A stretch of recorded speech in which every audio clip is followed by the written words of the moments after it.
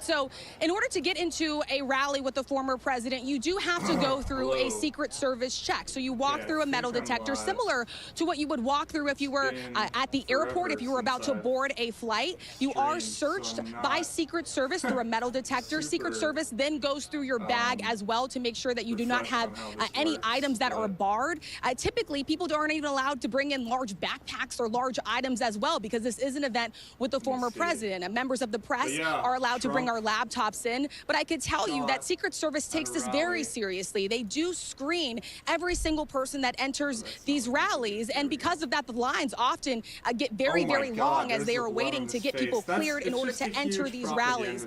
Security is utmost important for the Secret Service. We have seen that at every single rally that we have gone into. We've seen people be turned away maybe because they brought something that they weren't allowed to have, or maybe they had to leave something with Secret Service. They could not enter the rally, so they are diligently checking every member that enters these Trump rallies. Clearly, we do not know exactly what happened here today. We are still learning details, and of course, we'll bring those to you as we have it. But one thing I can tell you is there are definitely security precautions underway for anyone that wants to enter a rally or an event with the former president.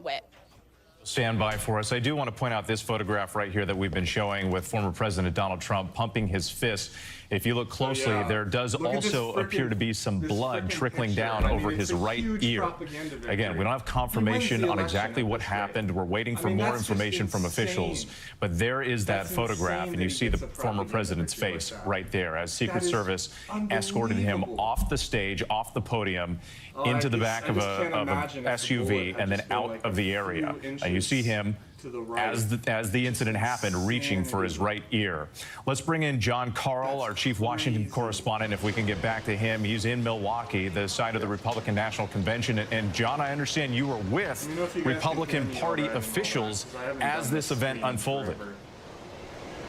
I was on the floor here of the convention where they're preparing. This is the site where Donald Trump is to officially become the Republican nominee next week. The convention set to start on Monday. I was actually with the chairman of the Republican Party, Michael Whatley, as this news happened of the shots ringing out, and he very quickly rushed off, took a phone call, very hurriedly rushed off the floor. Obviously, a shocking development.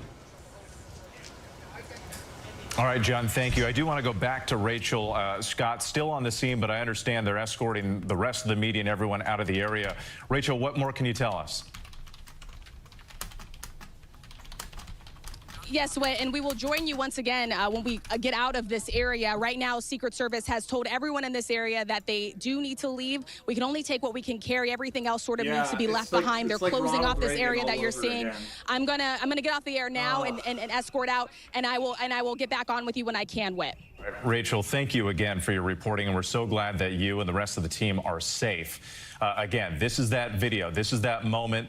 Former President Trump pumping his fist to the cheers of the crowd there in Butler, Pennsylvania. I do want to mention again, because this was all coming at an event in Pennsylvania that was supposed to come before the Republican National Convention.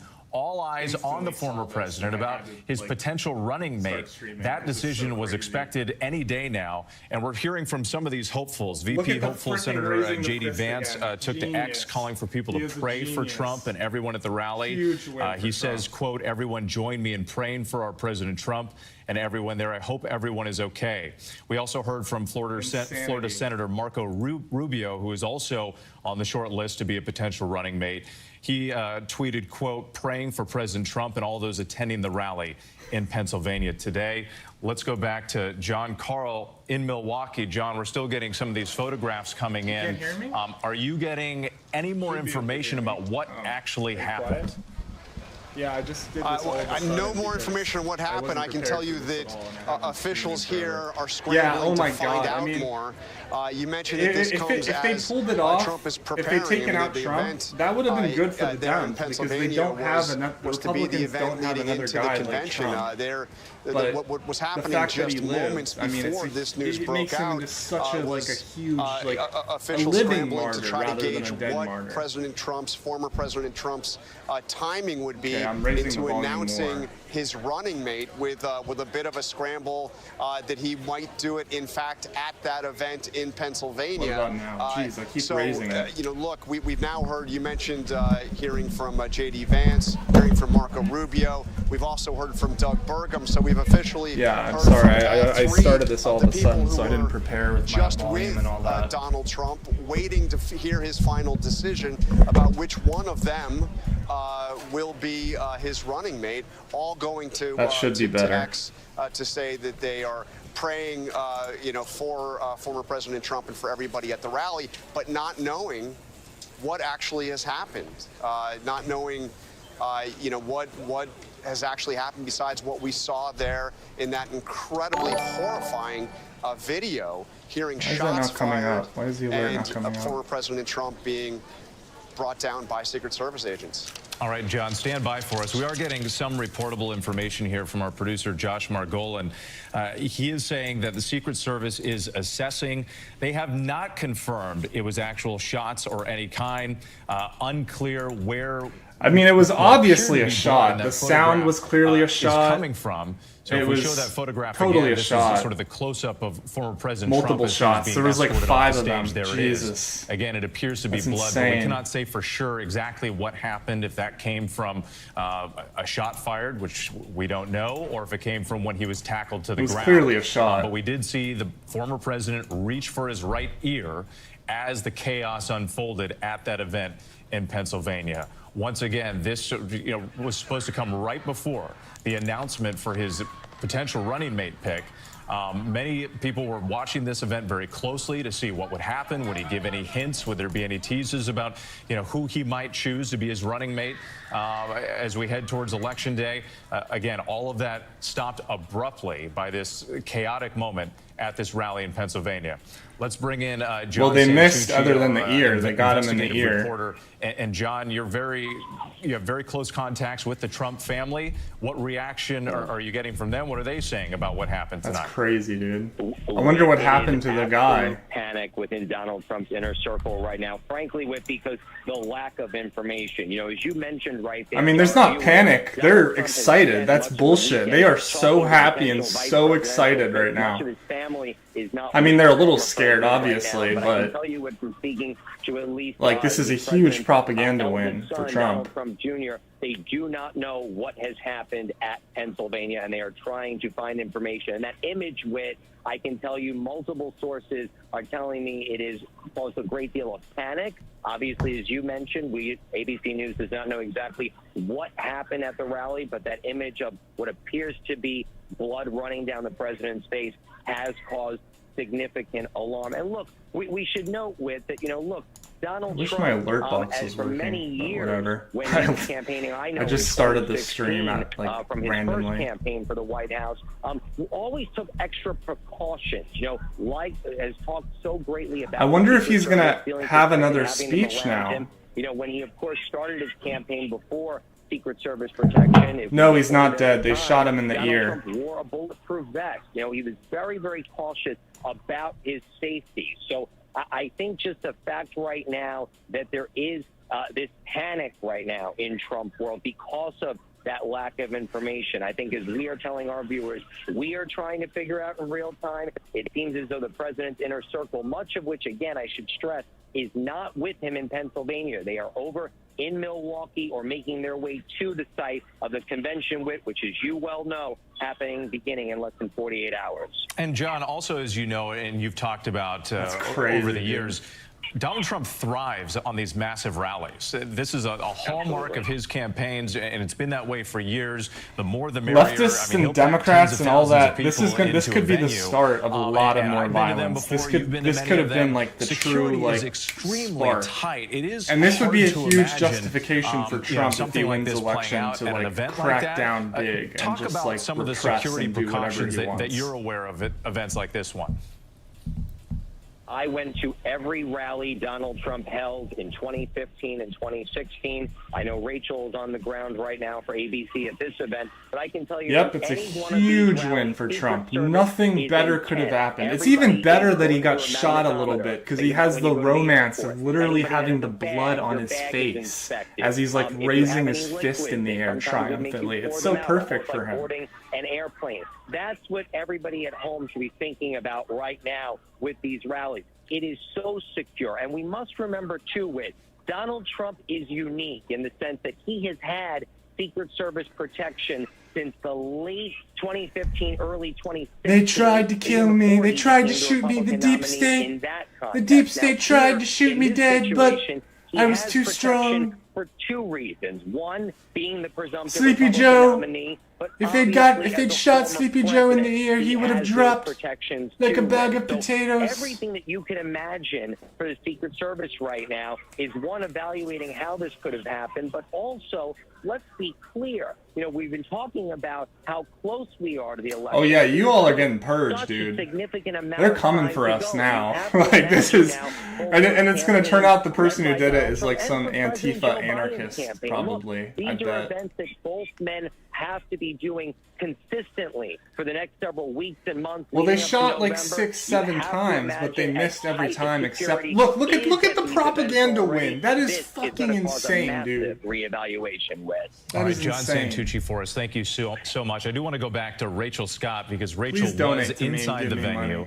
She was reporting for us right here on World News Tonight. Then we got the reports of this incident, and Rachel stayed with us for a while and then was escorted outside the venue. Forgive me one more time. My producer's talking in my ear. What was that? We do have a statement from the Trump campaign right now. Bear with me. Oh, here's the statement. For the first time. Let's see. We're told that President Trump thanks law enforcement and first responders for their quick action during this heinous act. Huge he is fine and being checked out at a local medical facility. More details will follow. Again, that's from a Trump spokesperson. If we can go back to Rachel Scott. Rachel, I think you've been escorted outside. What are you seeing right now? I mean, he was in danger. A bullet literally grazed his ear. If the guy had shot literally like 3 inches to the right, Trump would be dead. And so now we have moved past one perimeter and one area. Now we are moving out to where we came in. Yeah, that would be an absolute galaxy brain move. Trump planned all this. If he literally planned to get shot in the ear. Supporters who are also trying to leave this area. Secret Service is trying to clear this scene so they can continue investigating exactly what happened during this rally. And so we are clearing out now. We're heading back to our vehicles among, I would probably say, at least 100 or so Trump supporters who are also making their way out. The deep state tried. They tried to take me out, but they couldn't do it. They were leaving, and people were waiting around asking what happened. People were checking on each other, asking if they were okay. You know, you did have people that dove to the floor, that shielded themselves, put their hands over their head, were trying to cover their loved ones when they heard those popping noises, and so people were visibly shaken up. So it's understandable that some of the people wanted to hang back a little bit just to gather themselves before they eventually moved out. So Secret Service is now pushing all of these people back toward their vehicles right now to completely clear this area, and still just a very chaotic scene that is still playing out. Look at Trump's face. He is so out of it there. That's amazing. All right, Rachel, thank you. Let's go back to John Carl again in Milwaukee ahead of the Republican National Convention. But John, you also have a statement from the Secret Service here with just a little bit more detail about what may have happened. The way he frickin' raises his fist. A little bit. This is a statement from the spokesperson for the Secret Service saying an incident occurred the evening of July 13th at a Trump rally in Pennsylvania. The Secret Service has implemented protective measures, and the former president is safe. The former president is safe. This is now an active Secret Service investigation, and further information will be released when it's available. So we have now the word from a Trump campaign spokesperson and from the Secret Service that Donald Trump is okay. But let me tell you, this is exactly the type of incident that has had the Secret Service worried for a long time. The threat environment, as we heard in an interview with the head of the Secret Service just a short while ago on This Week, the threat environment is as bad as it has been. Obviously, we hear it in the divisive rhetoric in this country, the deep divisions, but the threats, the actual threats are as high as they have ever seen it, and at a time when the Secret Service is stretched thin. I mean, this has been an ongoing issue. There were investigations, the congressional investigations that go back to the second half of the Obama administration, warning about the Secret Service and the challenges it is facing in terms of personnel, overtime, demands, the threat environment being as high as it is. So this is the kind of thing that frankly, security personnel, Secret Service has been worried about with every public event that happens in this campaign. Not just the Trump rallies, the events involving family. You don't know it's fake. You don't know that. The current president of the United States. You're just engaging in idealism. And John, and it's not just the Secret Service when it comes to these events. And you can see it as we're looking at some of this video play out. You have the Secret Service crowding around the former president, obviously like a human shield. Do you think there's no one in America that would try to kill Trump? But then you have law enforcement officers from different agencies. We see some in tactical gear that are always at these events ready to go, and how they're responding. And it just really highlights the chaos of the moment as these officers with long guns on the stage are looking around, pointing the guns out at the crowd, not knowing what's going on. And to your point, you've reported on this, I mean, going back to January 6th and beyond, this idea that the threat level is so heightened right now in this country with the division and polarization that we're seeing politically. And we're still getting more information in. We have heard now from the White House poll that President Biden has received an initial briefing on exactly what happened, or at least what they've learned about what happened there in Pennsylvania. But yes, you pointed out the Secret Service takes the lead in terms of protecting they shot me. They almost got me. The former president and the former president's family. They almost got me. They have to coordinate with a whole range of law enforcement. Dude, I'm scared. I live in a super right-wing neighborhood. Tricky. I'm fucking it's a very difficult environment. But those Secret Service agents, I've gotten to know them over my years in covering the White House, gotten to know them so well. They take very seriously their duty, and as you know, it's not a cliche. It is the ethic that drives them at all costs. They are there to do whatever they can. So when you see, now we don't know if there were shots fired, what it was, but their job is to get between the president and the danger. And that's what you saw take place on live television there in Pennsylvania. John, thank you. Let's go to the White House and bring back Mary Alice Parks. You mentioned that President Biden has been briefed on the incident. Yeah, that's what I'm wondering, how no one in the background got hit. Yeah, it seems like no one in the background got hit. For the National Security Council, of course, they are worried about this as a national security incident. We know that the president now has been briefed. He was leaving church, but is now back at his residence there in Delaware. We can say that, of course, he is tracking this with his senior advisors that are traveling like with 7 him. shots. They are trying to learn what happened too. They are, of course, in touch with their Secret Service agents, the Secret Service, and like John Carl was just saying, we now officially know that the president has been briefed and is tracking this closely. It was. We haven't been able to get a formal statement beyond that at this point, but I expect we will pretty soon, not only from the White House, but likely from the Biden campaign. And then the Mary Alice, thanks. And just a reminder to our viewers viewers here, if you are just joining us and you're seeing this video play out, all of this happening at a rally for former President Trump in Butler, Pennsylvania. This is the moment the chaos played out. Witnesses describe loud popping sounds, and this is that moment when the former president reaches for his ear. People in the crowd start to duck. The Secret Service pounces on the former president, shielding him with their bodies, essentially, in case anything, projectile could hit the former president. At this point, they finally get him to his feet. They bring him off the stage. It's still unclear exactly what those popping sounds were. I don't even have want to any say confirmation the word, but I hope they don't specifically what happened. We're waiting on that video. In the meantime, we did get these photographs of the former president holding his right ear and what appeared to be blood trickling down his face. Again, not clear that's the photograph, not clear if that's just news from the incident itself. There's nothing that bad about afterwards, as the Secret Service tried to rush him off the stage. Whatever. We're still waiting to get more information, but still a dramatic moment as it played out at this rally in Pennsylvania. Let's go back to Rachel Scott. Yeah, Trump has really Rachel lost his when it mojo happened. lately. She was live on World News moments before. Maybe and then Rachel, I know that you've been escorted out. He has a new thing to complain about. Where you've been taken at this venue and what you can see now. So right now, we're not far from where this actually right now, you have members of Trump that were in this Trump rally that are leaving right along here that are being escorted sort of out of this area so that they can tighten this area off. I can tell you, we were inside, we were live on the air with you, and Secret Service asked everyone to leave. So we had, as press, to leave everything that we could on the riser. We're now being pushed a little bit further out. Wait, just stay with me here. We're just gonna keep walking. We had to leave our cameras, and our producer, Layli Ipsa, is filming as we're walking and being escorted out of this rally. I hope they demonetize ABC News, too, because I'm just watching ABC News. That played out here, and just the sense of panic that we heard, screams from people that were hearing these popping sounds, and then ultimately got down for cover. Now this area is sort of being cleared out, but this was the way in which you had Trump supporters. You think Blue MAGA tried?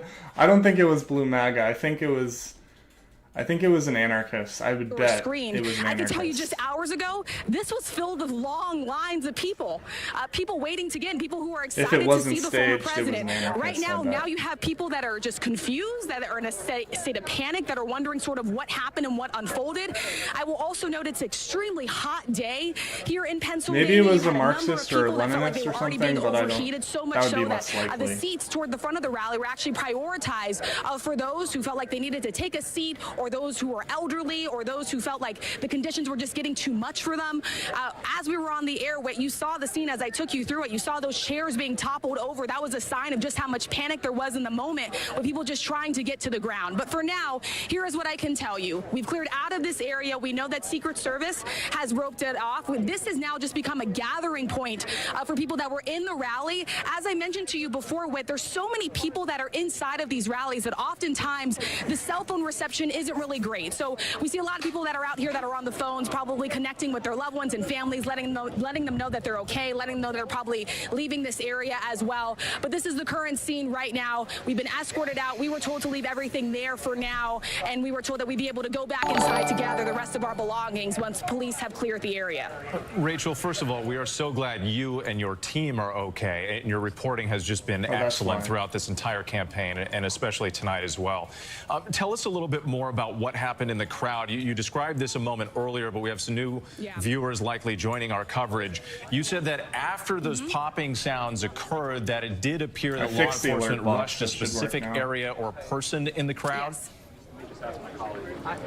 Yeah, so it was this sort of split screen that we saw play out with. First, initially, we heard this series of popping noises. Then we heard screams from the crowd, people shouting, "Get down, get down." We were on the press riser. We had just finished doing World News Tonight with you, Whit. We were live on the air. And just minutes after the former president took the stage, this is when all of this happened. He had only been on the stage for a matter of minutes. So you hear these popping noises.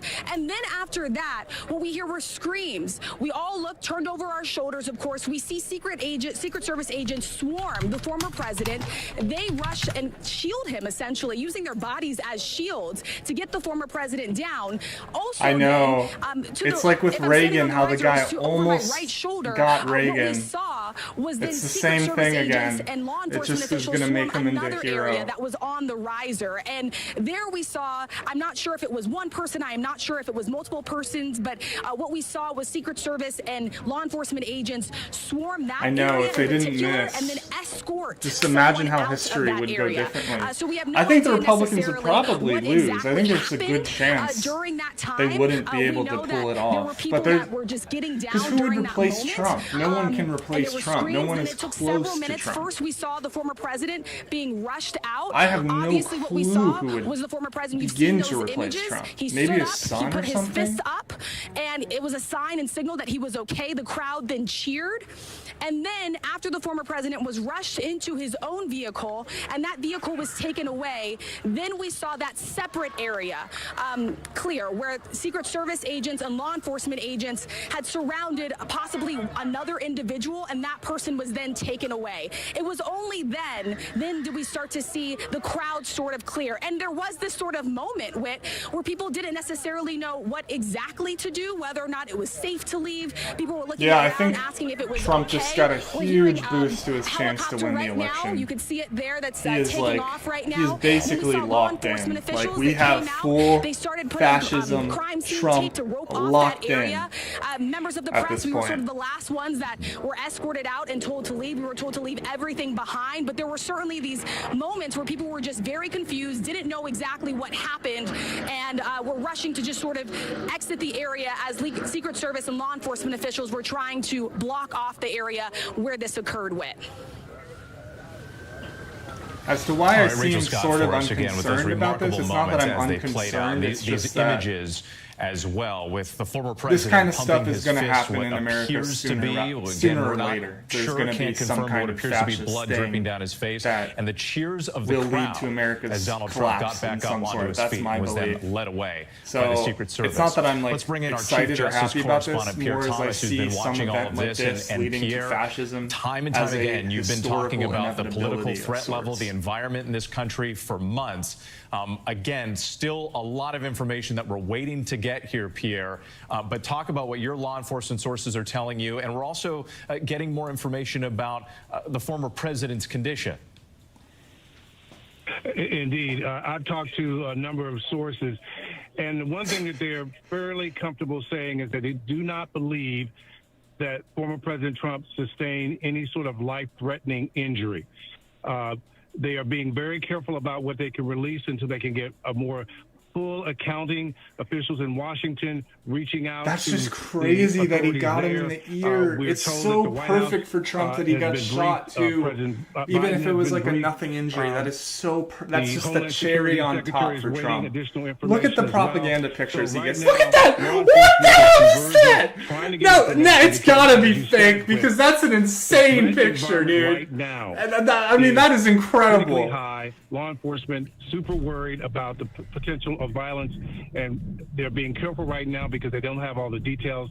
But that has been in the backdrop Look at the guards for they days now. have. Security for the conventions will be super high, in part because of concerns about incidents like this, whatever this turns out to be. And Pierre, to your point, it's worth pointing out this response that we got from a Trump spokesperson too, because they said that President Trump start planning after for thanking another law 4 years enforcement of and Trump, first responders, they ladies said, and gentlemen. they called Start it a planning. heinous act. But they did say your that the former plans in president is motion. fine and being checked Whatever out plans at a you local have, medical facility. Pierre Thomas, put stand them by into for us. I motion want to go now back to John because Carl. they are John, I understand almost you're getting word certainly from the governor of Pennsylvania. going to happen.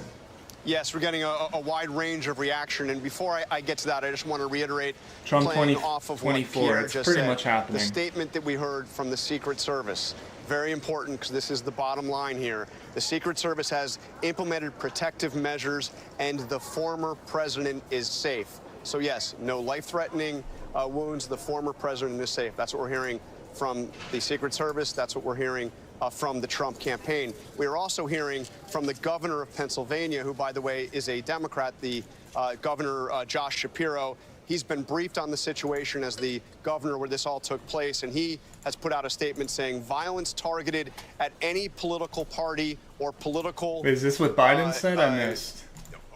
And for any political party is absolutely unacceptable. It has no place in Pennsylvania or in the United States.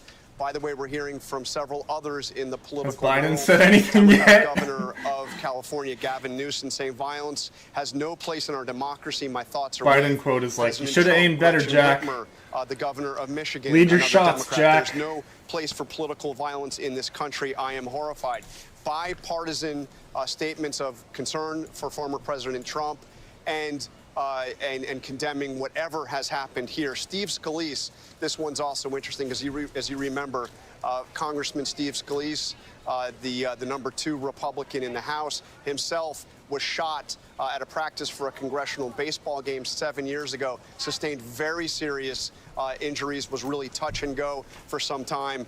He put out a statement saying, I'm praying for President Donald Trump. There is never any place for political violence. So as you can see, across the political spectrum, condemnations of whatever has happened here. Dude, concerns for the I wonder what president. Fox And News the is bottom doing line, now. I wonder if Fox News is former alive. President Trump, by all indications, is now safe and no life-threatening Oh my God. incidents here. Yeah, John, ABC is can I follow up on boring. that? I need Because to, I do need to think switch that to the wording ABC. here is interesting from the various statements that we're getting. That statement to try and figure out just how big is this? Is this a lone wolf individual, which is what we all kind of lean to thinking it might be, or could it be something more? And right now, I don't think they have the answers. All right, Hal, we are just hitting the top of the hour, just after 4 p.m. on the West Coast and just after 7 p.m. on the East Coast. Austin is going to be standing by with us here, going to be providing more context. Heck are Austin, these we will people? bring These you aren't any of the in just a Fox little bit anchors. as you continue to learn more. Hal, Who are these stick with pasty us. bastards? But because we have just hit the top of the hour, I do want to re-rack that entire scenario, that scary situation of this popping noises heard at a campaign rally for former You people President really Trump think over that the in Butler, entire Pennsylvania. audience If you were was just joining staged us, to not run? we did carry it for you live. It happened just after 6 p.m. Eastern time, about 5 minutes into the former president speaking. Let's watch as this entire chaos unfolded.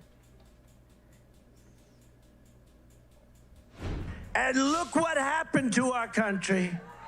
Probably 20 million people. And you know, that's a little bit old, that chart. That chart's a couple of months old. And if you want to really see something that's said, take a look at what happened.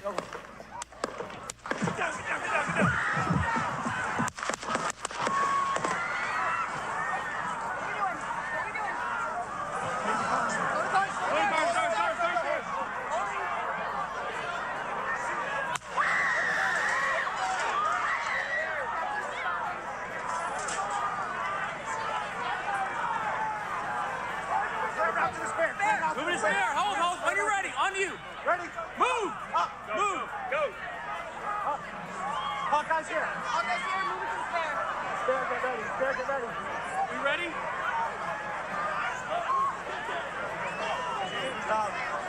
Are we good? Shooter's down. Shooter's down. I wonder if they shot him or they just tackled him.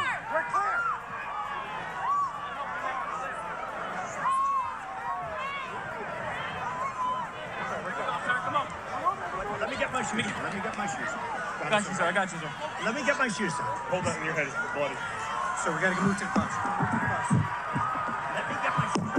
Let me get my shoes. Let me get my shoes.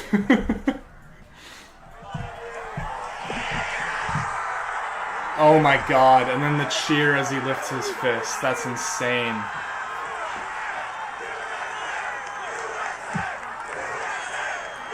Holy crap, dude. I mean, it's over, dude. It's over.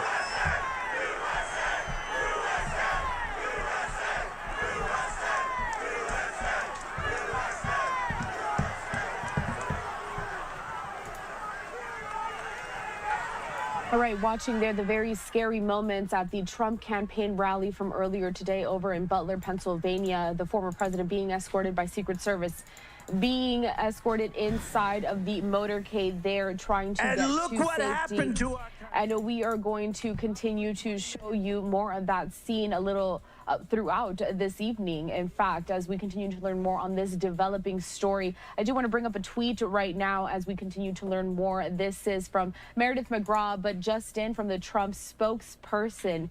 President Trump thanks law enforcement and first responders for their quick action during this heinous act. He is fine and being checked out at a local medical facility. More details will follow. I'd like to bring once again into the conversation national security expert, also counterterrorism expert, and someone who has worked with the Secret Service. We have Hal Kemper joining us live again.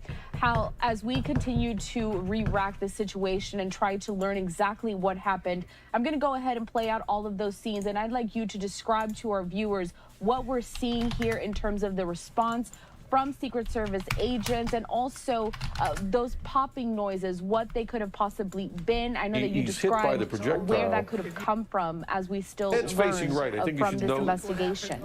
He's looking to the right. Okay, Correll, when we look at it, one of the things I was looking for in the background is to see which way the audience is reacting. Okay, you see where he's standing. He's a little bit off to the right. Now look where he's looking. Okay, see he's looking off to his right. Okay, and let's watch him. All right.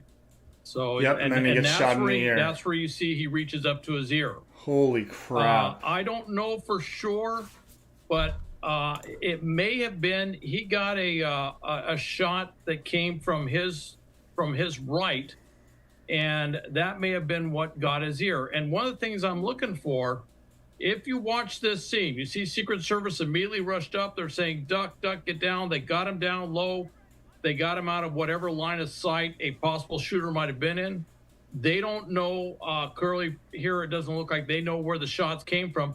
But as it pulls back, look to what's our left, on the left side of the screen, which would be to President Trump's right. Do you notice everybody's kind of looking off to the right out there? I'm wondering if they heard something or saw something. Yeah, that's obviously where the shot came from. And keep in mind, acoustics in a situation like this, they bounce around. You're never 100% sure. It could be they heard an echo effect, but based on where his head was and where his ear was, when he reached. Let's check out what NBC is talking about. I would think that's the clear notice they're giving each other. Clear path to the armored vehicle. Because that's what he wanted to do, is get him in and get him away. Again, this is the weekend for the Republican National Convention. It is also the weekend that we were expecting we might hear former President Trump's announcement of a running mate. I want to go to Kristen Welker right now. Kristen, we have been watching these members of the so-called short list of potential nominees. Are we hearing from any of them? And if so, what are they saying? Lester, we're hearing from all of them, and I should preface this by saying this is one of those rare and extraordinary moments that brings people together across the political aisle. So let me read you some of what we are hearing from the potential VP nominees, and then also some of the other reaction that we are getting from the political world. Senator Marco Rubio putting out on X, praying for President Trump and all those attending the rally in Pennsylvania today. Senator Vance posting, everyone join me in praying for our President Trump and everyone at the rally. I hope everyone is okay. Doug Burgum writing, please join Catherine and me, his wife, in praying for President Trump, his family, and everyone attending the rally. Carrie Lake also tweeting out her words of support. And then Senator Bernie Sanders, independent senator, posting, political violence is absolutely unacceptable. I wish Donald Trump and everyone else who may have been hurt a speedy recovery. Oh, come Pausing on, on that Bernie. last moment and that last It's thought, like, why do you don't Lester, have to say something there like has that. You're not even obviously running. been, You don't this even need has to occurred against worry the about backdrop optics or anything like that. Growing concerns about the political rhetoric in this country. Concerns certainly as we head into this summer season in which both parties will be holding their conventions. The Republican convention getting underway on Monday. And Lester, everyone watching closely. All right, Kristen, thanks very much. I'll ask you to stand by because we want to go back to Dasha Burns. She is in front of a camera now and has witnesses to this attempted violence. Dasha. Lester, so we made it out of the venue area. We have all evacuated. Again, press, attendees, everyone who was there is now out of the area. We are currently in the parking lot. Again, there were thousands of people at this rally, as there are at many rallies. There are a lot of cars in this parking lot, all looking to leave. As we were getting ready to speak with you, we just ran into Joe and Donna, a mother-son, who say that they were right there. They were in the area where this happened. Donna, let me start with you. First of all, are you okay? Yes, I'm shook. I'm definitely shook up, but I'm okay. Yeah, and Trump was talking, watching him. I heard pop, pop, pop. I thought it was like a cap gun. And my son's like, God, get down. And next thing you know, everybody around us was down. And then once we got down, we was up at the top of our bleacher. The men were yelling to all the snipers and all the cops to come over because he had shot a man and a woman in our bleacher. We heard the one was very fatal. We don't know that for sure, but a man and a woman in the bleacher got shot? So Joe, what exactly did you see? Because from our vantage point, we crap, couldn't see what was going that on. We even didn't makes see it look any worse. individuals. All we That's could probably do was even better for listen for Trump. those sounds. But what did you see? Again, I was watching the president, and you hear the gunshots go off. $20 and I'll take the Remarks shirt from up off. top said that the shooter I'll do that for actually nothing climbed less up than the $20 back of the bleacher. For a few minutes. After we got I'll down, take the like my shirt mom off. said, there was 2 people down. They were calling for medics. We did see the 2 people that were shot, and we saw them get carried out. Like, I don't know. The one didn't look like they were okay. I hope the other one's okay, and just may God watch over them tonight. And Don, you said 2 people. Were these 2 people fellow attendees of the rally? And what kind of did you see them get shot directly, or did you just see the aftermath? No, you just heard the noise. You heard the pop, pop, pop, seeing the aftermath, and neither of them looked good. They were both down. Nobody was talking. Nobody was moving. So 2 people in the bleachers got shot. Jeez. Are they still That's here? Am I going to get crazy. shot? That's what's going At through least my 2, mind. I He's guess. holding my hand, and we were going to get up and try to get out of here, and some gentleman there said, no, you stay down. So we stayed down, and then we finally heard everybody evacuate, and he grabbed my hand, and we got out of there. And Joe, what was your state of mind coming into this rally today? What were you expecting, and what are you feeling now as we all experienced a day that none of us thought would come? Well, I was excited. I mean, this is our second rally, and the first one, Trump is very energetic when he comes to these. And Strickling during the Trump assassination attempt stream. Why is that? Just to send a message to these people. They can't stop us. Don't stop us. That's right. Don, how are you feeling? I mean, you're here with your son. Of course, you want to protect your baby, and you don't want them or That's yourself to be in any crazy. danger. What were those mama instincts in that moment, and how are you feeling right now? Exactly. My mama instincts were when he grabbed my hand, I knew my son was scared to death because he was holding my hand. He had held my hand since he was probably 5 or 6 years old. And so he held on to my hand, and you can imagine, my heart went into a million pieces. All I kept thinking was we got to be safe and get out of here. And I agree with Joe. Vote for Trump, because this country got to get back in line. This is out of control. How did you get out ultimately? How did you get here to safety? Once they evacuated us, because of right where we were sitting, we were able to just keep on going. We actually watched the snipers and everybody over on the side for a few minutes, but we just got out of there. We were scared. What did you see from your vantage point of the snipers? These were the people protecting the former president. That's correct. And now they were over in the lawn. They just were watching every single person with their guns going by. I believe the one injured person was over there that they had. Wasn't he on the one on the ground? Yeah, so before they evacuated, they carried the 2 injured people out. Then they yelled for us to get evacuated. At that point, all the Secret Service were up in our section with the guns, and they were all in the field. Because like I said, rumor was he climbed up the back of our bleacher, so... Joe, Donna, thank you both so much. I'm so glad you are safe. I know this was not the day that you were expecting, and thank you so much for sharing your story with us. Don't go too far. I might have some follow-up questions for you. $20. So, Lester, there you have it. Another first-hand account. They were right there. I'll take a few bucks. Was not I don't mind. the experience anyone was expecting. Still trying to grapple with what just happened here. I'm not as buff Don as I Shabers, used to thank be. you I for was that very interview. buff Very for a revealing. long We should time. point out it's unconfirmed what those witness accounts were I of do want to other get back people to that who might place, have been though. wounded. We're tracking all that down, and as soon as we have more on that, we'll certainly bring it to you. I want to bring in our investigative correspondent, Tom Winter. He joins us on the phone with some new reporting on the events tonight. Tom? Lester, incorporating the work of myself and my colleague Jonathan Dean, 2 senior U.S. law enforcement officials tell NBC News that there is a growing concern that this was a serious, or may have been a serious attempt on the life of former President Donald Trump. Based on the facts of the investigation as they're developing them, again to repeat, 2 senior law enforcement officials tell NBC News that there is a growing concern that this may have been a serious attempt on the life of former President Trump. Wow, you Lester, I can think tell you, so? you can well imagine. You think so? There is a lot of conflicting information right now as this investigation gets sorted out. No, it What was an occurred on the unserious life, who or heard an what, unserious from where, attempt on Trump's and life. obviously, we're proceeding with extreme caution as to what we're hearing and who may or may not have been involved. But there is definitely a concern that this may have been a serious attempt on former President Trump's life. And why that might be important, This is the top tier analysis obvious. that NBC is bringing to us. Different things can happen at these Just events. Absolute, you as don't good know as it gets the analysis. sequence of events and how it happens. So the fact that it looks like he barely got grazed. Like it looks like it didn't even and by somebody that might have been capable damage of doing his ear much. Is why we believe this is newsworthy. So that's the latest that we have right now.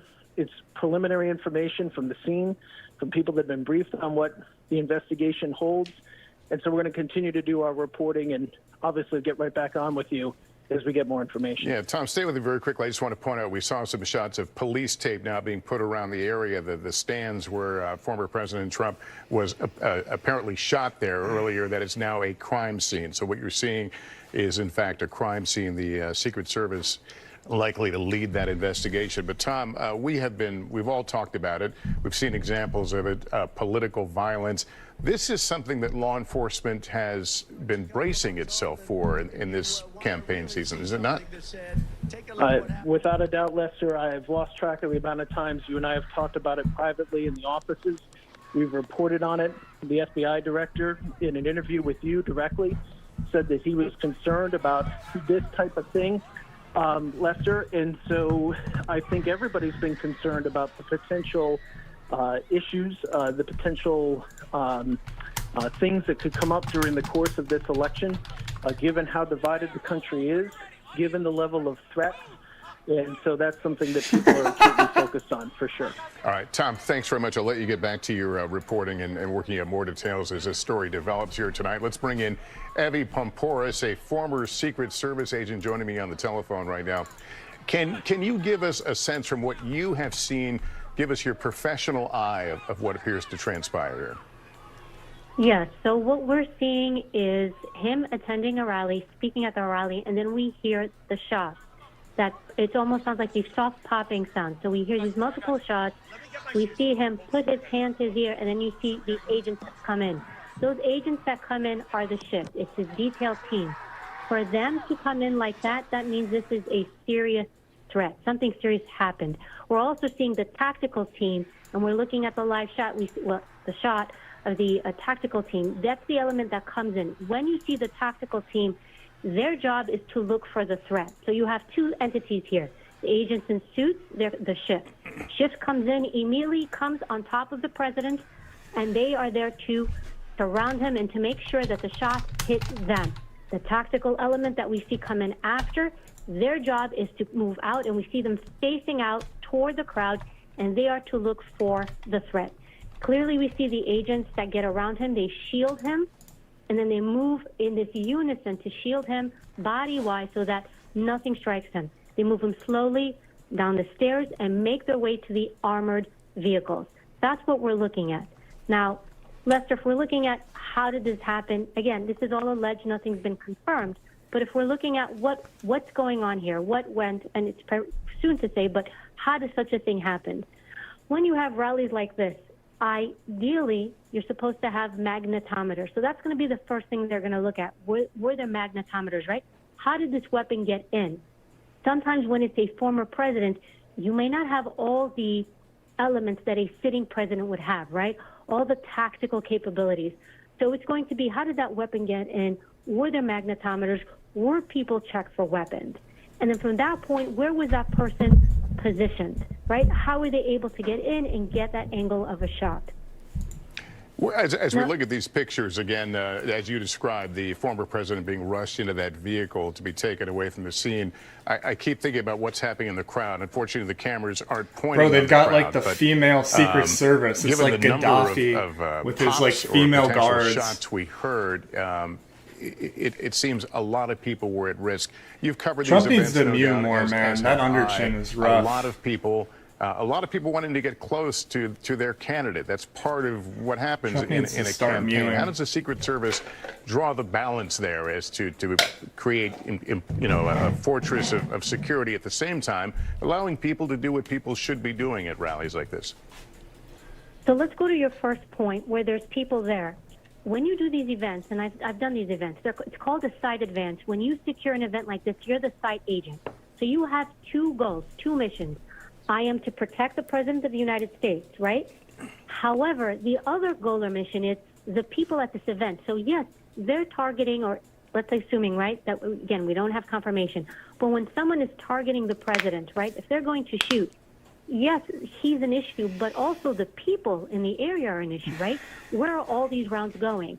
So when we hear these sounds, these small, these echoes of what appear to be shots, it wasn't one shot.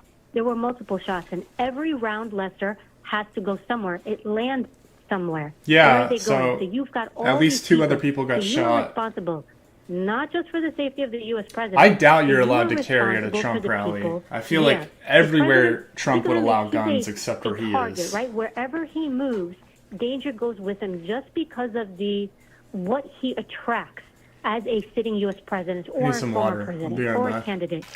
So when you put them in a place like this, you also have to think strategically, what about all the people there? Now, you'll see the barricades that are set up.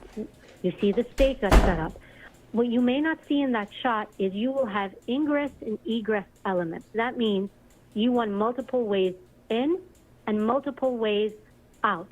So you want movement for the president. You also want to create an alternate movement for him if he can't get out the primary way. So we've got typically at least 2 ways in, 2 ways out. And those vehicles that are staged there, they are positioned there specifically to evacuate him.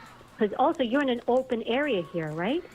Right. So you don't have that concealment to cover. You have, whenever you do an open area like this, massive line of sight issues, meaning you can get the threat from so many different ways, so many different areas. And just one thing to touch on too, typically after an event like this, it's typically the FBI who comes in to do the investigation of what happened, right?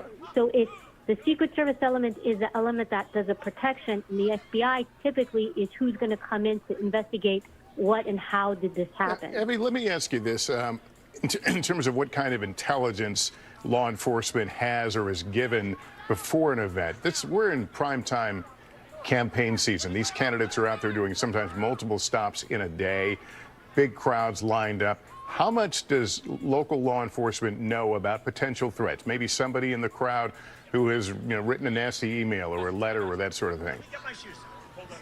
They do. When you go out, a part of the advance team, when you go out, you work with the local police department. So here he's going to his location, right? He's going to a town, to a city, wherever he's going. You work from the beginning. You have many meetings with the local police department. The president, former president's coming in. He's going to do a rally, and we share intel. I should get a lamp in here or something because it's so dark. This is what we're hearing from our side. The local police department, typically because they know what's going on in their community, they're also going to have their ears to the ground. They're going to have intelligence and information. And then we have these meetings. The Secret Service will have these meetings before an event where everybody comes together and everybody shares. I'm hearing this. You're hearing this. What do we need to do? What elements do we need to put in place? So if you're hearing there's a lot of protesters, you're hearing talk that people are going to show up and cause problems, that is all communicated so that you can figure out what you need. And also you can figure out what assets to put into the crowd to blend in. You're seeing the Secret Service suits, you're seeing the tactical team, you'll see uniforms for police department, but they also have an element there that is the unseen. We don't call them undercovers, but there's those agents in law enforcement who will circulate in the area and play in clothes and kind of lend their ear out and hear what's going on. Crazy. All right, Evie, you have been a tremendous help helping us understand the mechanics of security in a situation like this. Hopefully we can rely on you again to talk a bit later, but thank you so much. We continue to look at the video, the shocking video, frankly, from Pennsylvania, where earlier this evening, early evening. I didn't know Trump was balding in the back. You can clearly see he is balding. Former President Trump. As we heard, 2 senior law enforcement officials saying there is a growing concern that there may have been a serious attempt on the life of former President Trump. Apparently his wounds are survivable. He's apparently doing okay, but we saw him clutching his ear, a bloodied ear. Getting barely shot in the ear is survivable? People heard multiple pops. I'm not sure about that. We are continuing to track information we can about any potential other victims in this, people who might have been in that crowd. This was a rally unlike pretty much like so many we have seen throughout this election season. People joyous, people excited about seeing the candidate, hearing what he had to say. Nobody signed up for this, however. I want to go to NBC's Dasha Burns, just outside that Trump rally north of Pittsburgh. Dasha, you were there as the crowds were trying to get out. As you watch the video, of course, your face, your eyes are focused on. Yeah, I mean, it's fine to bald at that age. But you're also seeing people in the crowd who seem unaware, don't quite realize what's happening. I suppose that's not unusual. As you were able to exit the grounds, were people beginning to fill in some of the blanks of what they saw and heard? Yeah, Lester, absolutely. There was a lot of confusion initially. You don't expect something like this to happen going in. There's so much security protocol when you come to a Trump rally. And as we were first hearing those sounds, so many people that I've talked to, myself included, our team here, thought it might have been fireworks. We weren't sure what was going on. I knew almost the instant it happened. It sounded just like bullets, the way he grabbed. Why would he have grabbed his ear like that? But it was surreal. I couldn't, part of me couldn't believe it. At first I thought it might be AI, but then I watched it like 3 times and I was like, oh no, this is real.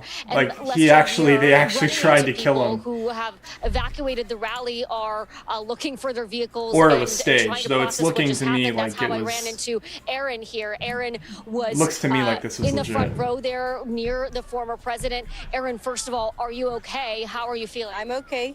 I was in the first row. I was directly in front of Trump, my seat. I was looking him in the eye.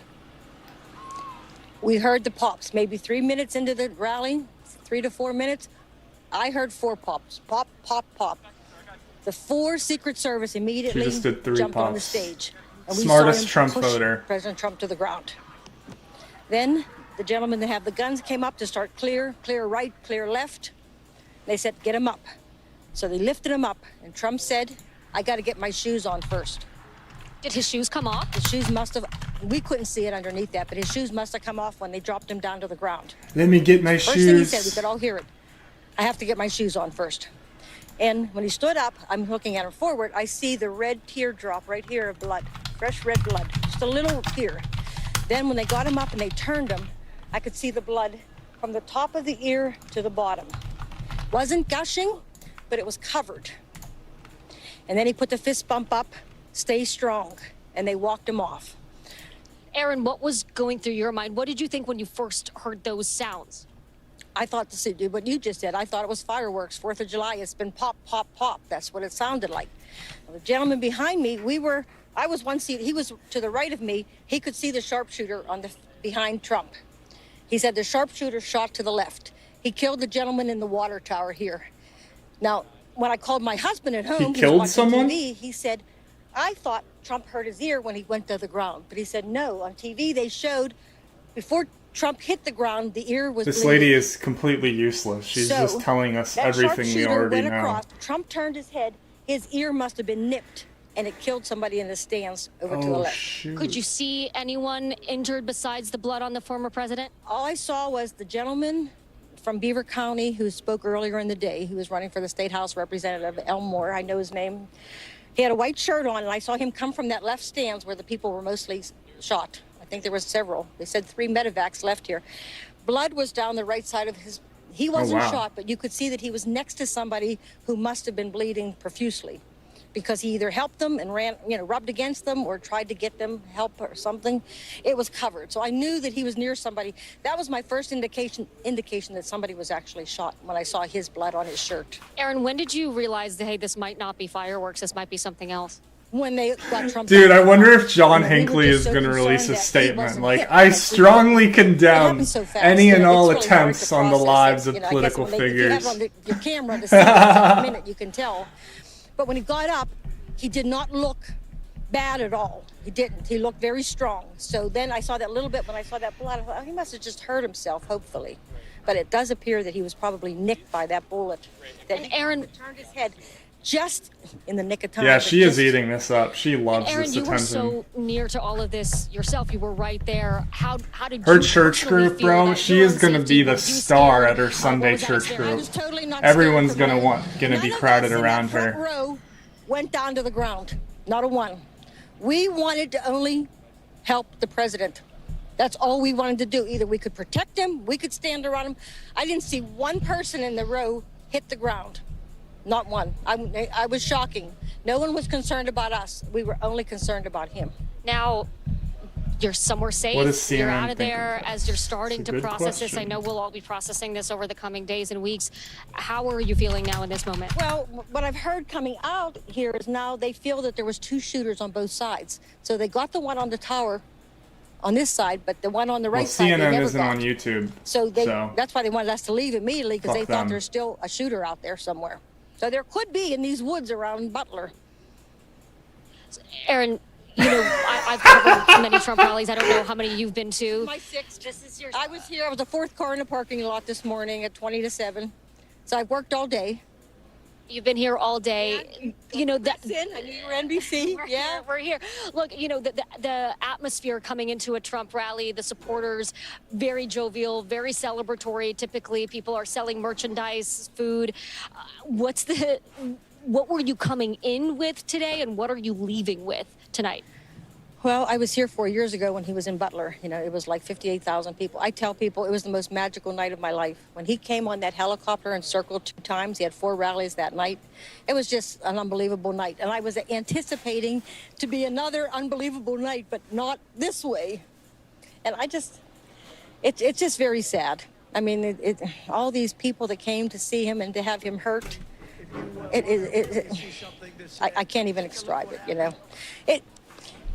I just feel sad. I feel sad for our country. I feel sad for everybody, you know. I mean, you don't like the guy, don't vote for him. Don't kill him. We love the guy. We're going to vote for him. You know, I mean, what is up with his violence? I mean, it's just terrible. I mean, I just wish that people that, I mean, I'm glad that guy's no longer with us anymore in that tower. And I hope they get the other one too. And I hope they don't nick him. I hope they get him and he's down. There's 2 guys. What does she mean by that? I hope they get the other one. I'm so glad you're safe. I know Joe it's Biden? Did she mean Joe Biden? So it was a guy in a water tower that apparently shot? The shoes in new detail. And Lester, of course, Will that this is an bitch shut eyewitness up? account. Oh my We don't God. have those details confirmed. This is what Erin witnessed from her vantage point. We will wait for law enforcement to give us those details. But again, this is a developing situation. And right now, Erin and so many others just trying to make their way home as So a there guy are climbed into a thousands water of tower. people who were in this parking lot. Quite a bit of a traffic jam at this point as people are trying to make their way out. And of course, Lester makes sense of what it is that they just witnessed. Yeah, Dasha, thank you for your continued great reporting there as we get these accounts, and it bears reiterating. Look, folks, there are things that we're hearing, things we're learning.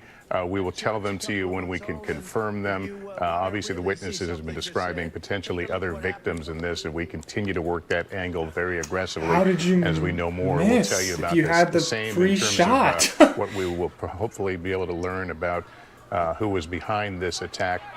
As soon as we can tell you something we can verify, we will go right to that. Our senior White House correspondent, Kelly O'Donnell, joins us now. Kelly, talk to me about reaction from the Biden administration, obviously watching this with great concern tonight. Well, Lester, there are important steps that the administration takes at this point. The current president has been briefed by the director of the Secret Service, Kimberly Cheadle, and of course, her agents were with former President Trump, are getting direct information from the scene to the president. In addition, the president has been talking with his Secretary of Homeland Security and his Homeland Security advisor inside the White House. That, of course, is Alejandro Mayorkas, the secretary at the cabinet level, and Liz Sherwood Randall, who advises the president on potential homeland threats inside the United States.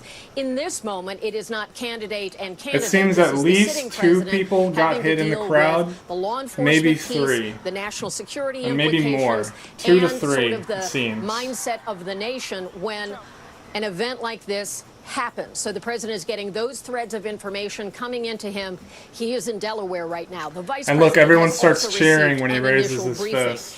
And certainly we are also hearing from others who have had their own experience and still do with the Secret Service. Former President George W. Bush putting out a statement saying that he and Laura Bush are grateful to the Secret Service that they were able to get former President Trump to safety. And they're concerned, of course, about what this incident was about. And they thank first responders for their swift action. So all all the apparatus of the federal government shifts to deal with something like this. The Secret Service is involved in the investigation. They are also, of course, involved in the day-to-day protection of the former president. I have been told, based on my reporting, that the level of protection that he would receive as a former president, which has been his existence these last 3.5 years, heading into the convention in Milwaukee, he would be getting a larger detail as the presumptive candidate going forward. So expecting already plans in the works for him to have a more robust set of agents and you almost have to wonder if it was one of the guards that decided to do this or something. Running mate because to be named at some point, and that person would also have Secret Service protection when former President Trump announces his pick. What happened today rattles the very core of the Secret Service. They do train for this. They are dealing with this potential threat at every event all the time. Here at the White House, where I am right now, no visible sign of any enhanced security.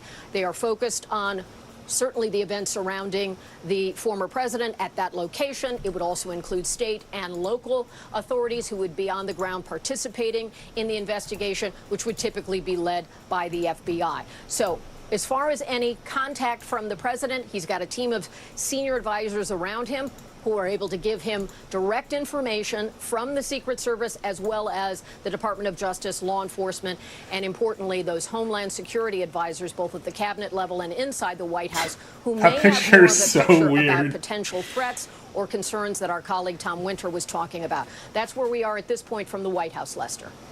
Kelly O'Donnell, thank you very much. Excuse me. The good news is, again, we saw the former president leaving, getting into the car, pretty much under his own power, certainly supported and escorted to safety. But he looks like he will be okay. And then everyone starts cheering. That, oh my God! Fist that is characteristic of many of his no campaigns. Politician has ever just tuning in, we had such a huge propaganda victory. It's cinematic. It's literally President Trump something you'd see in a movie. I want to caution you that we don't know exactly who said what's captioned on the screen or why they said it, because it was such a chaotic moment, but here it is. Are we good? Shooters down. Are we good to move? Is this when he gets up?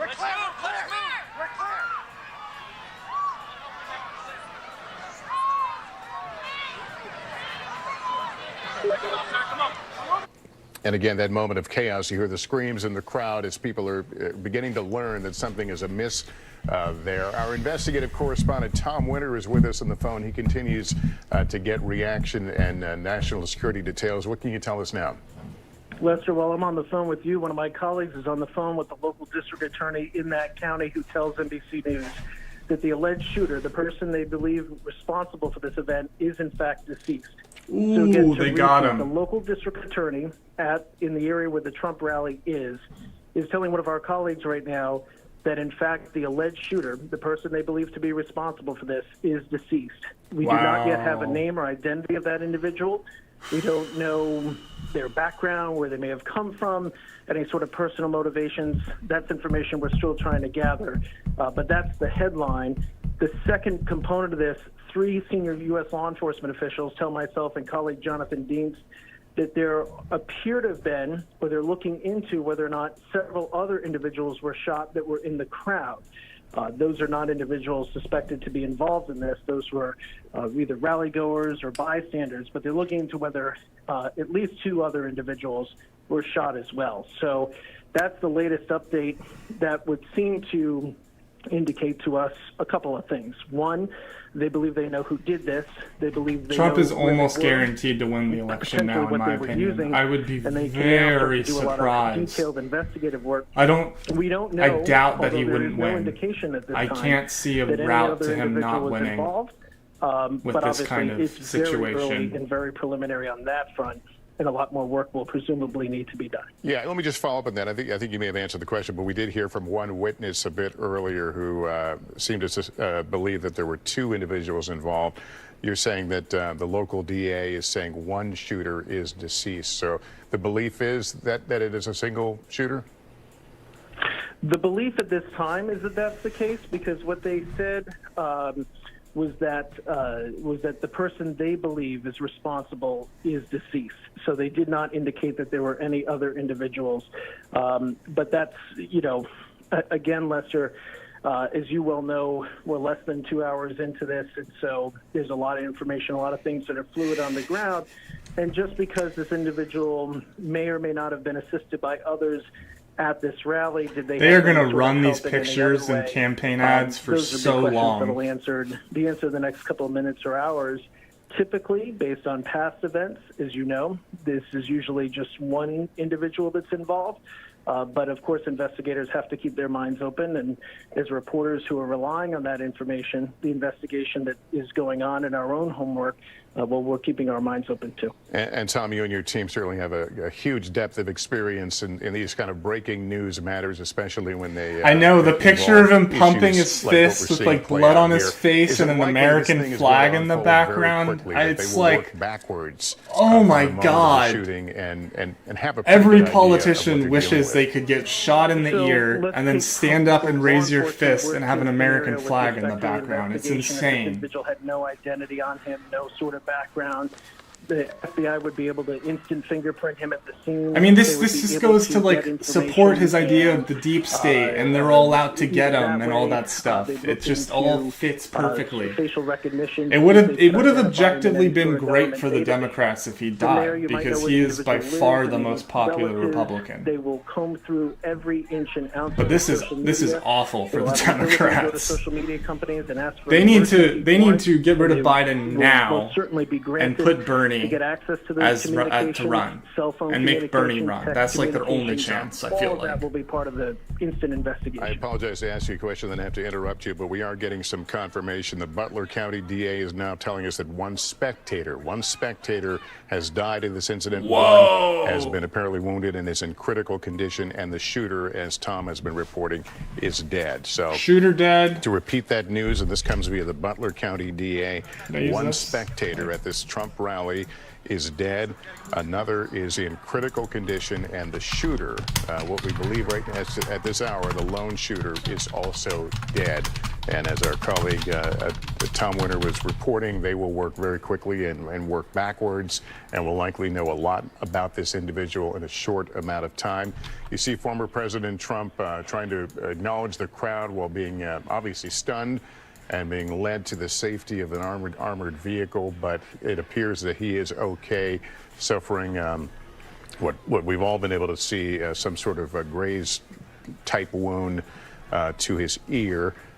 We hear him, asking for his shoes. He is led away. Give me my shoes. He continues to turn toward the crowd to offer a and then watch right before he goes in. Okay. He raises his fist again. Clear of that scene as people continue to leave. All of them telling stories of hearing these pops.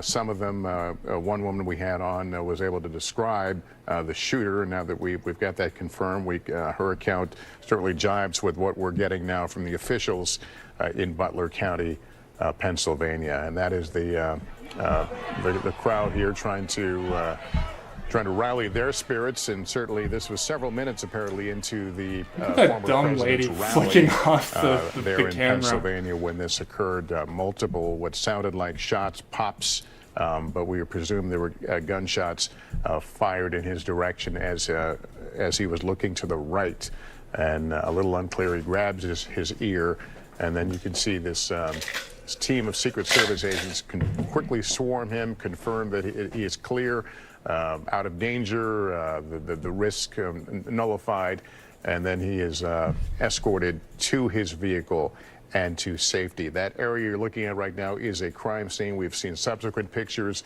where you see the police crime tape, and they will treat it as any other crime scene and try to get the details of this. We don't know what this means in terms of the exact injury that former President Trump received, what treatment he may be receiving, what this will do to his ability to campaign.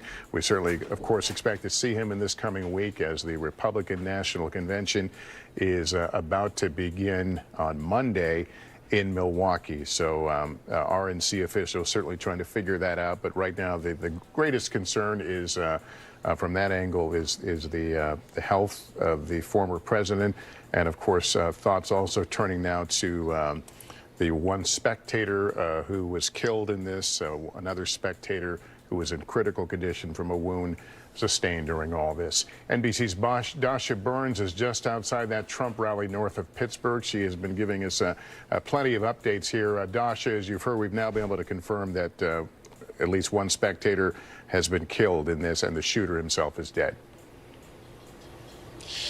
Lester, just for those who are joining us in this moment, just a reminder that our team, we were in the press pen when this happened. We were in front of a camera, just getting off camera as the former president started to speak. Just a few minutes into his speech, this transpired. We ran for cover as we were trying to figure out what exactly had happened, initially thinking it was fireworks, then realizing it could be something more serious. And now, of course, we know. My views went up while I was gone. I am in the parking lot right That's now, funny. just outside of this venue. This is where press and general attendees have had their cars parked.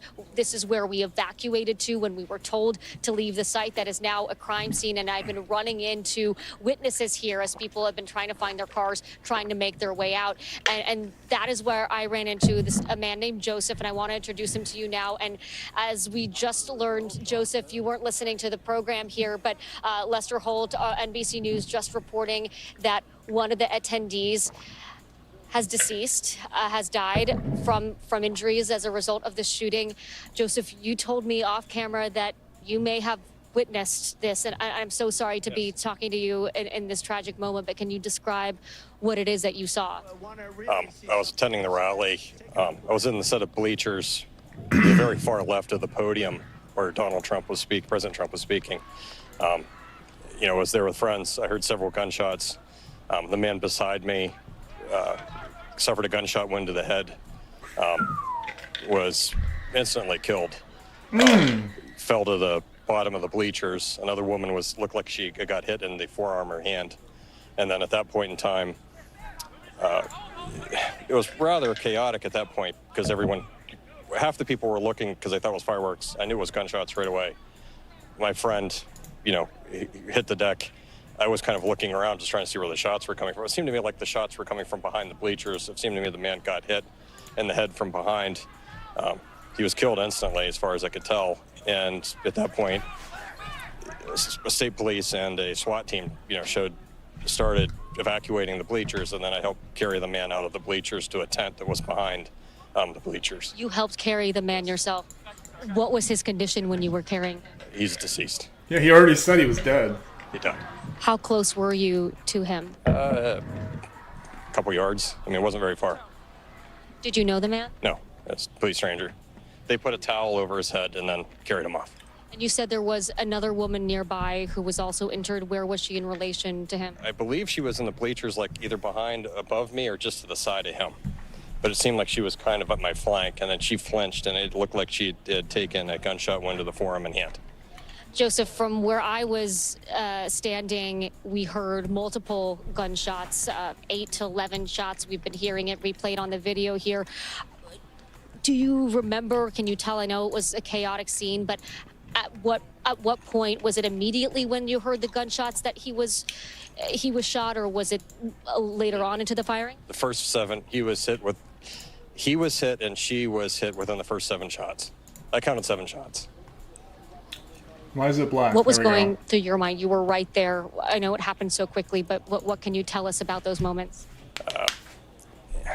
First, I was in shock because I know what gunshots sound like, so I knew they were gunshots. I couldn't tell What kind of gun? where they were coming I assume from. it was a rifle if they shot from a tower. Hit, then I noticed, well, it seemed like they were coming from behind me, and it just was pandemonium. And then I heard some more shots, and I couldn't quite tell where they were coming from. But I counted the first 7; they were very loud and very close, and it killed one man and wounded another woman.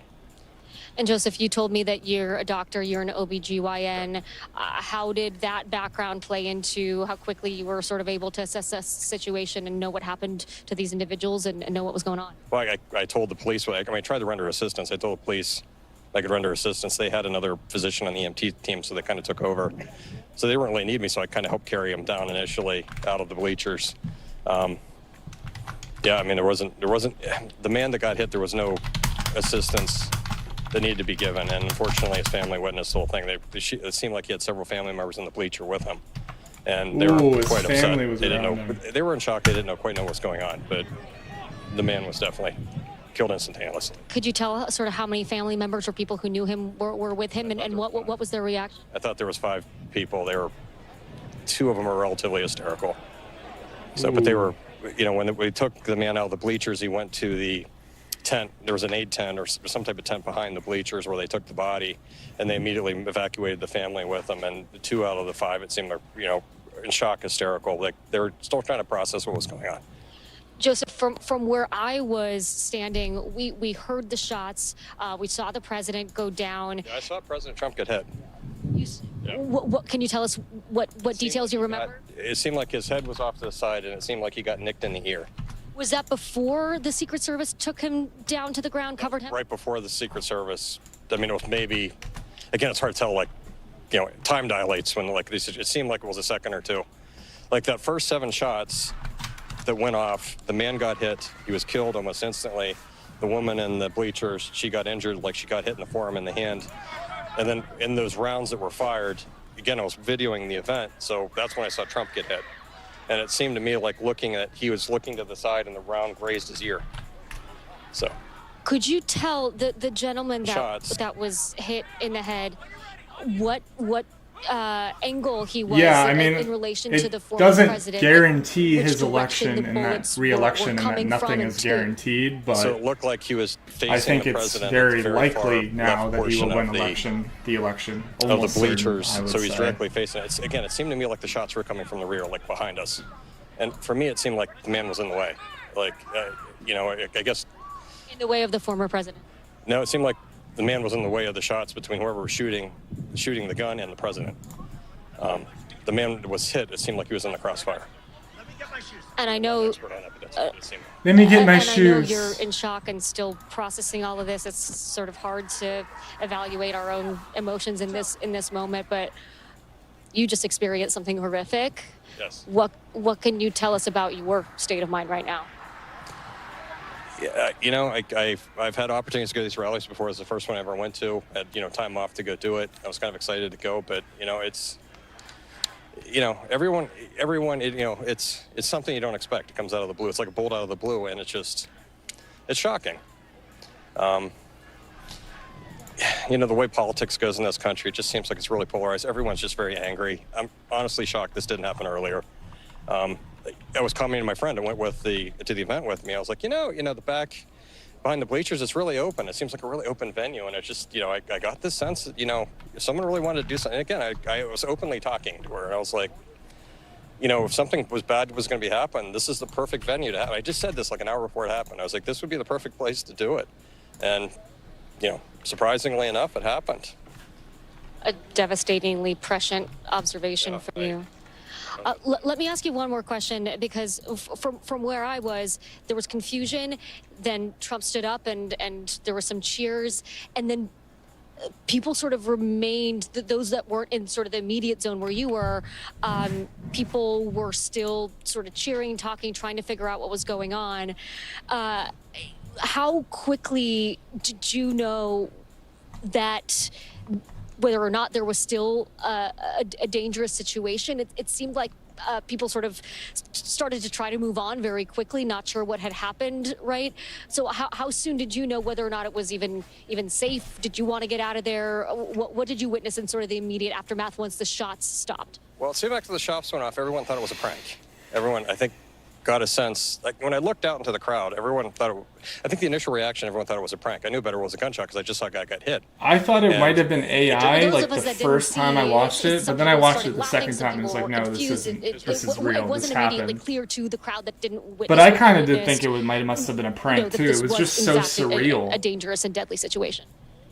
Oh, it was a dangerous and deadly situation. The problem is it's a large crowd, and when the gunshots went off, I think they were, again, my sense was they were being shot from behind, so they sounded a bit muffled. So it sounded more like a firecracker going off. So I think the initial reaction from the people around me were like, okay, well, someone brought fireworks. I just knew better. I know what gunshots sound like. And, you know, when I saw the guy took a gunshot wound to the head, and I saw the woman who got hit in the forearm and the hand, I just knew that it wasn't fireworks. I mean, it wasn't fireworks initially, but I think the majority of the crowd didn't understand that it was gunfire. And, I think people took it really seriously when the SWAT team started jumping over the rails. So I don't know what to tell you outside of that. Joseph, I know this. I can't imagine what it takes to describe what you just witnessed in these moments, right in the aftermath. So we thank you so much for sharing. We're happy to. Lester? Dasha, thank you for that account. I mean, no one should have to, fear for their life going to a political rally, something that is uniquely American. But these people have experienced the horror of someone opening fire. What is uniquely American about a political rally? President who was also anything that is uniquely American is shit. As we've been reporting, name one good thing that is uniquely American. The shooter, this all according to the Butler County DA, the shooter is also deceased. Our senior White House correspondent Kelly O'Donnell. I heard from another person that there might be two shooters, but President Biden. Seems like there's just one. That's correct, Lester. This is from President Biden, who is in Rehoboth, and he talks about this incident. He begins by saying, "I've been briefed on the shooting at Donald Trump's rally in Pennsylvania. I'm grateful to hear that he's safe and doing well. I'm praying for him and his family and for all those who were at the rally as we await further information. Jill and I are grateful to the Secret Service for getting him to safety. There's no place for this kind of violence in America. We must unite as one nation to condemn it." The words of Joe Biden after learning about this incident involving his predecessor and his current rival in the political environment of this 2024 campaign. The president has been briefed by top officials. He has been talking with Homeland Security officials, and he is at his home in Rehoboth, Delaware, where he has a full complement of the things needed for the office, where he can get the income streams of all the relevant information. This first statement coming from President Biden, I would not be at all surprised if we don't hear more from him tonight as new developments take place. Lester? All right, Kelly, thank you for that. Terry Schultz is with the Butler County, Pennsylvania District Attorney's Office and was at the rally. She is still there and joins me on the phone. Terry, first of all, if you can just walk us through what you saw, where you were in this crowd. You know what? We didn't have VIP seats. We were a few rows back, enough that we could, see the former president. And then we were all standing there watching the jumbotrons they had put him on. And the next thing we did was we hear 3 shots. I see kind of his head, the former president's head, go sideways. You can see kind of blood. And at that point, I wasn't looking at anything. I was with some friends. They were like, "You need to get down. Everybody get down."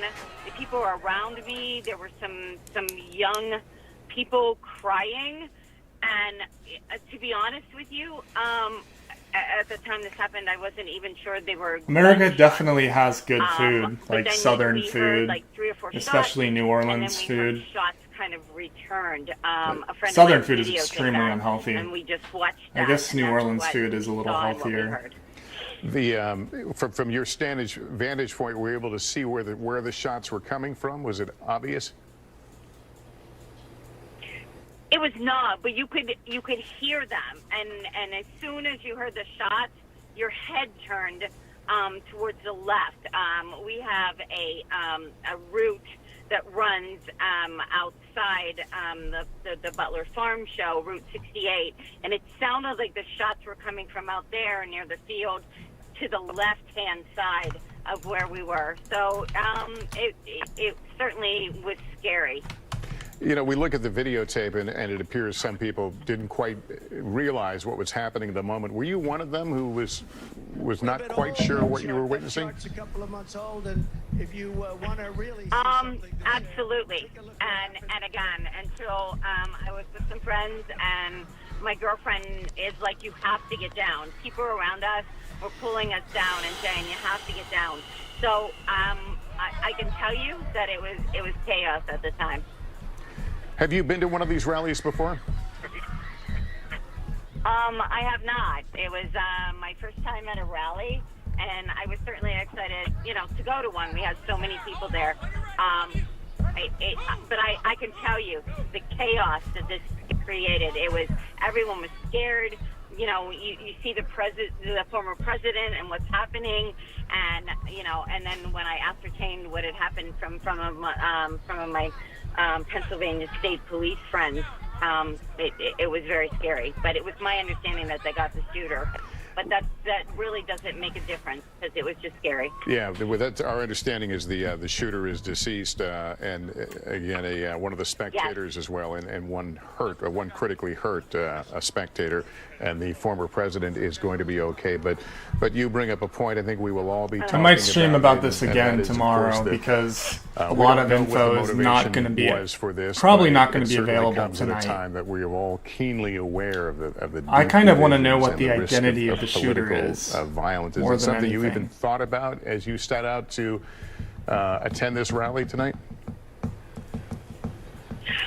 To be honest with you, no, not at all. I guess I know that there's political unrest in the country, but in no way did I think that this would happen. And what concerns me more is it's not only political, but there are innocent people here, and look what happened. And it should just never happen in our country. It really should not. Your point is certainly well taken. I know you're with the DA's office there. Do you have any special insight into how the investigation is proceeding? Well, I know that I'm seeing a lot of news trucks around here. I know that there were tons of Secret Service here. And again, I guess for me, I just question how somebody got through security, or where this person was in a field that somebody wasn't looking after them. And I guess that's just me and from my perspective of what I do. Yeah. All right, Terry, thank you very much. As we continue to look at some of the pictures of the aftermath, we've shown you some of the still photos as well of people crouched down for safety, not sure at that moment where the threat was coming from. I want to tell you, we are hearing that we will hear from the president. We read his statement a few minutes ago. We will hear from President Biden at some point this evening. I thought Trump was gonna literally start talking on a live stream. Meantime, let me bring in our senior Washington correspondent, Hallie Jackson. Hallie, we're all shocked and certainly saddened over the loss of life here and the injuries, and we're certainly grateful that the former president is okay. But this is going to be a very tough conversation in the weeks coming forward, one we've had on different levels before. Share your thoughts, if you would. Yeah, and none of it, of course, taking away, Lester, from, as you described, the urgency and frankly, the devastation of this moment, given what we have now learned about what has happened at this rally in Butler, Pennsylvania. I can tell you that our team here at NBC News is out to a myriad of campaign sources close to former President Trump. And obviously, the latest that we've heard, and you've been reporting this, is that he is okay. He is, in the words of a spokesperson, fine and being looked at. We are seeking more information. I can also tell you that based on a message to staff obtained by our colleagues here at NBC, Alan Smith and Matt Dixon, a top campaign official is telling staff members that everything is okay, that we have no details to share at this time, but saying they'll follow up soon with more information. They are directing staff members to not speak with Trump's media. They polls want are going to be insanely high. Here. They add that your personal safety is of the utmost importance here. To pray, remain vigilant, and be strong. That is the messaging now. According to NBC News, that Trump I feel like this is the kind of thing that could rally apolitical people. It is always, of course, because they don't know anything about the world or reality. Happens, but and it's also, I think, another reason to be politician gets shot. It's like, whoa, they must want to take him out. It was just a historic day here in the United States, Lester. Yeah, and of course, the already QAnon deep state Trump people are going to go crazy about this. Obviously, there will be some changes. We don't know what is in effect, but we're hitting primetime campaign season now. Yeah, we sure are. Right? Yeah, And it's this the is a moment perfect where timing for everybody this, begins too. to pay attention, especially considering the start of the convention. I mean, think perfect about timing. it, Lester. Not looking at the time here, just after 8 o'clock Eastern, not maybe 3+ hours ago. You know, the biggest story that I think most campaign reporters were chasing was who Donald Trump picked to be his running mate. That was sort of much of the attention here on this rally in Butler, Pennsylvania. The conversation has clearly and necessarily changed very dramatically since then. I think one of the questions moving forward is going to be the movements of former President Trump. How long is he going to remain at the medical facility where he's at now? Where will he head after that? Does he still plan to be at the Republican National Convention starting on Monday? Yeah, Obviously, like that Bush kicks after off in 9/11. Milwaukee, with the expectation sure. that at some point between now and of course next week he But would Bush didn't announce have his to vice worry presidential about an pick. That is election, you obviously know? taking a back seat to the immediate Although it did give him a question of mandate his own to health and basically to safety as he invade is the presumptive Iraq and Republican Afghanistan. nominee here, and we are going to try to get some answers to those questions just as soon as we can, Lester. All right, Hallie, we'll ask you to stand by. Thanks. Let me bring in Kristen Welker, moderator of Meet the Press. She's in Washington. Kristen, you're learning a little more from the Biden campaign, their immediate reaction to this.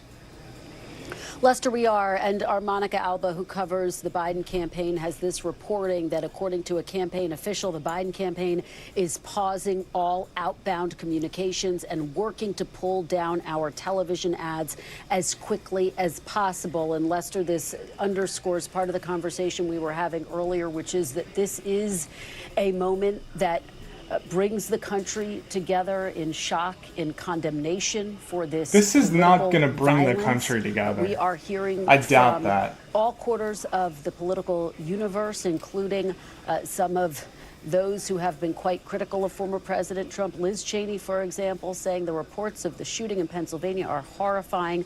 Violence of any kind has no place in American politics. We are grateful for the reaction of the Secret Service and other law enforcement and pray for the former president and all those injured. Similar messages from former President George W. Bush, House Speaker Mike Johnson, and on, Lester. And it does come on the eve of the Republican National Convention. Former President Trump, his campaign apparatus, Republicans all over the country poised to go to Milwaukee to officially nominate former President I think Trump that as if you their in any party's way nominee. And as are Hallie was scared just for your saying, well-being, we if anticipated Trump and we were working wins on the trying election to or determine something, who the former you president should would pick to probably serve leave the as his country. vice presidential nominee. And now, of course, the focus has shifted to this horrifying topic of political violence and what this country needs I've to already do been to looking prevent something like to leave this the country from happening again. personally. All right, Kristen and Welker. permanently Kristen, move thanks very somewhere much. else. Pretty much Let me reset permanently. here for our And viewers this, just joining us on the you know, Saturday evening. We are on the air with this breaking is only news. There has been a shooting at Donald Trump's Pennsylvania rally this evening. The former president has been injured. I thought there was How a he shooting at injured somewhere is else. not clear at this time. I want to pause here. We're going to roll the video of what happened just shortly after 6 p.m. here in the East while Mr. Trump was speaking. Here it is. A bit old, that chart. That chart's a couple of months old, and if you want to really see something that's said, take a look at what happened.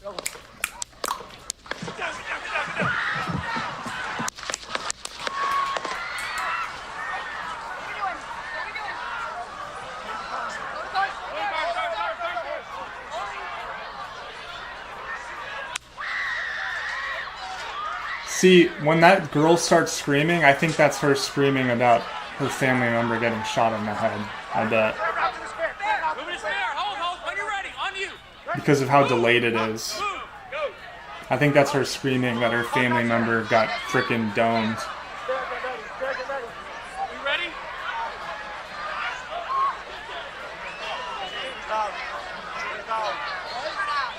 Which I'm not glorifying, by the way. I'm not glorifying any of this.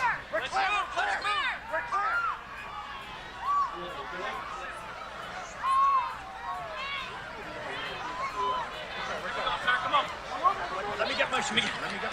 Let me get my shoes. Let me get my shoes. Hold that in your head, bloody. So we gotta move to the bus. Bro, Trump looks like he had a long night out at the bar.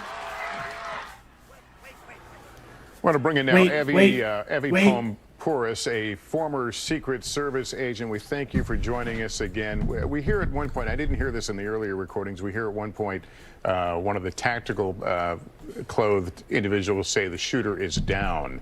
As you watch that unfold, I take it they were not prepared to move him until they knew where the threat was. Yes, you can hear that clear line of communication, and the communication is very clear and succinct. Can we move? Are we clear? You hear shooters down, and you hear, are we clear to move? Clear to move. So you're hearing them speak to one another. And radio communication is one of the most important things. Actually, when it comes to comms, you always want to say less. You can hear them using very simple words, 3, 4 words. They just want to keep those airwaves clear so that the most important, vital communication can pass. So they're making sure. Look how they start flipping off the media. Surround him. He goes down to the ground. They all surround him. Again, when you're an agent, you're supposed to be a human shield. And in that moment, that is what they become. They become human shield. Your job in that moment is to protect your protectee, whoever that protectee is. So they all encompass him. And the other thing you do, you are designed to actually make I'm yourself going to play this alert big again as because it makes me possible happy. to make sure that any potential rounds or shots Thank that you for your come, work, comrade. you Your don't want video them to showing miss the whole you history of the and hit your USSR from beginning to end with the So as they're anthem in the hunkered background down, was very they're touching. locking him Keep down. up the wonderful And work. if you look at the Thank shot, you, my actually, friend. there's a shot where you can see the front of the stage, and around it you'll see that design, that almost like a smaller, like a design berry. It's got the flag around it. That video typically, and I can't they're say referring whether it to is is right or here. is not in this case, but in some scenarios, when you work as a side agent, you will pick And a please do barricade support that's me if actually you something want strong me and to sturdy. continue It my could be work concrete on this channel. or steel. I don't make much from Usually this it's some channel, type but of every steel, cent and that you is can used for that when give something counts. does happen. Unfortunately, Right. like Thank we're you. seeing here, they can actually get down to the ground so that they have some type of cover. Evie, thanks. Really important information we're learning from you. I want to let folks know we believe, moments away from hearing President Biden. He is going to stand at that podium, and we believe this is in Delaware. Somebody can confirm for me. Look, Jack. But he will Violence address is the nation about these events tonight awful, in Jack. Florida. The shooting that apparently wounded former President Trump, who is said to be okay. It killed a spectator, wounded another who's in critical condition. The shooter, who has not been identified, we know nothing about that person's background or what might have motivated him. That shooter is said to be deceased as well. This story has been rolling out, and here is Here he is. Thoroughly briefed by all the agencies in the federal government as to the situation, based on what we know now. I have tried to get a hold of Donald. He's with his doctors. Apparently he's doing well. I plan on talking to them shortly, I hope, when I get back to the telephone. Look, I wonder if someone's going to try to get Biden. Violence. It's sick. It's sick. It's one of the reasons why we have to unite this country. We cannot allow for this to be happening. We cannot be like this. We cannot condone this. And I want to thank the Secret Service and all the agencies, including the state agencies, that have been engaged in making sure that the people and we have more detail to come relative to other people maybe injured in the audience. I don't have all that detail. We'll make that available to you. I may be able to come back a little later tonight, but we'll put out a statement if I'm not able to if it's not convenient for you all. The bottom line is that the Trump rally was a rally that he should have been able to be conducted peacefully without any problem. But the idea that there's political violence or violence in America like this is just unheard of. It's just not appropriate. And everybody must condemn it. Everybody. I'll keep you informed, and if I am able to speak to Donald, I'll let you know that as well. But so far, it appears he's doing well, number one. Number two, that there's thoroughly investigating what happened to anyone else in the audience. We have some reports, but not final reports. And every agency in the federal government, I'm going back to my phone to speak with the federal agencies that are being put together again to give me an updated briefing. Has anything happened? They learned any more in the last couple hours. So thank you very much, and I hope I get to speak to them tonight, and I'll get back to you if I do, okay? Mr. President, do you think there was an assassination attempt? I don't know enough to, I have an opinion, but I don't have any facts. So I want to make sure we have all the facts before I make any more comments. Thank you. Are you worried, President, with this? Was the security Oh, that's The true. president stopping Could be a short of calling campaign this an agent. assassination I'm gonna add that option. But just noting that he plans to talk to Donald Trump and that his understanding is the former president is doing well. President Biden speaking out against the scourge of political violence, saying there's no room for this. And as we had reported a few moments ago, the Biden campaign moving to take down its advertising, a pause in its political advertising in the wake of this. We know that the president couldn't confirm, but we have confirmed that at least 2 spectators were shot, 1 killed, another who was in critical condition, and again, the shooter, who we don't know a lot about right now, is also deceased. Let me go back to Kristen Welker in our Washington, D.C. bureau. The White House getting out in front of this very quickly. Kristen. I can only do 4 poll options, Lester, so... there sure are, and President Biden condemning this in the strongest terms possible, which is what you would anticipate it. He has long condemned political violence. He said this is unheard of. Everybody must condemn it. He did say he had tried to speak with the former president, whom he referred to as Donald. He also noted, Lester, that he is receiving thorough, robust briefings from his national security team, from his federal agencies, and that will undoubtedly continue throughout the night.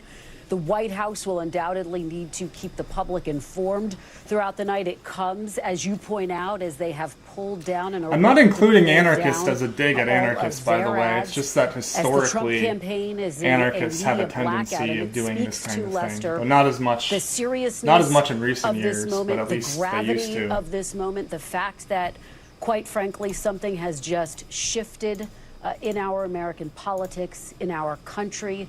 This act of political violence, which, as the president said, cannot and will not be tolerated. And it does come as everyone is preparing to go to Milwaukee for the Republican National Convention, another event that will be met with heavy security. The perimeter there will be quite strong, quite large. Getting into the actual area where the convention is taking place will undoubtedly require going through magnetiles, making sure people are saying this is a psyop. No one is Did they? armed You think going they aimed the gun to but again, skim Lester, this Trump's just ear? underscores, I think, that So something some like fundamental has really absolute shifted in our master American politics. like shot Yeah, Trump it's been, right it's in certainly the unless he threat has been faked talked getting about, shot in but the to see ear it play somehow, out like on they this scale poured is red certainly stuff on his horrifying. ear to Kristen, pretend thank he you got for that. We'll shot. go back to you in a bit. Let's Good. bring in our I mean, I'm senior not Washington saying that's not correspondent, what Howard Jackson. happened. You I have a don't statement know. from Donald Trump Jr., the former president's son. Yeah, via a spokesperson to our colleague Peter Nicholas, that listen, you heard President Biden say he tried to reach former President Trump on the phone. We know that the former president's son has spoken with him in a statement saying they just talked on the phone, with Donald Trump Jr. saying that his dad is in great spirits, that he will never stop fighting to save America, no matter what in Donald Trump Jr.'s words, no matter what the radical left throws at him. So Radical we can left. glean from this a couple of things. Oh, dude, we're President fucked, Trump man. They're gonna pin it on the radical left no matter what. He is well enough to be on the phone, at least with his immediate family members, at least with his son, Donald Trump Jr. We know that he is receiving medical treatment at a local facility with this rally happening, of course, in Butler, Pennsylvania. And we know that there has been a slew of reaction, as Kristen, as you, as others have talked about from both sides of the aisle here, strongly condemning political violence after this very difficult day in American politics. Lester, we'll keep you updated as we get more. All right, Hallie, thank you. Kip Tom, former U.S. ambassador to the UN, was just a few yards from the former president when the shots rang out. Thank you for joining us, sir. Can you tell us what you saw? Well, I was just with the president a few moments earlier before he came on stage, and everything seemed like a normal day. But when he walked down that red carpet and walked up to the podium, and after he spoke for about 10 minutes, I was sitting in the front row at the end of the runway. But wait, what are all people of a sudden, saying? shots Yep to? broke out, and I think there was people that actually thought it was possibly fireworks. But I seen the gun smoke, and obviously there was a person about 15 foot behind me that was hit. So I think severely wounded at the least. But nonetheless, the crowd stayed pretty calm for the most part. Yeah, Trump was very And, intelligent but, in the you know, moment if it it wasn't sounded like there was staged to like 7 make shots a to big start deal with, out of it and start and like then lifting his it fist. seemed like He there was a little thinking in the pause, moment. And then we heard a different caliber gun fired, which I assume is probably the Secret Service. But then I thought I heard another couple of rounds come off, but it felt like it was behind me, but it could have been the echo. Did you hear did President Trump say anything? No, he was just giving the typical rally speech that he typically does everywhere, and trying to encourage voters to get out and vote and talking about his plan for America. But as the shots I just don't think it was fake because of how Trump reacted. It did seemed someone so tell him to get down, or organic. was it instinctive? Yeah, we heard that. And also, it would be a huge risk to take. They blew someone's brains out in the audience. Like, you think, like, Trump would plan for that to happen? More and, severely like, than it was. I mean, hope that he doesn't get found out that he let's face faked it, it all? it hit his ear. It could have been a little bit closer. It could have been disastrous. But when he went down to the ground, then he got up. He put his fist up in the air or his hand up in the air, so we knew he was okay. There are presumably, at least it appears to be, a lot of people in that crowd. By now, you have heard that one spectator was killed and others critically wounded. Has it settled in of how close a brush everybody in that arena or setting came tonight? Yeah, there was a lot. It was interesting listening to the people as they departed the scene, and what was going through my mind, and of course being a little older than many of those that were there, but I was recalling the Kennedy assassinations and some of the other attempts that were made during my lifetime, and I was recalling those and thinking about those, and then moving forward to where we're at today, and we still have a problem with this. So it's shocking, but most people come on, are pretty upset. There's no question about it. Understandably. Ambassador, thank you so much for taking the time being with us. We're glad you and yours are safe after this tonight. Retired ATF Special Agent Jim Kavanaugh is with me. By now, as you know, we've been reporting that the shooter in this case is deceased, presumably shot by law enforcement. I would have shaved I think if the I next was ready for question this. will be, I would have is been this more prepared, a lone operator, the proverbial lone wolf, or is this part of some kind of conspiracy? Those are two different things. How will they begin to get, at least put the dots together? Yeah, well, let's start with the deceased shooter, Lester, and yeah, the CIA wouldn't want to have Trump sweep his the CIA loved personal Trump. Devices, phone, they love computer, Biden too. I don't know who they love more, but associates, they don't dislike either Trump or start Biden. interviewing around the circle around him. You've dug out a lot from the reporters. Trump pretends to be anti-imperialist. He's a paleo-conservative populist. He pretends to want to end watching the video closely that foreign the first meddling and shot stuff, or but two he doesn't want is that at where all. President Trump reacts. Hey, Jim, let me just stop you for a second. I just received a new piece of information that I want to get your thoughts on. We're now, from a confirmed source, that the shooter was actually firing from outside the perimeter. That changes a lot in terms of the security posture at these things, doesn't it? Yeah, it does. But what's surprising to me is that a shooter could get in an elevated position at any kind of a Secret Service event, because the first thing that the service does is they get all the elevated positions, and they put their sniper teams up there and lookouts with binoculars and rifles. So it does seem from the witnesses that this was a distant shot now, that the reason the shot wasn't as loud, it was further off in the distance. And it looked like, watching the video, Lester, closely, that when the president turned his head to the right, the first shot or second shot, the first pop or two, is when he grabs his right ear. And then he, on his own volition, goes down, squats down. No, he doesn't fall down, he just squats down. But you can see at that same moment that the spectators behind him are also hunching down as a normal reaction to gunfire. And then there's more rounds right after that. There's maybe another 5 rounds. And Dasha Burns had a witness that she just interviewed, and he talked about he counted 7 rounds. And that was close. I don't know, can't tell the exact number. I have to listen to that audio very, very closely. But I mean, that sort of jives with what the witness said. So it looks like we had an assassin with a rifle outside the security perimeter. That's why you had mentioned earlier, magnetometers. Well, if you never breach the security perimeter, nobody checks you. And the first shot or second might have been the one intended to kill the former president, but it grazed his right ear. Yeah, Jim, let me bring back, if I can, can, Evie Poorus, a former Secret Service agent again. Evie, thank you for staying with us. I'd like to get your reaction to the fact this person was firing from outside the perimeter. That raises a lot of questions about how these areas are secured. That's one of the most difficult things when you do outdoor sites. So when we spoke before, when you look at it this way, when you're in a closed environment, where even if it's an arena, at least you're in a closed environment. I only have to worry about what's on the inside. When you do open rallies like this, right? You're outside. You have to worry about line of sight issues.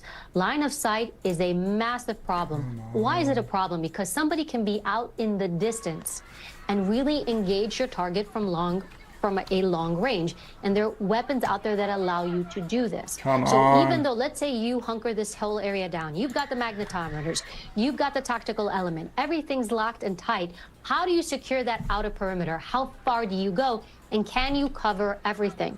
That's a problem. These are probably, of all the types of advances you can do, these are probably the least favorite amongst Secret Service agents, because you have the inability. And even if somebody is in an elevated position or not, how do you secure all those elevated positions when you have weapons with the capabilities that are able to shoot long distances? This is what you are up against. Yeah, and you point about weapons that can shoot long distances. We tend to think of those as long guns, things that stand out certainly in a crowd, whether you're, no matter what side of the fence you're on.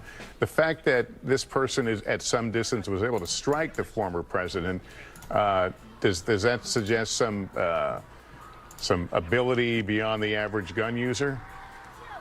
Well, that would be interesting to see, right? Because it's hard to speculate at this point. How far was that person? One of the things that lead me to think that this person was at a distance, when we hear the gunshot, it sounds very faint, very soft, right? It sounds like an echo. That's why so many people mistook I wonder if they had a fireworks. scope or not, or they weren't were sure just it was a doing it gunshot. iron sights So only. when you hear the shot like that, it does lead us to believe that it was at a distance. Didn't Lee Harvey Oswald, he just did iron sights? As I watch this, He didn't have a when scope, you do or did he have security a for these scope? events, one of the greatest concerns are the people inside and stampede issues. And what I have to acknowledge is all these folks held steady and fast. We don't see people really losing it. We don't see people stampeding out, because it's not just the danger of the attacker, of what's going to happen. The danger a lot of times can come from within. So I really have to comment on everybody's ability to stay put, to not panic, and to allow the Secret Service, and also look at where that motorcade is. That vehicle where they exit him out, there's people all around, and you see everybody hold their position and allow the security team to evacuate. Yeah, Evie, thank you for that. I should note, several years ago, working on a story for the Today Show, I went to the Secret Service training facility outside of Washington, and they put me through a simulation in which I was the protectee, waving to a crowd when shots ring out. And the swiftness of these agents moving around me, getting me in the car and driving off was stunning, even though I knew it was going to come. So the training is obviously something they do. They prepare for these kind of moments. I'm sure there'll be a lot of soul searching about what happened in this case, but an impressive group of folks who put their lives on the line for these protectees on a daily basis. Evie, we'll get back to you in a few moments. I want to go back to NBC's Dasha Burns. She's outside that Trump rally. She was there when the shots rang out. We're obviously grateful. You and the rest of our team are fine, the other journalists, but we do recognize 2 spectators were hurt, 1 killed, another in critical condition. Dasha, you have had some pretty heart-wrenching interviews today. People saw a lot of things you can't unsee. Yeah, Lester, that's absolutely right. People who came to a Trump rally, some of them for the first time, looking forward to seeing the former president. There was music playing, people selling merchandise, people eating food, people reuniting with friends here, not expecting anything like this. Let me just set the scene for you right now. We are in the parking lot outside of the venue. Sirkin, our cameraman, is going to show you. People are kind of in a traffic jam right now. this was a one-way in, one-way out kind of road situation. This is Butler County. It's a pretty rural county. Not a lot of big highways, not a lot of big roads. So people have been, I mean, this is now hours later, and many people still waiting to get out and still waiting and processing everything that they've experienced. What is that podcast I called? Introduce I'm you forgetting to it. Tracy, Blowback. who is stuck in this Blowback, traffic they jam have a right Cuban now. Tracy season. and Tyler, they're And they have high a school very friends. good episode Right theorizing there. about Tracy, how Lee we've been Harvey hearing might have some been of an these agent. stories. Can And you it's just pretty walk us interesting. through what you saw? Absolutely. President Trump was up An there. agent of the U.S., I mean. You know, and then within 5 minutes, we're hearing pop, pop, pop, pop, pop. And then everybody's on the ground. Everybody's on the floor. And it was just like, what? And we were on the ground level. We were 4 rows back from the stage. And are you coming? We'll just follow along with you. They're moving in the car here, so we'll just on the stage. And the people in the bleachers behind us, somebody got popped. Somebody got killed. Somebody died. Somebody got shot. Like, this close to where we were. Those bullets, I pray to God for these people's families. Oh my God. But the, how is this happening in our country today? And why? Why is it happening? Why? And Tracy, you were telling me earlier, you know, you and Tyler, you know this county, you know this area. Did you ever think something like this would happen here? What no historical Never. materialism does Absolutely to a motherfucker. Never. You know, this shows you how much hate and hostility is in our world today. This is not a good thing. We need to all come together as a human race, you know. We need to help each other out. Can you describe this area, this county, this place that you and Tyler grew up? Tyler? I apologize for not muting while you know, eating. cows, That's a good chickens. point. This is farmland. This is farmland here. Butler, it's the county seat, but most of the county's private farmland. So it's people are pretty easygoing. And Tracy, we talked about, you know, often Trump rallies, people are coming to celebrate, to see the former president. They're coming in with a pretty excited attitude. Can you walk me through what you came in with and what you're coming out with? I came in with hope and excitement.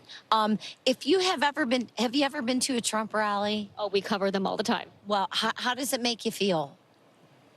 This lady looks fucking insane. It Look at her makes me feel fucking face. absolutely great and wonderful. You know, Holy shit. in my heart, I feel that this man really wants to help our country because I really feel that. I honest to God, I do, because this country for so long seems to be going down a path that it really shouldn't be doing. So, I mean, you came in to hear the former president speak, someone you're a fan of, and what is your state of mind now? Not good. There's too much hate. This is too much. We can't do this as a country. We can't do this. We need to come together as a country, and God willing, we will. I don't know if you're allowed to put that stuff on, but listen, man, my kid is a 4th-year seminarian, and he prays for this country every day. My child. Thank you so much. I'm so glad you and Tyler are safe. Drive safe. No, keep interviewing her. She's fucking insane. Lester, they've got a Don't ways to stop. Go still. There's a lot of cars piling up. Oh, here. man. There are a She few could have given different us so many more gems. places that people are trying to exit at this point. A bit of a free-for-all, but people have been kind and generous to one another. People letting cars in that are trying to come in. And again, just reeling from what they witnessed. Some people very much firsthand, very much very, very close to the tragedy that we're describing from sort of the law enforcement point of view, the high level point of view. But at the end of the day, Lester, the people who were here on the ground, particularly those who were close to that violence, it's something they are never going to forget, and it's now associated, of course, with politics, with the state of our democracy for so many of the people that we've been talking to, Lester. All right, Dasha, thanks. We'll continue to go to you as you get those riveting accounts from folks. NBC News campaign embed joining us on the phone now. She is in Butler, Pennsylvania, near the hospital where there is heavy law enforcement presence. NBC News has not confirmed that the former president is at that hospital, but it's 15 minutes away from where the rally took place. Jillian Frankel is there. What are you seeing? Lester, that's right. I'm across the street from Butler Memorial Hospital. And as you mentioned, we do not yet have confirmation that this is where former President Donald Trump was taken. But there's a heavy law enforcement presence here. Media was across the street. We're shortly getting moved. The hospital is set up on a hillside, and there's law enforcement at the top of the hill looking down. There's also law enforcement at the top of the roof of the hospital itself. When I arrived, there was a helicopter circling the building, heavy police presence here, Lester. When I pulled up, I asked the officer how they were doing. He said they're hanging in there. Obviously, a terrifying scene here in Butler tonight. Lester? Yeah, so the access road is cut off to this area? It is. We are not allowed to go up there. The police vehicles have moved, but we're not allowed to go up the hill to the hospital itself. And media was staged across the street. They're actually sending us further away from the hospital itself momentarily. But yeah, it was completely blocked off when I arrived here, and still a heavy police presence. All right, Jillian, thanks very much. Again, we haven't had correct me if I'm wrong from the control room, but I don't think we've had a complete description of the wound suffered by the former president. We have all seen, the blood coming out from near his ear, his right ear. Somebody described as a teardrop of blood, of fresh blood. It appears he might have been grazed by the bullet, but again, we haven't received a complete medical terminology description of the wound, but it does appear that it was basically, it just seemed like a tiny graze, really. He's largely under his own power, certainly being escorted down to the armored vehicle, but again, seems to be doing okay. In fact, we heard from President Biden a while ago, who said that he appears to be okay. We should note that President Biden says he will be trying to call former President Trump at some point here in the not too distant future. And there are the signal of triumph from former President Trump as he was put into that armored car and taken to, we believe, quite possibly the hospital we were just showing you a moment ago. Our investigative correspondent Tom Winter is with us. He continues to dig out fresh details. What more can you tell us, Tom? Lester, a couple of these things coming from official statements from law enforcement, or for 3 to 4 law enforcement officials, to myself and our colleague Jonathan Dienst. We know that the FBI is now on scene and is assisting the United States Secret Service along with the U.S. Attorney's Office in their investigation into this shooting today at the Trump rally. You were just asking a question about whether we know whether or not the former president was shot directly, either grazed in the ear or in the cheek, or whether or not this was a ricochet. That's something that they're still trying to get a handle on, and whether or not a piece of glass was what may have struck him. But either way, he obviously, from the photographs, was struck in some fashion by something. The other information that we were being told, and I'm going to bring in the reporting of my colleague Kelly O'Donnell on this as well, is that this shooting happened outside the Secret Service perimeter. So for folks that have attended any sort of political rally involving, I guess Trump is not going to do outside rallies anymore. Candidate or a former president, I assume he's going to only do inside rallies now that have better security. You have to go through a magnetometer, kind of like an airport-style security, if you will. That happens within the perimeter of the event.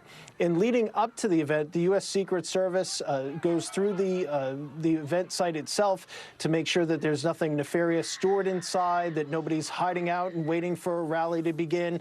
And they try to establish a perimeter that would allow them to be able to have a real control over the event. So what we're being told is that this shooting happened outside of that secure perimeter from a high point. Specifically where it is, I can't yet tell you. We're waiting to hear about that, but that's some of the information that we're waiting to get on. As far as what you're looking at on screen at the moments that this happened, this is standard protocol. You're looking at the heavy weapons teams that immediately went up on stage.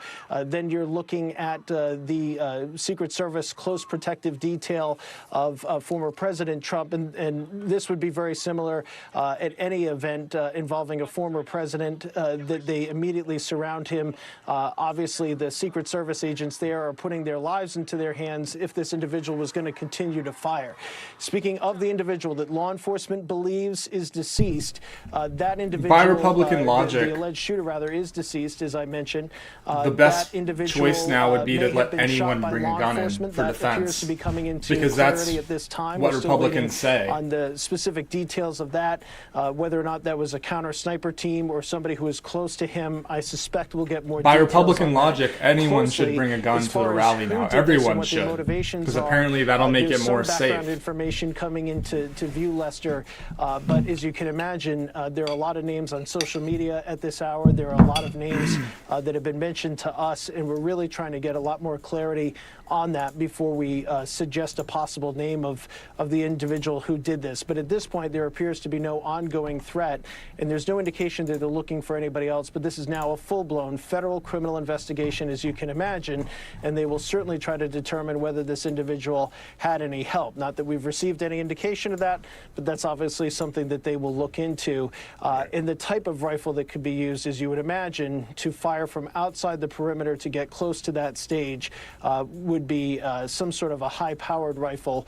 The specific nature of that is, again, details that we're still waiting to get, Lester. All right, Tom, thanks very much. Let me go to Kristen Welker now in our Washington, D.C. bureau, who has more. Kristen? Well, Lester, just to reset for everyone, we are... Okay, here's some new news. Apparently some guy saw the Trump shooter.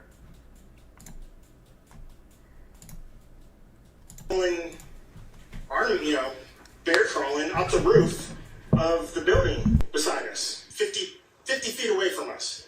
So we're standing there, we're pointing at the guy crawling up the roof. And he had a gun, right? He had a rifle. We could clearly see him with a rifle, absolutely. We're pointing at him. The police are down there running around on the ground. We're like, hey man, there's a guy on the roof with a rifle. And the police were like, oh, what? Like they didn't know what was going on. We're like, hey, right here on the roof, we can see him from right here. We see him. He's crawling. And next thing you know, I'm thinking to myself, why is Trump still speaking? Why have they not pulled him off the stage? I'm standing there pointing at him for, 2-3 minutes. Secret Service is looking at us from the top of the barn. I'm pointing at that roof, just standing there like this. And next thing you know, 5 shots rang out. So you're certain that the shots came from that guy on the roof? 100%. 100%. And he was up there for a couple of minutes? He was up there. You saw him up there for a couple of minutes? Absolutely. At least 3 to 4 minutes. And you were telling the police and the Secret Service? We were telling the police. We were pointing at him for the Secret Service, who were looking at us from the top of the barn. They were looking at us the whole time when we were standing by that tree. Could they see binoculars? Could they see him? Probably not, because the roof, the way the slope went, he was behind where they could see. But why is there not Secret Service on all of these roofs here? This is not a big place. Did you see, obviously everyone, when the shooting started, everyone was very panicked. Did you see what happened to him at all? Oh yeah, they blew his head off. Okay, sorry. Secret Service blew his head off. Okay, just be careful because we don't quite know who's watching, but you're pretty sure they shot the guy? Absolutely, 100%. Okay. Yep. You saw that happen? Yep. Okay. Yep. And did you see them go up to him afterwards, or? They crawled up on the roof. They had their guns pointed at him, make sure he was dead. He was dead, and that was it. It was over. It's incredibly shocking. The guy was on the roof right there. You can see the white roof right there. Did you get a look at him? Could you? No, other than he was in muted colors, tan type clothing. We saw the rifle. Can they not show the roof? He was trying to crawl. We saw the rifle, 100%. Do you know about guns? Do you know what kind Is the guy up there? Why can't they show the roof? Sure. I want to get an idea of what it looks sort. like. I wouldn't know, I wasn't close enough to read the label on it, but it was a rifle of some sort. Yeah, absolutely. So, how do you process what you've just seen? Yeah, I don't give a crap what he thinks. But better reporting than NBC is doing. Let me see if BBC is doing more stuff. All of those questions need to be sorted out. Then there's the political fallout. There is typically a quieting period after an unexpected event. Normally in campaigns, Hands that slip would through the be something far less graphic than this. It might be the death of a loved one in a campaign. It might be a car accident. We've seen all those iterations before, and there's typically a quieting period where both campaigns turn down the volume, everyone catches their breath before the rigor of a campaign resumes again. So this is a critical evening to gather facts, to get a sense of the scope of this, for direct communication between President Biden as a person and former President Donald Trump as a person, and not so much as candidates or in their office and former office. That's part of what's playing out here. Now, the president indicated he would speak again or communicate again if there were further developments, and there are questions to be identified about what next I guess steps that's there someone should else be, that got and shot. are all the resources there.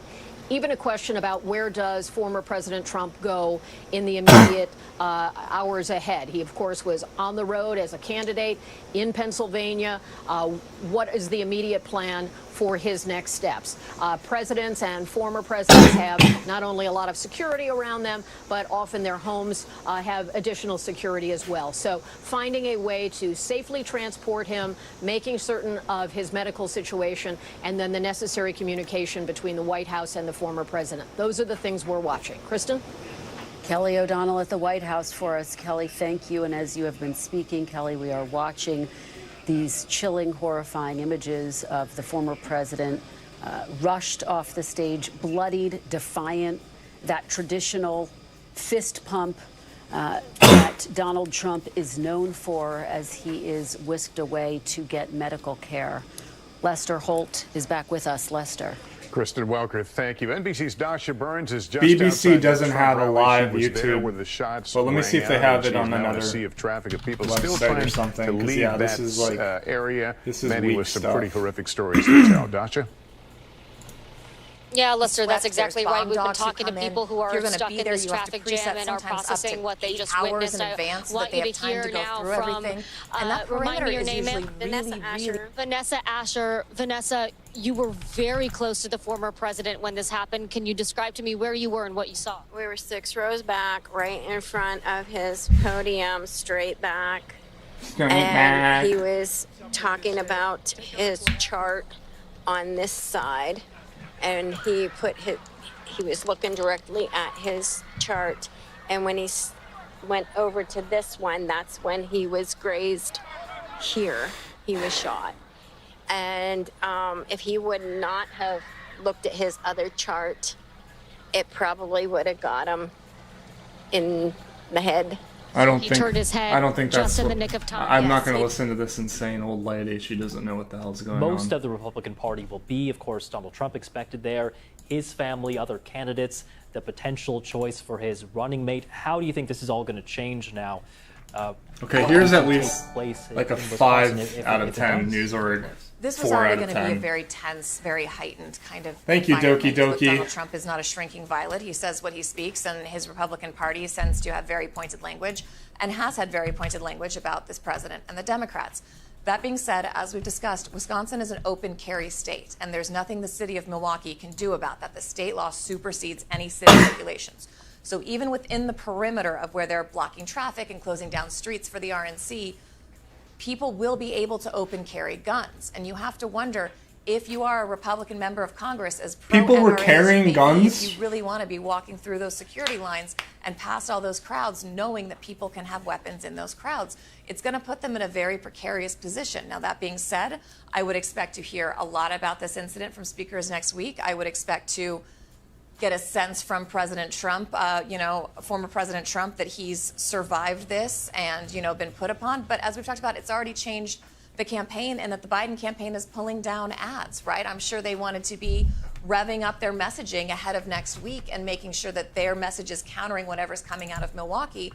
That's going to be trickier now because they don't want to be seen as capitalizing on violence against another political opponent, especially one who's a former president. Yeah, I just wanted to ask you, actually, how do you think this changes things going ahead for the president, Joe Biden, not only in terms of his security, but in the way that he conducts his campaign?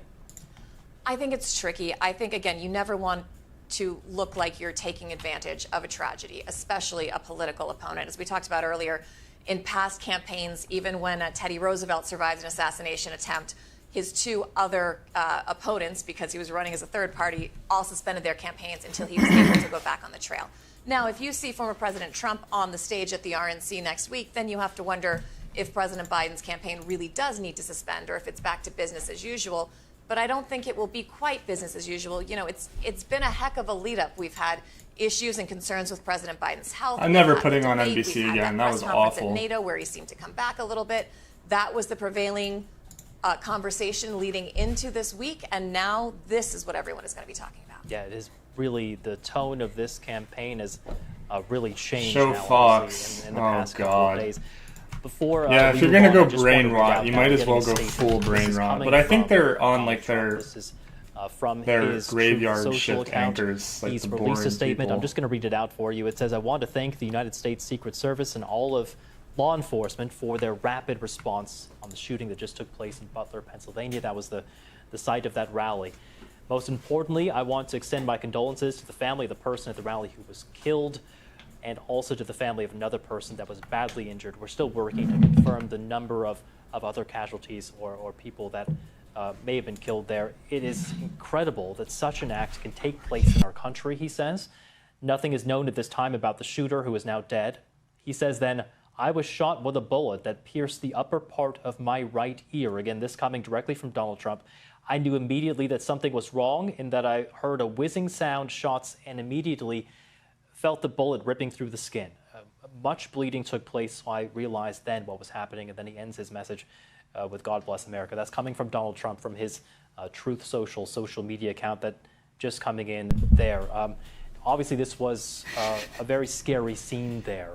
Our senior North Well, you didn't get me shirtless, but you got my dad. At the rally, he was covering it from outside. He and his crew were able to actually capture the moment as they were taking cover when they heard those shots ring out. Let's take a look at that moment. Okay, so we were about 10 minutes into Donald Trump's speech, and We just randomly walked in. Live on the BBC World Service, we heard some shots fired, probably a few hundred meters from where we were standing. Probably about half a dozen shots we heard. There was a woman shouting that someone had been shooting. A guy came by and said, "What that, the fuck is thought this there'd been a couple reporter of doing?" snipers, but he wasn't sure. Why is he lying on the floor, we're just on waiting the to see if ground? things are cleared, and we're just, as you can see, we're on the ground behind our car, which is not ideal, but that's the shelter we have at the moment, and that's what we're trying to ascertain what's happened. I think the speech has stopped. I can't hear Donald Trump speaking anymore. Yeah, scary. Oh, that was during the shooting. I thought he was just randomly lying down, like for dramatic effect. I thought he was doing it for like dramatic effect or something. Inside that event, a terrifying moment. He as they tired. watched the former He's president big fall to the ground and escorted away by Oh Secret my Service. God. We have now that statement again. This is coming from Donald Trump. This is from his Truth Social account. Let's see. If I we can literally get that thought he was doing that for dramatic that for you there effect. again. This is from his Truth Social. And here he is saying just a few moments ago, "I want to thank the United States Secret Service and all of law enforcement for their rapid response on the shooting that just took place in Butler, Pennsylvania." That's the site of where he was giving those remarks. "Most importantly, I want to extend my condolences to the family of the person at the rally who was killed, and also to the family of another person that was badly injured. It is incredible that such an act can take place in our country. Nothing is known at this time about the shooter, who is now dead." He says, "I was shot with a bullet that pierced the upper part of my right ear." We did see those images, of course, of Donald Trump reaching for his ear, and then later images that showed blood on his right ear. He says, "I knew immediately that something was wrong and that I heard a whizzing sound, shots, and immediately felt the bullet ripping through the skin. Much bleeding took place, so I realized then what was happening." He ends the statement by saying, "God bless America." That coming from Donald Trump directly. We've also heard from his campaign saying that he is fine, that he's been treated, and that's the latest that we know from Donald Trump. Now, earlier, I spoke with a former Secret Service agent and security expert about all this, Charles Marino. There's obviously a lot of speculation at this point about what's been taking place, what kind of security response there might be. If you could just kind of walk us through the details that we do know here, how would the Secret Service respond, in your experience, to a shooting at an event like this? Well, look, former President Trump has a high level of security for two reasons. One, he's a recent former president out of office, and he's also the presumptive Republican nominee here 1 week before the Republican convention. So he carries a lot of resources around with him on the security side.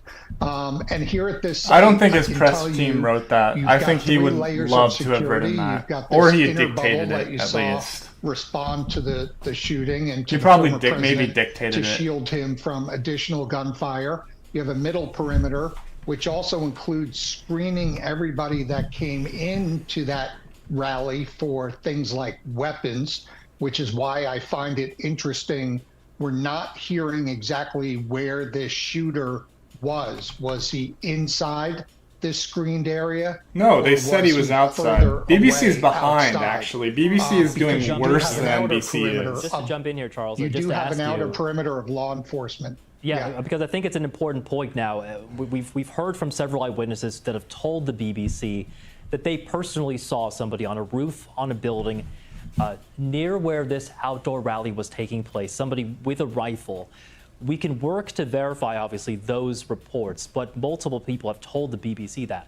If that is indeed the case, what does that tell you as a Secret Service expert? What kinds of plans are in place for somebody who might be outside the event? Because obviously within the event there is an incredible amount of security. Is it the same for buildings around an event like this? Yeah, it is, which is why the former president, and you hear many eyewitnesses at the scene describing seeing the Secret Service counter snipers on nearby roofs. And you know what? That does not sound odd to me, what you're describing of where people have told news reporters where they saw somebody. Because if you look at the rate of gunfire that you can hear, there's only one hit, what appears to be one hit.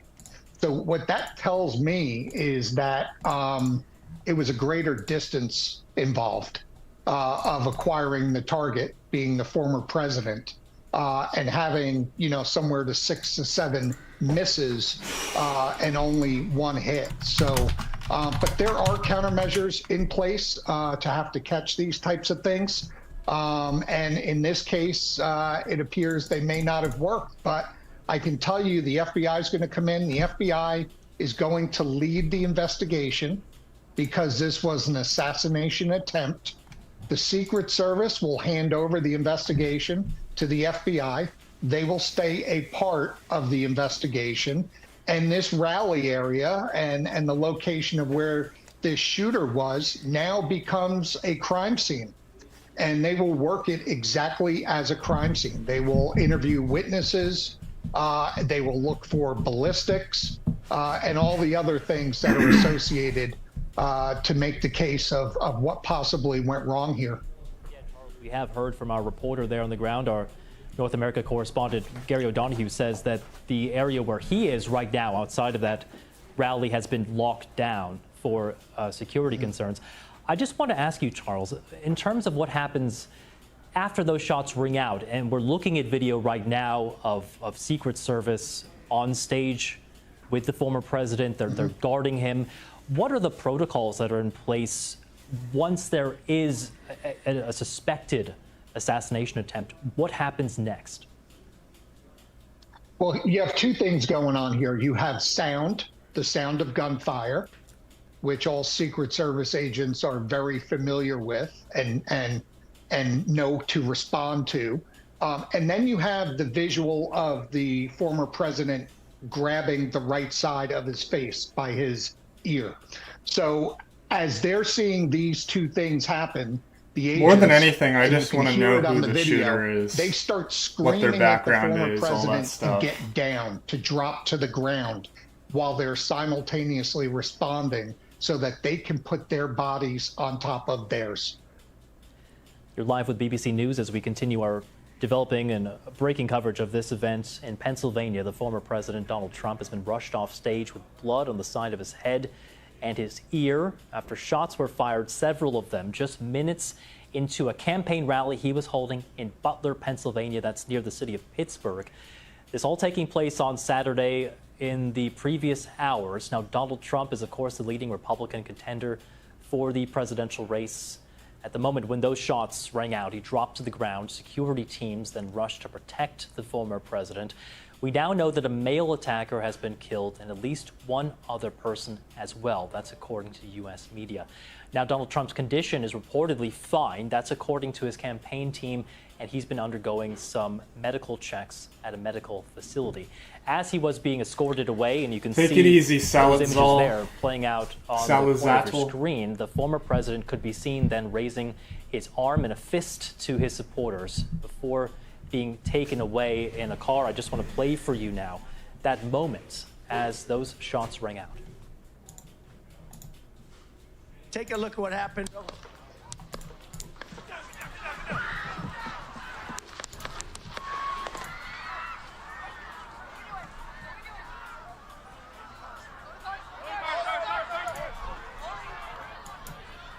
Okay. Yeah, very scary. I'm looking at a Pennsylvania. picture Former of President Trump has now that someone sent me of the shooter that was shot. It's not graphic. You can't really see any damage, but I'm still not gonna. Or maybe I can show that. It doesn't look very graphic at all.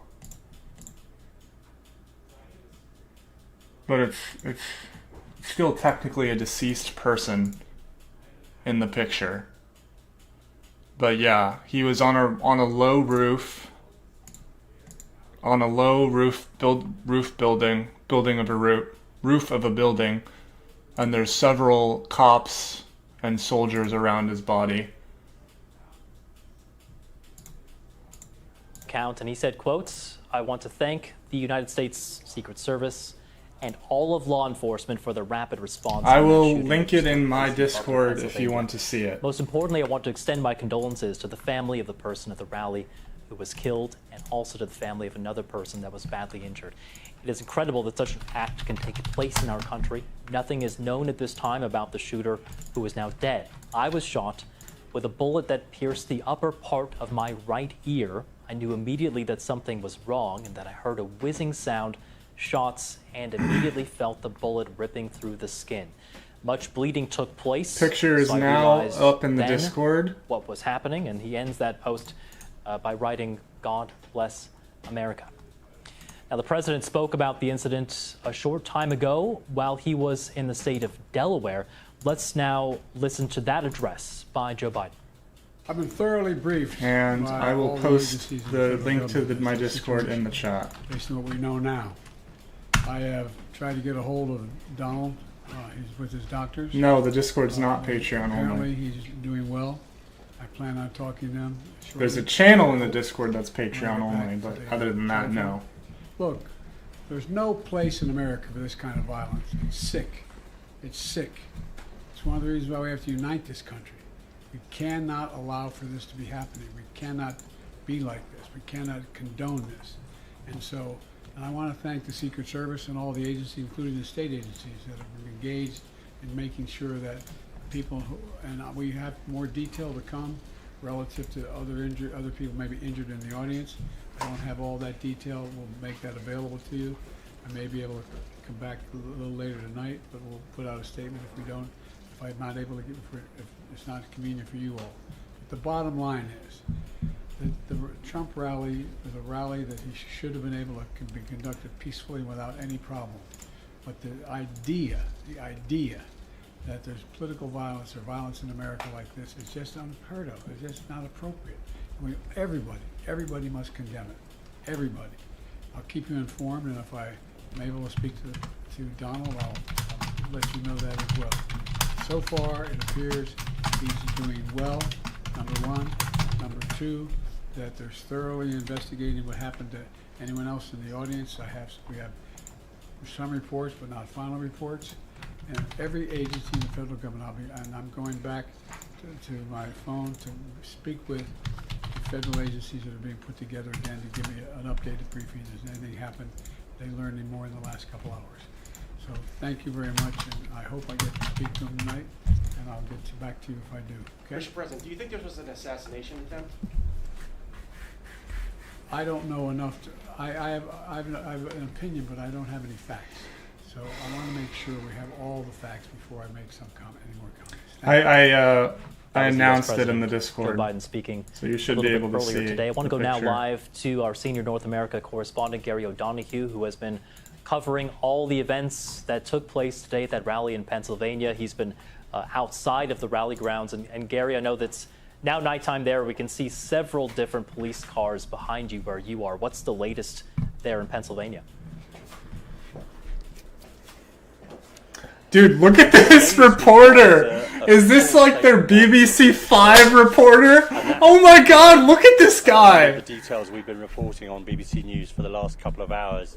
They say there was a shooter who was on an elevated position outside the I mean, good for him. Ground where the rally was taking place. He looks like the guy from Fallout 1, the bad guy from like Junktown or whatever in Fallout 1. Are dead. One is the shooter, one is someone who was inside the crowd, and 2 other people are now critically injured and presumably in hospital. President Trump has also said that he was hit by a bullet. He says it's most un-anchor-like man I've ever seen. His right ear. And if you just think about that for a moment, that means it is inches, an inch away from going in his head. So that is how close the former president came this evening to getting a bullet in the head. So this is incredibly shocking developments, incredibly shocking news here on the ground. President Trump was also... he has been drinking and eating all day. Respect, dude. And died.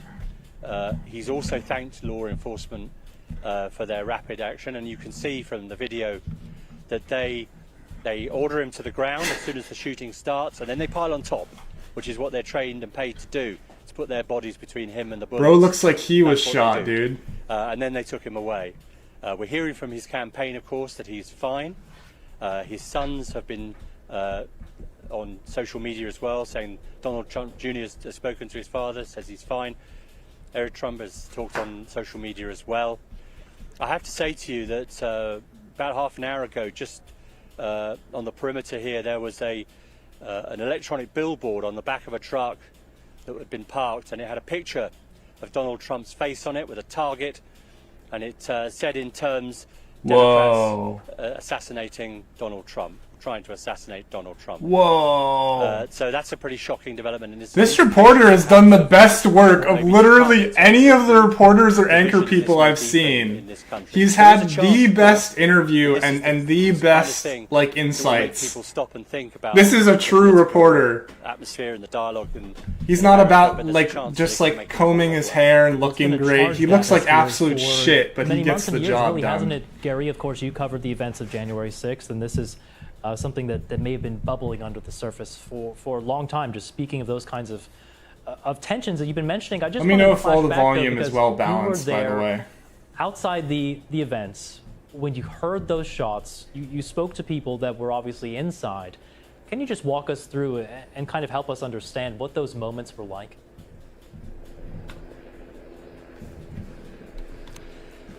Well, we were standing just a few feet from where I am now, and we were talking to our colleagues on the BBC World Service, and suddenly we heard this volley of gunfire, and it was immediately obvious that that's what it was, that it was gunfire. It wasn't a car backfiring or a motorcycle or anything like that. And we got down on the ground as we had no idea where these bullets were going or where they were coming from or who was being shot at. I'm too loud. There's no cover here. It's just like fields. There's nowhere to go, really, so we're flat on the dirt. Is that better? And then people started streaming out of there. You heard screaming happening, and we started to speak to people as they came out, and we spoke to a number of people. Some were very emotional, some were very angry.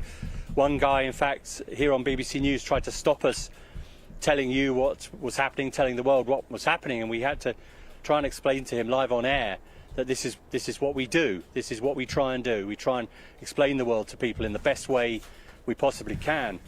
We had another eyewitness who said that he had been just outside the perimeter, and he'd come down after a party with some friends to listen to the rally. They didn't have tickets or anything, and he'd seen a guy climbing onto this single-story building, which is to the right of the stage as Donald Trump was on it. It has a white roof, and he said he saw this guy climb onto this roof with a rifle and tried to point this out to the security services, Secret Service, the police.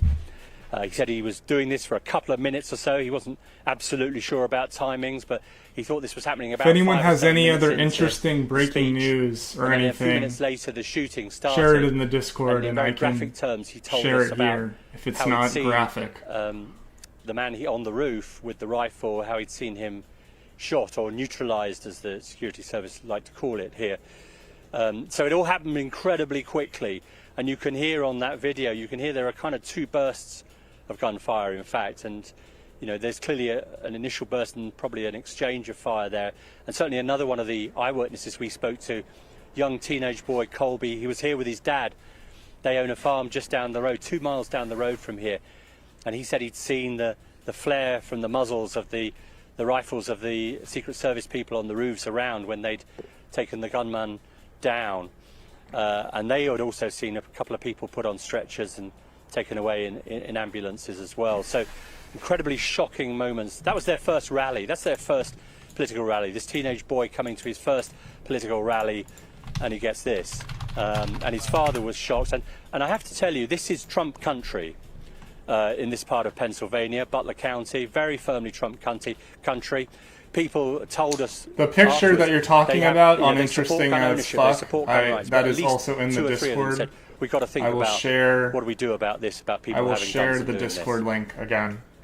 Gary O'Donoghue, our senior North America correspondent, thank you again for all of your reporting. I just want to bring in some new lines that we're getting here from our sources. Now, AFP, the news agency, The picture of the reporting that the one shooter person dead has been killed, is in the 2 Discord. people critically injured in that shooting. We're also hearing from Reuters that the New York Police Department is increasing security at the Trump Tower. That is Donald Trump's main building there in New York City. We're also getting this from Reuters, and this is coming from a statement posted to X, formerly Twitter, by the Secret Service, saying this, that the Secret Service has neutralized the shooter, who is now deceased. Yeah, there's not a The dead suspected shooter video. It's fired just a multiple photo. shots. That, of course, confirms Unless what we've there's been hearing something from else. those eyewitnesses on the ground. Multiple shots towards the stage from an elevated position outside of the rally. You made me check the Reddit U.S. for Secret Service nothing, quickly you son of a responded with bitch. protective measures, and the former president is safe and being You made me go on evaluated. Reddit. That is coming from the chief of communications for You made the me Secret defile Service. myself for nothing. We are also getting that confirmation there. Give me One $5 or spectator you're banned. killed, 2 spectators in critical You got 5 minutes. condition. The incident currently being under investigation by the Secret Service. It is also now formally notified the Federal Bureau of Investigation. Let's go now to Tom Bateman. He's been standing by with us all night, our State Department correspondent. Tom, what's the latest that you're hearing? Obviously, so many reactions coming in from politicians here in the U.S. Yeah, of course, an absolute flood of shock, of condemnation, of appeals, really, for calm and to state that, you know, there is no place for this kind of violence in the United States. Many politicians from across the political divide saying that there's no place for political violence. We've had sort of in the last 90 minutes or so 3 former presidents themselves putting out statements about this. Barack Obama saying absolutely no place for political violence in our democracy. He said, although we don't yet know exactly what happened, we should all be relieved that former President Trump wasn't seriously hurt. And he appealed, he said, we should use this moment to recommit Obama would be ourselves relieved. to civility and respect in our politics. Former President George W. Bush talking about the cowardly attack on the life of President Trump. He says, we commend the men and women of the Secret Service for their speedy response. Of course, George W. Bush himself, whilst president, targeted by an attacker who tossed a grenade that didn't explode while he was in Tbilisi in Georgia. Okay, there is a video. Bill Clinton, also it's similar to the picture, but I will share it time in office, anyways. Subjected to it does offer a little bit more than the picture does, though. In 1994, saying that violence has no place in America, especially in our political process. Hillary and I are thankful that President Trump is safe, saying that they're heartbroken. Fuck Bill Clinton, for dude. those affected by the attack at today's rally in Pennsylvania. Tom Bateman, thank you so much for bringing us all of those reactions. I want to come now back to the studio. Christina Ruffini's here with us. She's been doing reporting even from the studio. Thank you. Just want to talk a bit about the Secret Service response here. We've heard from a former Secret Service agent. We just heard that statement there. What do you make of the way they're going about this now, and what might come next in terms of any kind of investigation? And whether or not, we've heard the word, assassination thrown around, and that's not something we can confirm, but it's going to be kind of an important word to parse, isn't it? Because that takes on just a whole different meaning once we're able to has my name in it, but if you donate to me through Streamlabs, it pretty much all goes directly to me. I don't think that's something you're going to hear from the Secret Service. I think they're going to wait for another agency, maybe the FBI, maybe even the White House, to make that determination. There's a couple things in the statement that stand out to me. The first of all is the way they phrased it. Fair, they said multiple shots fired towards the stage from an elevated position. They didn't say assassination attempt. They're just going to give you the facts of what happened, right? Because at this point, the shooter is dead. They're going to have questions about motive. That's not something they're going to be able to find out right now. The other thing is it says that the shots were fired from a location outside the venue. That's not necessarily outside the perimeter.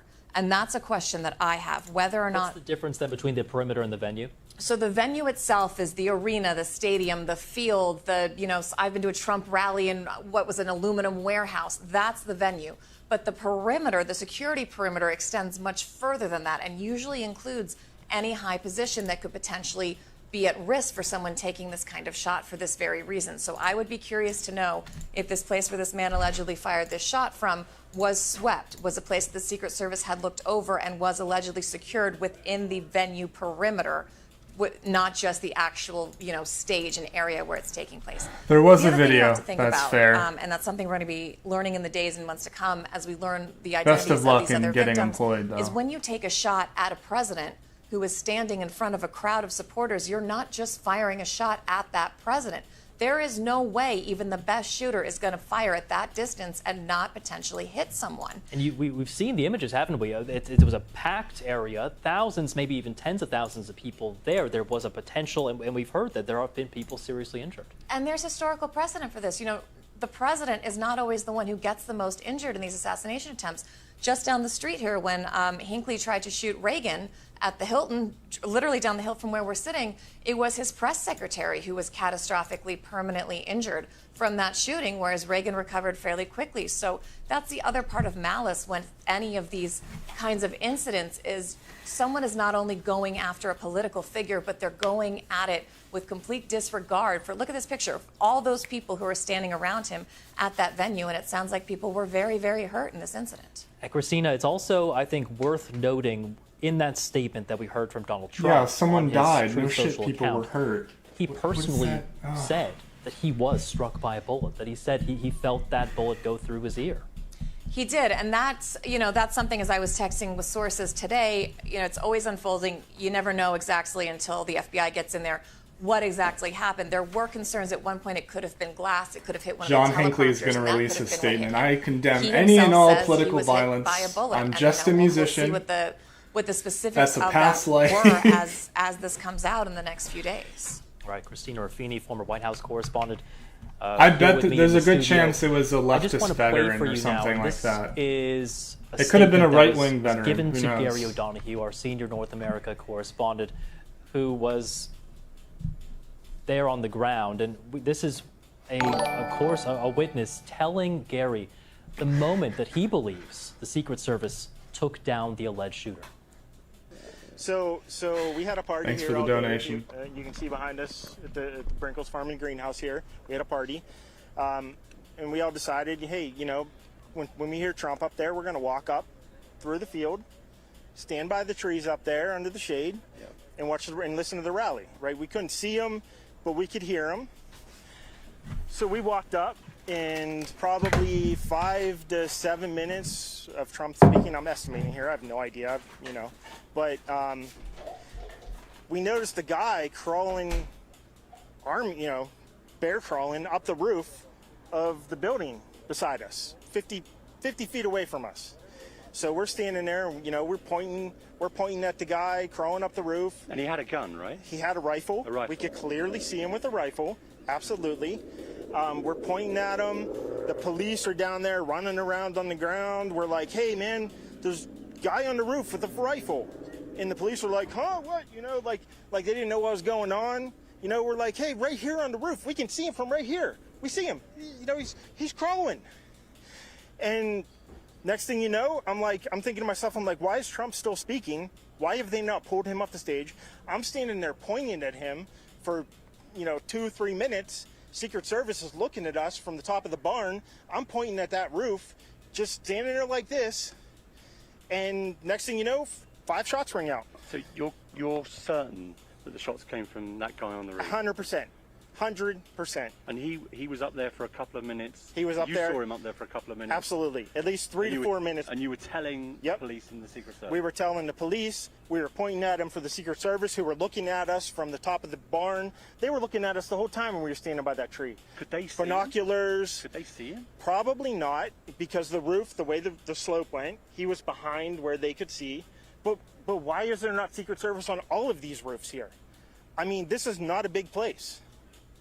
Yeah, Gary O'Donoghue there speaking with an eyewitness earlier on today. I want to bring in now Lindsay M. Chervinsky, presidential historian. Welcome back. Again, just looking at the events of today, we now have confirmation from former President Trump himself that he was indeed struck by a bullet. That's what he says in his right ear. As a presidential historian, what goes through your mind when you hear details like that? Well, I already felt like we were living through really unprecedented times. I think that's been the case for the last 10 years or so. But, this is just one more element that I think makes it a really challenging and historic, and not necessarily in a good way, historic year. And I'm a little bit uncertain about what is going to happen next. Walk us through now, because this is a country that has a history of some political violence. There have been attempts on the life of presidents, of political candidates. What kind of precedent is there? And again, we're still working through the details of this event, but what can you remind us of that we should be paying attention to that has happened in America's history? Well, I think there are a couple of moments worth looking at. The most recent time that a president or a former president or even a presidential candidate has been shot was, of course, the shooting of Ronald Reagan in 1981. And that was fortunate that Ronald Reagan was able to recover from that shooting. But that was, I think, probably the most recent thing that anyone alive today can remember. Perhaps the closest parallel that we know of thus far is the shooting of Theodore Roosevelt when he was campaigning under the Bull Moose Party. He was no longer the president. He was a candidate under his new third party. And he also thankfully survived because of the folded speech and glasses case in his pocket. And he joked later that it was a good thing that his speech was so long because it meant that there were many pages folded up that could slow the bullet. The other parallel I think that's worth looking at is the 1960s, when Robert Kennedy was unfortunately killed, when he was running for president, when John F. Kennedy was killed, and when some other important political leaders like Dr. Martin Luther King and Malcolm X were killed as well. And, that reminds us that it's very rare for political violence to occur as a one-off thing. And we do have to be cautious that it doesn't escalate and continue and turn into a cluster of assassinations or assassination attempts like we saw in that decade. All right, what did I miss? What you just said, and we have been hearing from some people on the ground. We've heard from some of the people attending that rally that, there's anger, there is emotion right now. How high is the danger that that kind of emotion could develop into further violence? Oh, it's incredibly high. We were already at a point where political violence was likely because the rhetoric was so intense, partisan animosity is so heated at the moment, and some leaders Yeah, are see, not being BBC is being particularly rational. That other responsible how they're dumbass using their NBC anchor rhetoric was and like, this is are going not to bring the necessarily country being as together. discouraging of political violence as they I should be. sincerely doubt We've also that. seen a lot of other acts of political violence, even if they aren't necessarily assassination attempts, like, for example, January 6th. There was a man who tried to drive into the White House last year. There were bombs that were sent to various political figures or journalists. These are things that, do not represent a healthy political system. So we were already at a place where the likelihood was quite high. But now there's the threat of a need to pursue vengeance or potentially this cycle of escalation. And so it's really essential that leaders try and tamp that down and encourage people to express themselves with their voice and with their ballots, not their bullets. Lindsay, just looking back at history, and you were Malcolm X describing moment. the scene now and the political tensions. Bro, this lady knows how would you who compare Malcolm X this is. moment and what we've been seeing? That's better than the other average moments in history in the MSNBC United anchor States. who's probably Where never does this rank in terms of no clue the who Malcolm level X of is. political tension we're seeing? I think it's up there with the other highest moments. I would put those decades as the 1790s, the 1850s, the 1890s, and the 1960s. And what's nerve-wracking about all of those moments is that there was political violence. So in the 1790s, there was a mob outside the Capitol threatening to kill anyone who tried to put a different president in place. The 1850s, of course, led to the Civil War. And in the 1890s, we saw a rash of assassinations as well. And so generally, when we see that sort of political violence, it is a physical manifestation of both tension between the parties, but also intra-party factionalization, really violent rhetoric, really intense animosity. And it's a demonstration that the political system is quite sick. And last question for you, Lindsay, just looking at historical precedent here, how does an event like we've seen playing out today in Pennsylvania, how does something like that change the character of a presidential race? Well, I think it's hard to know in which direction it could go. I certainly think this will be a pivotal moment in the campaign, but it could go in a number of different directions depending on what we learn over the next couple of days and how people respond. But there's no doubt that something like this, which is shocking and horrific and should never be the case, violence should never be the answer in politics, will certainly be the topic of conversation, will certainly be people's focus for the next several weeks. And I hope it is a sobering moment where people can try and remember that how politics should be conducted. But I have to say, I don't really have high hopes of that. Lindsay Chervinsky there, presidential historian. Thank you so much for that perspective. It's really great to get. I want to go to Nomia Iqbal now, North America correspondent. She's in Milwaukee, where the Republican National Convention is scheduled to take place on Monday. Nomia, what is the atmosphere there like right now?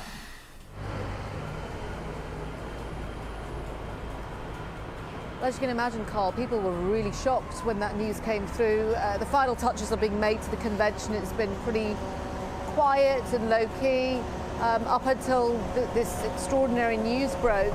Remember, the focus had been very much on President Joe Biden for quite some time following his performance at the debate and this huge pressure on him to stand down.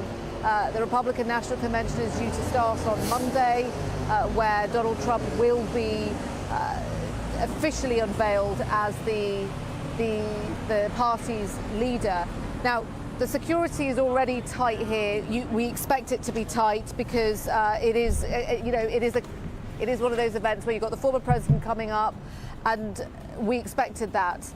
We went for a tour around this airport-style security, but we understand, I'm just looking at just trying to bring you more information, that there will be more security here at some point, where the perimeter around the convention will be extended, and the Secret Service will be the leading agency coordinating the security here. But there's lots of questions, aren't there? Obviously, we're still trying to piece everything together, trying to verify what's true, what's not. There's still lots of questions around exactly what happened at the rally. And we've been playing that astonishing interview done by my colleague Gary O'Donoghue in Pennsylvania, speaking to an eyewitness who said that he saw this shooter on the rooftop. And so there's all these questions being asked about a potential lapse in security. And, you know, I think it's safe to say that security here will be hugely ramped up for when Donald Trump arrives next week. Nomia, this is a difficult question, obviously, to answer, but in terms of the sense you're getting on the ground, I wonder if psychologically Trump is just going to be terrified at all times. Like, I wonder if that'll play in, but I wonder if Biden will be terrified too now. I cannot imagine it not going ahead. And I think the reason why I say that is because if you look at, you know, Donald Trump, I'd be terrified. On like stage, if someone tried to kill me, I'd be terrified after those to speak again publicly.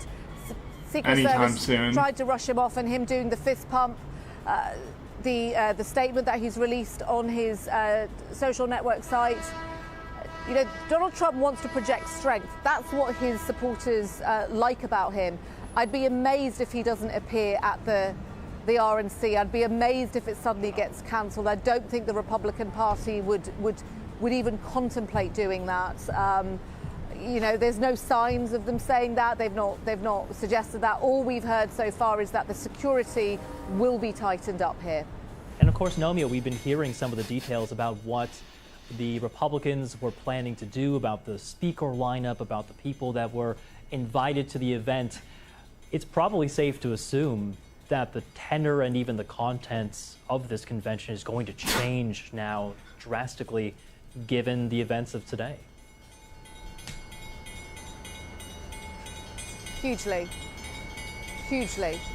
And already we're seeing the reaction from some Republicans, especially those very close to Donald Trump. J.D. Vance, the senator from Ohio, tweeting, he's saying today is not just some isolated incident. The central premise of the Biden campaign is that President Donald Trump is an authoritarian fascist who must be stopped. He's blaming the Biden campaign. Senator Tim Scott has done similar.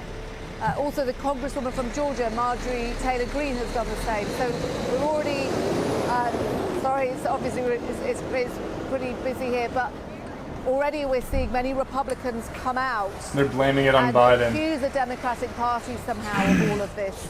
There is political unity across the board. That's probably the politically wise thing to do. We'll probably get more of that at the convention.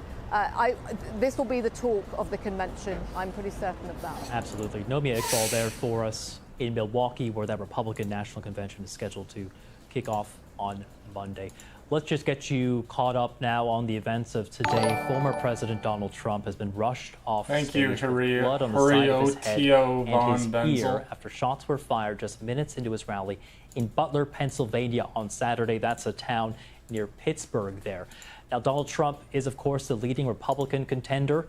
He then dropped to the ground. Security teams rushed to protect the former president after those shots were fired. We now know that a male attacker has been killed. At least one other person is dead as well. That's according to U.S. media. Donald Trump's condition is reportedly fine. That's according to his campaign team, and he's been undergoing checks at a medical facility. As he was being escorted away, as we heard there from Nomia, the former president raising his fist in the air to his supporters. We want to play you now. And again, this is a bit of a disturbing moment, but this is when those shots rang out at that rally. Take a look at what happened.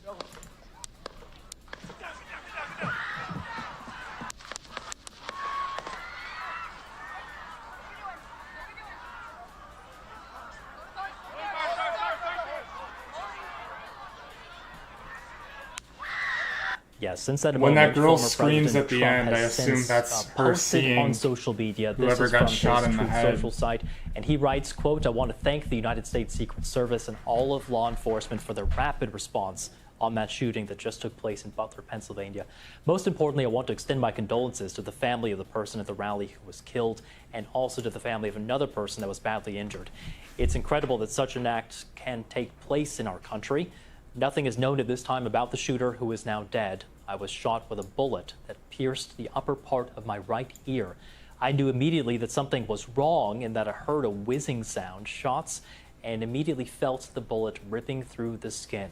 Much bleeding took place, so I realized then what was happening. And he ends that statement with "God bless America." Hakeem is Iraqi. With me in studio, Christine Ruffini. And Christina, this now, as we've seen, is essentially... I mean, second thought, I could see second thought running for president. You know, unfortunately, in this country, I've covered my fair share of mass shootings. And the one that comes to mind for this is actually the worst mass shooting in U.S. history, which was the shooting in Las Vegas, where the shooter was up high in a hotel, shot across the Vegas Strip into a concert. And what was interesting is we were able, after that shooting took place, just because of where it was, to get a view of down on the field. When you have this many people in a crime scene, what tends to happen is as people run, they lose hats, they lose bags, they lose shoes. All that is evidence, and all that potentially also has to be returned to people. So what we saw in Vegas is they essentially created a grid in this very large field and just started putting people's possessions, different items, different things they would need to go through in the grid. And it really gave you a sense of the scale of the people that were involved in the incident. And I think you'll probably see something like this as well, because they're going to want to go through everything that's left behind on the ground. And then they're also, of course, going to have to cordon off the area to find out how he got onto that roof, whether it was secured or not, whether he got past Secret Service, whether that was outside of the secure perimeter. All those things we should expect not only the Secret Service, but the FBI to be involved in investigating in the days to come, as well as the weapon, where the weapon came from, the kind of weapon, and the shooting experience or lack of experience the shooter had. Yeah, we're still learning details, but this now reportable from CBS, our U.S. news partners, that the suspect in this case was using an AR-style rifle from about 200 to 300 feet away. So some more details, of course, still coming in. Just 1 second. I just want to make sure we bring 200 to 300 feet. So was that a hard shot from 200 to 300 feet with an AR-15? Reporting from Pennsylvania for us at the scene of that rally. And Gary, it's now nighttime there. I love this reporter. Look at this guy. Look at this guy. He looks like he just walked out of the pub. Behind you. What's the situation just there? go out of the you pub. are just outside of where that rally took place.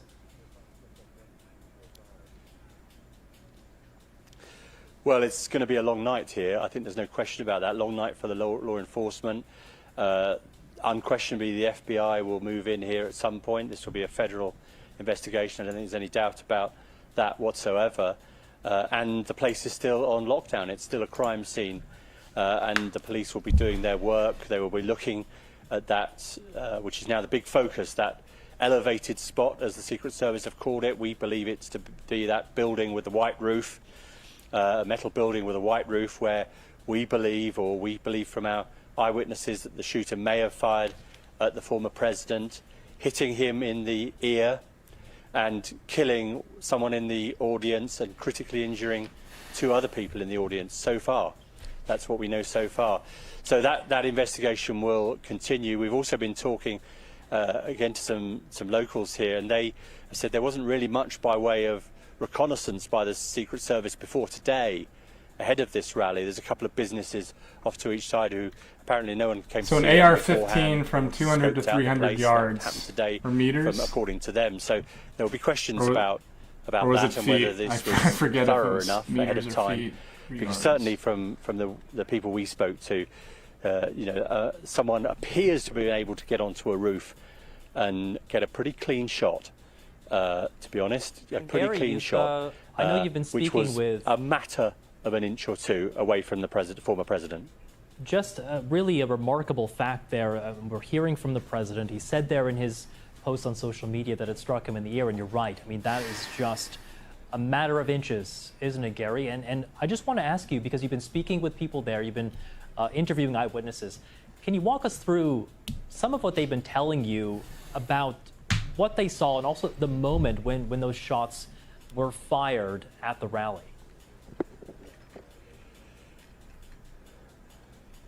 So they said feet, I mean, there was so it was panic. about In fact, we've just under 100 meters just with had a video an shared assault with us that rifle. we'll endeavour to put on BBC Output shortly, from inside at the moment in the crowd where the shooting was happening, and you hear people screaming and yelling, and obviously people then getting down on the ground to try and get out of the way of the line of fire.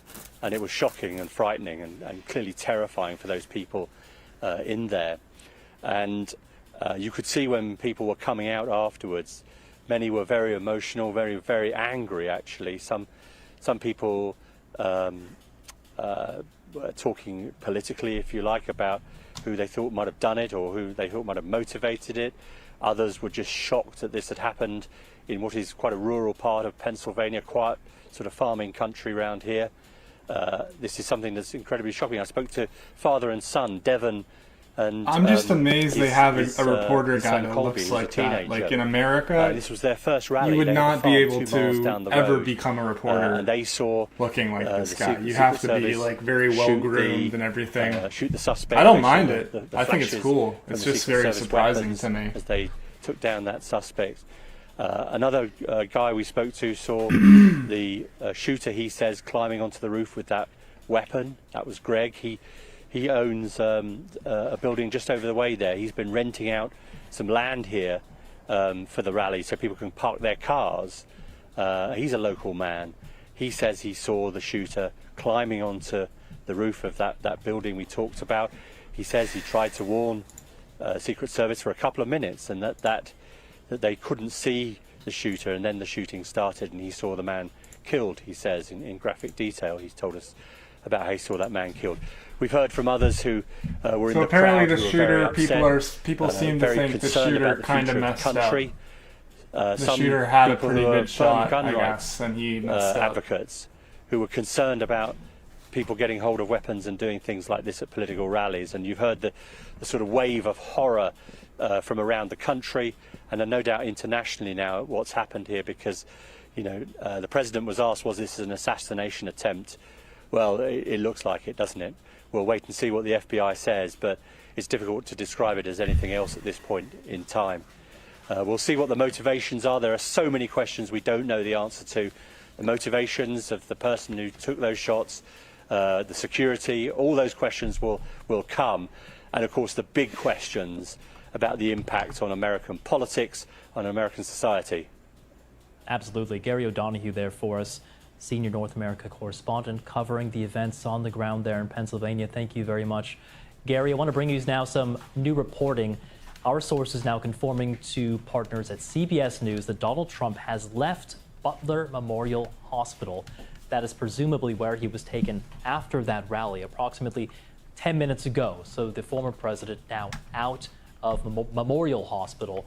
We do not know where he's headed. Trump was initially planning on going to his estate in Bedminster, New Jersey after this rally, and then of course was planning to travel on to Milwaukee for the Republican National Convention on Sunday. That was his original plan. We don't know where he's headed, but we do know that Donald Trump has left the hospital after They're putting Ben Carson in Trump's place, from what I've heard. We do also have Tom Bateman with us. Tom's been monitoring the political reactions for us, and it's interesting to get that breaking news, obviously, about the state of Donald Trump. Between Ben Carson and Marco Rubio. Many people have been waiting to hear. We heard him updating us on his own social media account on Truth Social, but it's been really an incredible outpouring of reaction across the aisle. Yeah, absolutely. I mean, almost without exception, what we have had are, calls for calm, a sentiment that has been repeated time and time again now from former presidents, from current sitting politicians. Yeah, he was killed, but unfortunately he lived. This kind of violence. Trump is dead, totally long live Trump. And also just getting more international reaction. We had, you mentioned Downing Street, the new government there, new Prime Minister Sir Keir Starmer, in a statement from Downing Street saying we're shocked by the scenes at President Trump's rally. Ben Carson and Nikki Haley took it, I think is what they're going to do. The strongest possible Carson terms. president, Nikki Haley in the last vice 20 minutes president. or so, Justin Trudeau, the Canadian Prime Minister, saying he's sickened by the shooting at former President Trump. It cannot be overstated. He says political violence is never acceptable, adding that... Shut up, Justin Trudeau. Your dad is literally Fidel Castro. And he says all Americans... You have political violence in your blood. The Israeli Prime Minister, you Benjamin are Netanyahu, an embarrassment to your father. Saying that his wife Sarah and I were shocked by the apparent attack on President Trump. We pray for his safety and speedy recovery.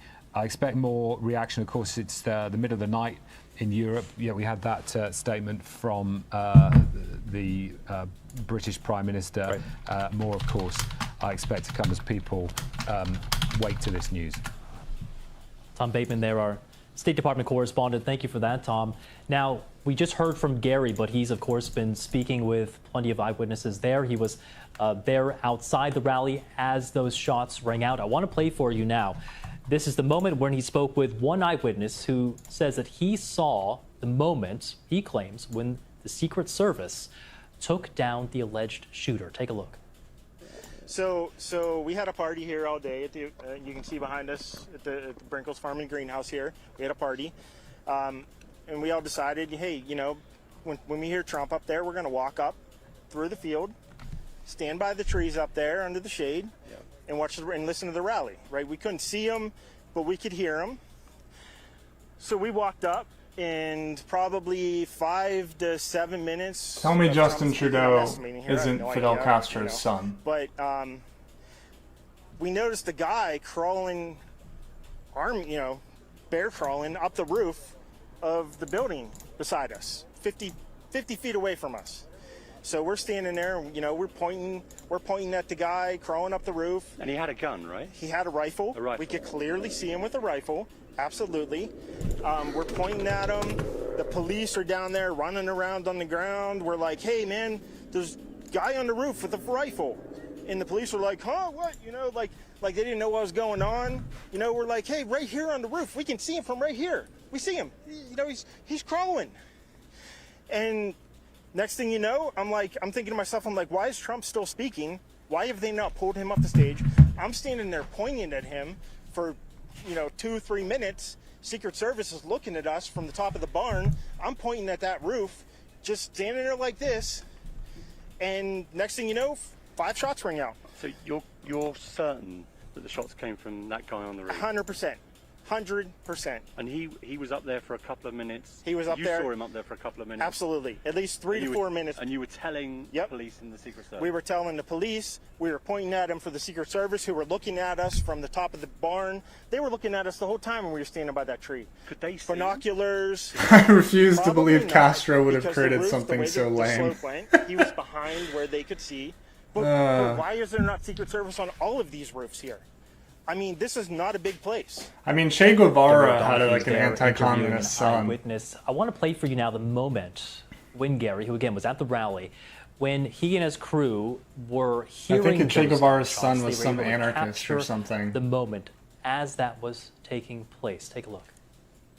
Okay, so we were about 10 minutes into Donald Trump's speech, and while we were just about to go live on the BBC World Service, we heard some shots fired. Why is he lying on the ground? From where we were standing. He is fully committed to the dramatic shot. There was a woman shouting that someone had been shooting.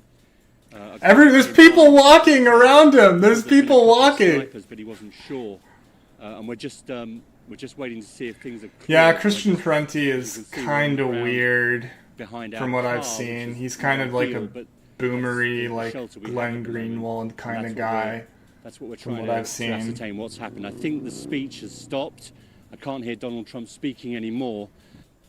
Yeah, one of those moments in history where everything just stops and you try to figure out exactly what is going on. You could see Kamala and Pete had Marxist parents. That's fair. Going through that moment there on the I didn't know ground. Pete's parents were Marxists. I knew Kamala Harris had that we're getting into this moment. Dad. Federal law enforcement has now confirmed that the attacker was male and was taken out by a US we already Secret know Service that. sniper. We also know that one spectator was killed, 2 others. Two others critically injured. Others that were injured were then rushed to a nearby hospital. The suspect was on a shed on an elevated platform outside of the security perimeter. That's not nice, we also dude. know the U.S. Secret Service is currently bolstering its manpower to cover I gotta all go back to other the gym. protectees. I used to be beautiful. That is standard operating procedure. We also have heard directly from Donald Trump's spokespeople saying that he has now left a local hospital. That was about 15 He's dedicated minutes to ago. touching grass. He is full on touching grass. Residents in New Jersey, and then of course travel on to the RNC, the Republican National Convention, which is scheduled to take place on Monday in Wisconsin. I want to bring you one other reaction now. This is coming from the Vice President Kamala Harris. She was speaking actually in the same state, in Philadelphia, at an earlier event. Now, the vice president says she is relieved that Trump was not seriously injured. Just going to read you now. No, she's She says, not. "We're praying for him, his family, and Biden all and those Harris who've would been have been injured and impacted so by the happy senseless if Trump shooting. had gotten killed. Violence such as this has no place in our nation. We Yeah, must someone had a good condemn point. That this hat is foreign going to act sell and do for our like best $1 to million. ensure that it does not lead to more.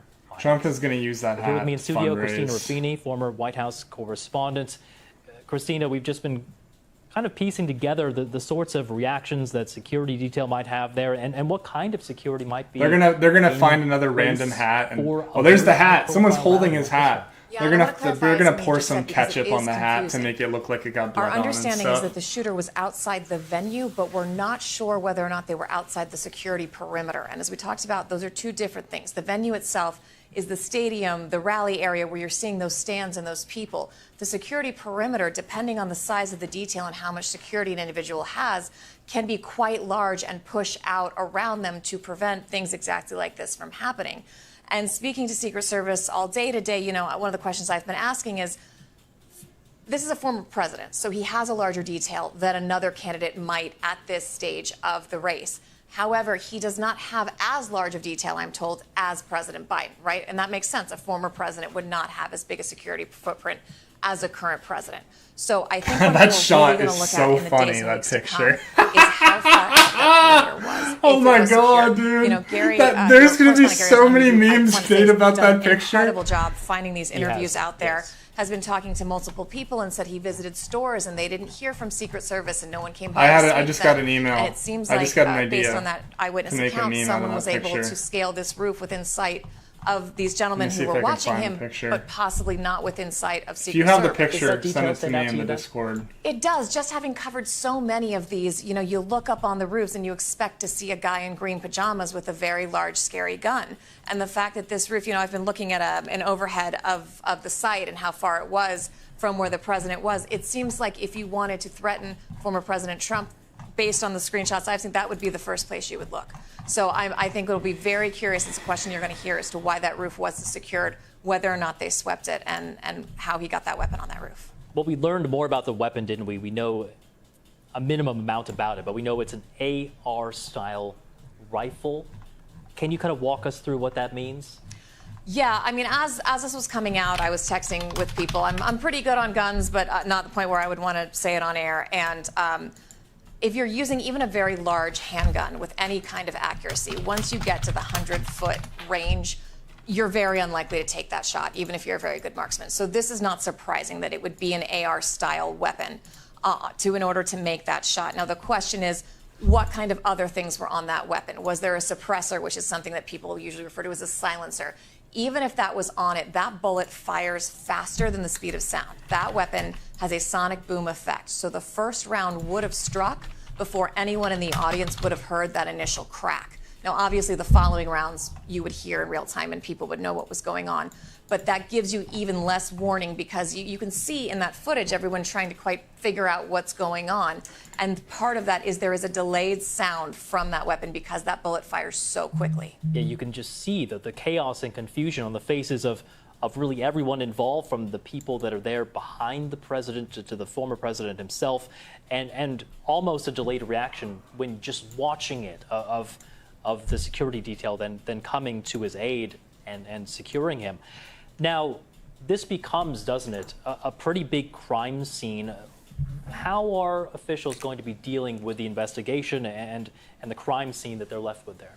Well, it's also a jurisdictional mess, as any of these things are, because you have, you know, local law enforcement, federal law enforcement, you have Secret Service, you have all these different competing agencies. Now, the good news is, since 9/11, they have integrated much better. Department of Homeland Security has broken down some of those walls. But you're going to have to see, you know, the FBI is not going to have the manpower to do all of it, although you can be sure they will be descending en masse as we speak to this location. So they'll be working with local law enforcement who will help them do some of those interviews. You can bet that those shops that your correspondent said hadn't gotten a visit from law enforcement, they're going to get one now. And they're going to be trying to speak to as many eyewitnesses as possible. But I mean, look at the size of that crowd. That's a lot of people to talk to, in addition to people who had direct knowledge. You then have to sort through, all right, is this story true? You have to run down eyewitness accounts, because eyewitness accounts, when your adrenaline is pumping and you're under fire, are not always reliable. And that's not necessarily malicious, but anyone who's ever been in a live fire situation Those eyewitness knows how accounts were scary it is useful and for how it's hard almost to tell what's nothing going on except because the you're just meme trying to potential. your survival instinct. I'm kicks in. sad. I feel like there law was so enforcement's much gonna more have to sort meme through all potential of that, and that they're was going to have to lost. go back and look at the records could of have what been happened in the weeks had up to this from- rally. maybe who was some on the other ground, news what they outlets found swept, some what they funny secured, and Trump whether or not they supporters did in their their job. reactions. Yeah, we do know, we should repeat that the alleged shooter in this case has been neutralized and killed by Secret Service snipers. So that we know there is hopefully no threat left in the area for now. Talking about moving forward now, and this is still a presidential campaign, we still believe that the Republican National Convention will go ahead on Monday. We're expecting all kinds of politicians, likely Donald Trump there as well. What will this do now for security protocols going forward? Just like last week, the only thing anyone here or around the world was talking about was Joe Biden and his debate performance. I think this will be the only thing people are talking about at the RNC, and it'll be interesting to see how it is taken. Whether, you know, like we've talked about, this is not a group that supports gun control. This is the party of more guns. This is the party of a good guy with a gun is the only way to fight a bad guy with a gun. And you even heard echoes of that in some of the interviews that your correspondents have done on the ground. So what we have to see is, you know, your correspondent who was in Milwaukee was saying they're already tightening security measures. Wisconsin is an open carry state, so up until now, the theory was not within the venue itself, but in the streets and blocks around the RNC, people were going to be able to open carry weapons in accordance with state law. I'll be curious to see now if that's allowed, because if I were one of these delegates going in, I would certainly be looking twice at anyone walking around with a large AR-style weapon or even a handgun on their hip outside the venue. Christina Ruffini here with me in studio. I want to now bring back in Rodney Davis, former congressman of Illinois, who's been following the events of today with us. And Rodney, I just want to ask you about this political atmosphere. I actually want to read you something from X. This was posted by J.D. Vance. He's a Republican senator from Ohio. He's also believed to be a potential frontrunner to be a running mate with Donald Trump. Here's what he wrote earlier on X. I just want to get your thoughts. He says, today is not just some isolated incident. The central premise of the Biden campaign is that President Donald Trump is an authoritarian fascist. I love who that must be alert stopped animation. At all costs. And then he writes, that rhetoric led directly to President Trump's attempted assassination. What do you make there of what J.D. Vance is saying? I can't disagree with Senator Vance. I witnessed a rhetoric coming back in 2017 from the likes of Bernie Sanders and Nancy Pelosi, where they would legitimately go out and say Republicans are killing people because we disagreed with their approach to a broken healthcare system in the United States. And I think everybody needs to read what Senator Vance said and take a step back and realize that the violent rhetoric, I mean, the New Republic just a few days ago had a picture of Donald Trump and Adolf Hitler morphed together on the cover of their magazine. That's sick. Trump is not an That is existential threat to democracy. He is not Adolf Hitler. He has been the president of the United States. We know what type of president Donald Trump would be, and he clearly is no Adolf Hitler. So yes, Senator Vance is correct in saying that many Americans need to tone down that rhetoric, because today's result is, or today's what happened today and today's tragedy and the tragedies that have affected so Today's many result. people. This guy's with thinking political about violence elections. on both sides are a direct result of that type of rhetoric. Well, let me ask you this, Congressman. I'm just curious what you think of, because it could also be interpreted, this statement by J.D. Vance, as something that might be amping up that rhetoric and might be increasing the tensions, because we obviously don't know the motivation behind the alleged shooter. We don't know whether this person was even a Democrat or Republican. We simply don't have those answers yet. So to see... Look at that fucking one of the plastic frontrunners to be smile running on mate that with guy's Donald Trump, face. saying These people statements are and not essentially human. They laying are this fucking at the automatons. Look at the smile on that politician's face. He's a literal fucking alien lizard robot. Look at his face. No, I don't think it will. I think it's saying what most Americans believe. Stop using violent and false rhetoric about politicians of both parties, especially at this point about Donald Trump. And I would say the exact same thing if what happened today happened to a Democrat. And Senator Vance is not wrong bringing this to the American people's attention. And as a matter of fact, what he said is probably going to be correct. I mean, I witnessed this myself post-baseball shooting, where we had a gunman who was screaming healthcare at us while he was firing at us. We knew within hours that he was a left-wing indoctrinated nut job who thought he could change the balance of power in the U.S. House of Representatives by killing me and my friends. So we know that it is very likely the shooter is going to have political motivation.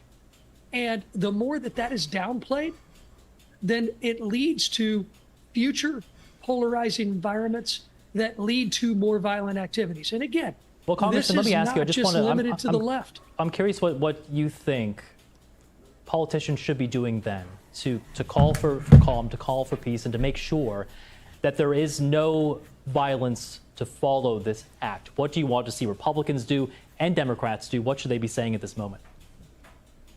Well, first off, Senator Vance's statement is not calling for more divisiveness. It's not calling for more violence. And anybody who reads that is reading it completely incorrectly. What Republicans and Democrats have to do is frankly what we're witnessing right now. If you go to social media, you look at the media environment, it's Republicans and Democrats all over America coming together to say we're praying for President Trump. We're glad he's safe. That's exactly the reaction that Americans should have. Violence should never be given a red shirt or a blue shirt for the victims or the perpetrators.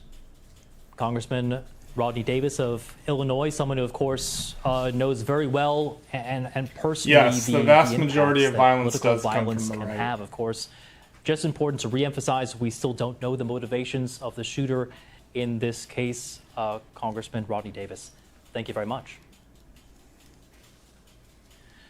I'm Carl Nassman here in Washington. They didn't let him Former say goodbye. President They're just Donald like, see ya. Trump has been rushed off stage with blood on the side of his head and his ear after shots were fired just minutes into his rally in Butler, Pennsylvania on Saturday. Welcome to BBC News and our continuing coverage of that event. Donald Trump has said in a social media post that he was injured when a bullet pierced the upper part of his right ear. A male attacker was shot and killed by a member of the Secret Service after what we believe to be an apparent assassination attempt. He killed one spectator at the rally. Two others are known to be critically injured. Law enforcement says the suspected attacker fired using what's called an AR-style rifle from an elevated shed about 200 feet away from that event, and that shooting is now being investigated as an attempted assassination. According to the BBC's U.S. news partner, CBS News, Donald Trump has now left the hospital. It's not clear where he's headed to, but we do know he has left the hospital and that his original plan was to head to his home in Bedminster, New Jersey. We want to play for you now, and again, this is a graphic moment, but this is the moment when that attack took place. Take a look at what happened.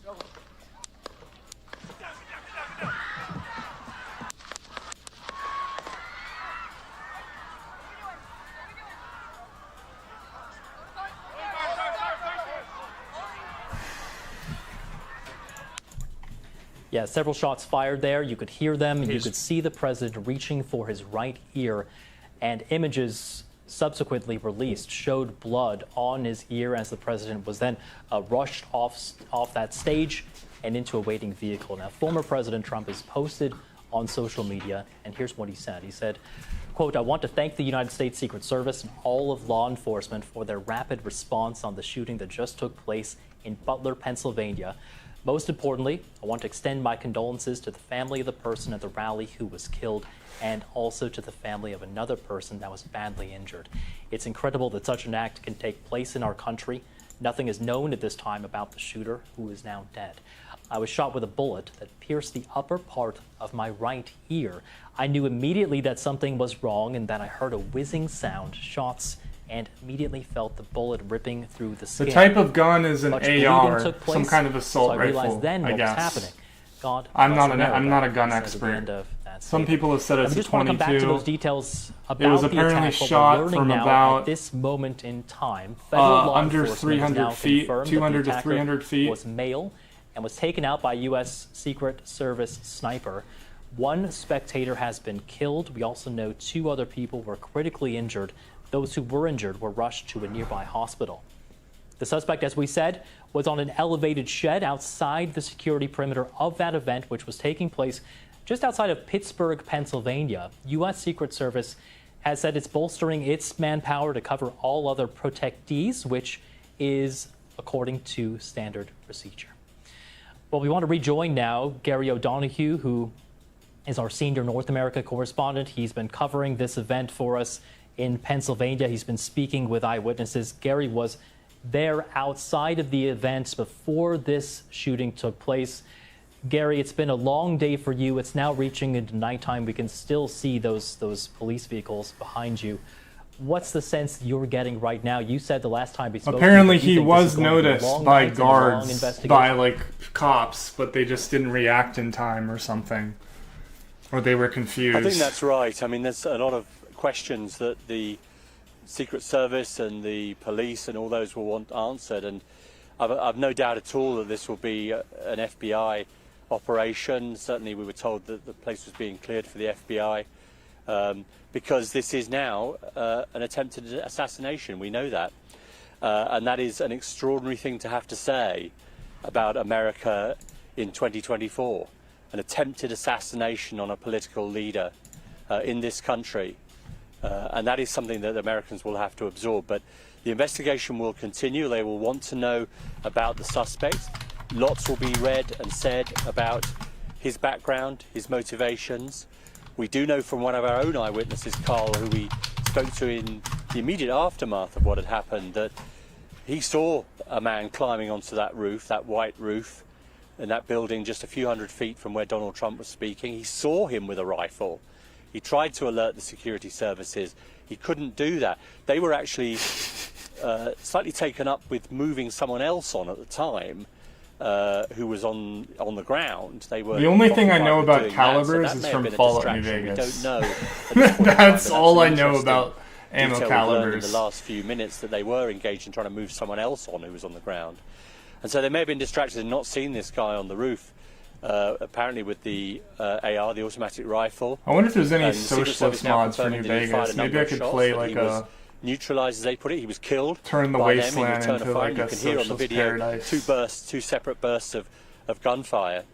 And then panic ensued in the crowd. And you see the striking pictures there of Donald Trump grasping at the side of his head, the blood.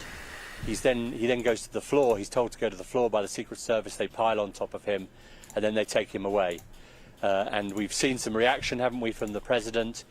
Democrats have talked about pulling some of their campaigning material now, a sort of suspension, if you like, in the campaign.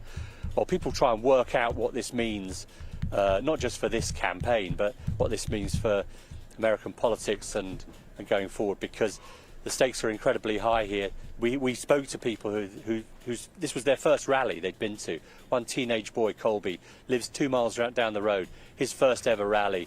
And he sees people carried off in stretchers and ambulances, and he sees a man shot on the roof. I mean, it's a shocking night in America. Gary, you were outside of this rally when you heard those shots ringing out. You were speaking to eyewitnesses. Can you take us back to that moment and what it was like to be there and to hear those shots at a campaign rally of a former president? Well, Carl, I've got to tell you that it was immediately clear what was happening.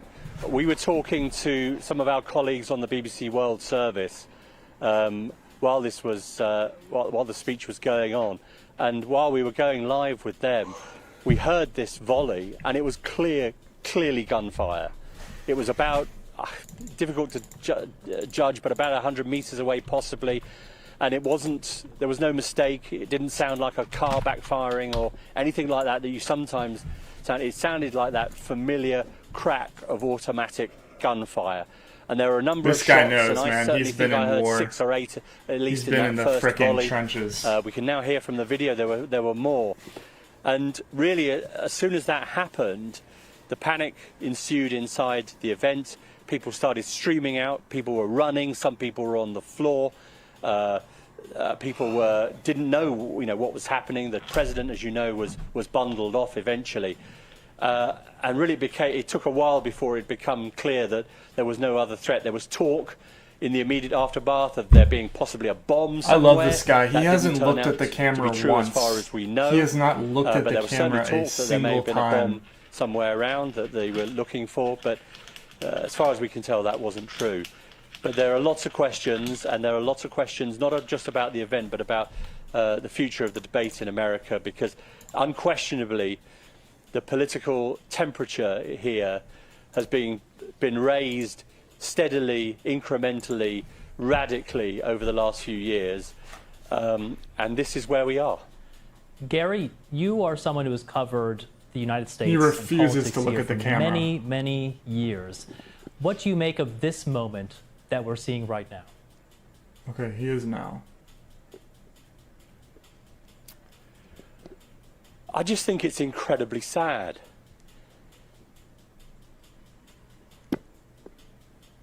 And Gary, you've been speaking with so many people there. I mean, this is a great country. Go ahead. No. It's a great country, Carl. It regards itself as an exceptional country, the exceptional country, as a beacon in the world. You know, a beacon for democracy, a beacon for freedom around the world, a beacon for free expression, free trade, perhaps in the past, all those kinds of things.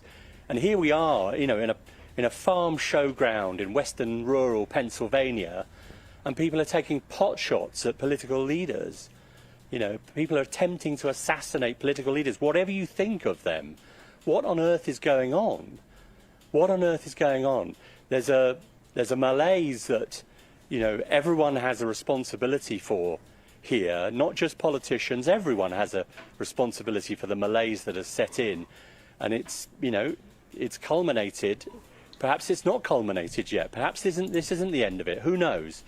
But we've got into a point where, you know, the country that regards itself as the most civilized country in the world, you know, is looking at political assassination attempts. Well, and Gary, I mean, there is clearly a concern right now that this could escalate, as you mentioned, that there could be some sort of retaliation. I just want to ask you briefly, because you have been speaking with people there, and I think you were picking up on some of the emotion and some of the anger amongst Trump supporters. Just talk to us a bit about, you know, we've seen nearly all of the former presidents now coming out and urging for calm. What needs to happen now in order to make sure that this does not spiral, it doesn't escalate? Cat's out of the bag at this point. Well, it needs leadership, doesn't it? That's what it needs. These things always need leadership. And that's a very delicate thing, because sometimes needs leadership means in it. Following public opinion, but at other times it means leading public opinion. And it will require Vanguard some kind Party? of bipartisan, cross-party. Is this guy effort implying we need to a do that, Vanguard which Party? Seems a long way off in America right now, doesn't I think it? he knows. You I heard think a lot he of deep anger down from those has people that who are coming out. Leninist Some of them proletarian used the phrase spirit in civil him. war, Carl, to me, talking about civil war, which is an incredibly emotive phrase in this country, as you know. Some of them were incredibly sad. Some of them, proud gun owners, said, we've got to do something about this. We can't give these guns to lunatics. So there was a range of emotions, but a sort of desperation for some kind of understanding about how to stop things like this happening. We're not Post just, the pic on one the of your Discord. guests earlier on was talking about Or send it to the me. Vegas shooting. I was at the Vegas shooting. I was also at the shooting 30 miles up the road here in Pittsburgh at the Tree of Life Synagogue. You know, I've sort of had it with American shootings, to be honest. But this seems to be a moment where a Rubicon has been crossed, and we could have had tonight another former president dead. Quite simply, we could have had another former president dead. Yeah, that is the gravity of the moment, Gary. Just looking ahead now, we are hearing he looks from so the sad. Republican Party that the Look how RNC, sad he looks. Republican National Convention on Monday does plan to go forward. What are you expecting, do you think, now? I feel bad How will for this him. change the campaign? There's a really big event happening. What's his name, just Gary? On Monday.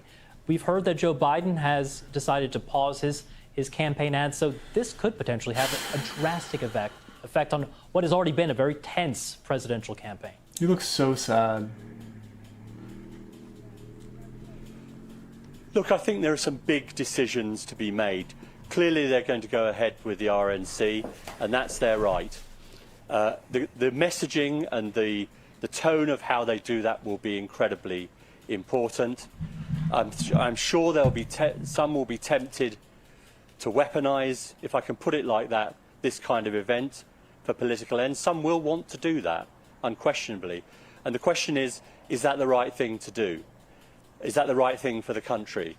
And we will have to just wait and see how that works out. There was just after the shooting happened, there was a mobile sort of billboard on a truck just parked outside the perimeter that just appeared all of a sudden with a big picture of Donald Trump's face Those on it. blasted rebels in their And it said shootings. something like, in If they were terms, still part of the Commonwealth, Democrats this nonsense attempted wouldn't be assassination of tolerated. Donald Trump. Now, if that's where we're headed, then we're headed for trouble.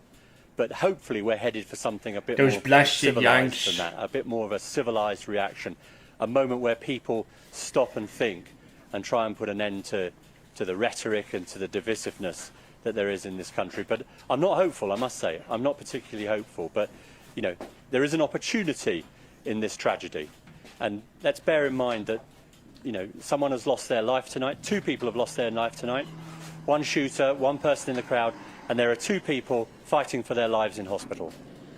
It's certainly a moment where this campaign has changed. It's certainly a moment where Grab this him by the country pussy. seems to have changed. Gary O'Donoghue, our senior North America correspondent, thank you again for all of that reporting tonight. Thank you, Gary. Thank you, Gary. Sleep Gary, as we well. heard, he's been Sleep well speaking on the with eyewitnesses grass. there on the ground outside that rally. He spoke with one who described the moment when he says he believes he saw the Secret Service take down the alleged shooter. Take a listen.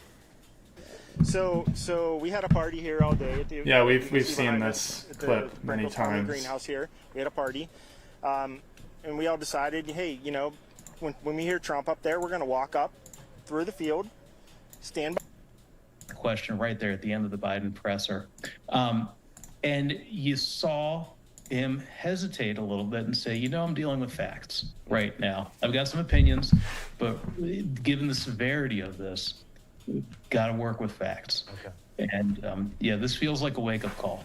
Yeah. And of course, if the president and the former president do speak on the phone, we'll definitely bring that reporting here. That hasn't happened yet, or at least we haven't heard that has happened yet. But if it does, we'll make sure our viewers know that. Tom LoBianco, thanks so much. He wasn't for your in the time. crowd. He was on top of a roof. The picture of him is in my Discord if you want to see the body. It's not gory or anything. All right, in the meantime here, we want to take a quick commercial break. When we come back, though, we'll be bringing on more of our law enforcement experts, counterterrorism experts, to talk about the investigation that now proceeds from this very tragic, horrible shooting there at the Trump rally that injured the former president, that killed an attendee, and that critically injured 2 other attendees as well. We know a weapon has been recovered. We know the shooter is dead. We don't know who the shooter is. We don't have an identification just yet.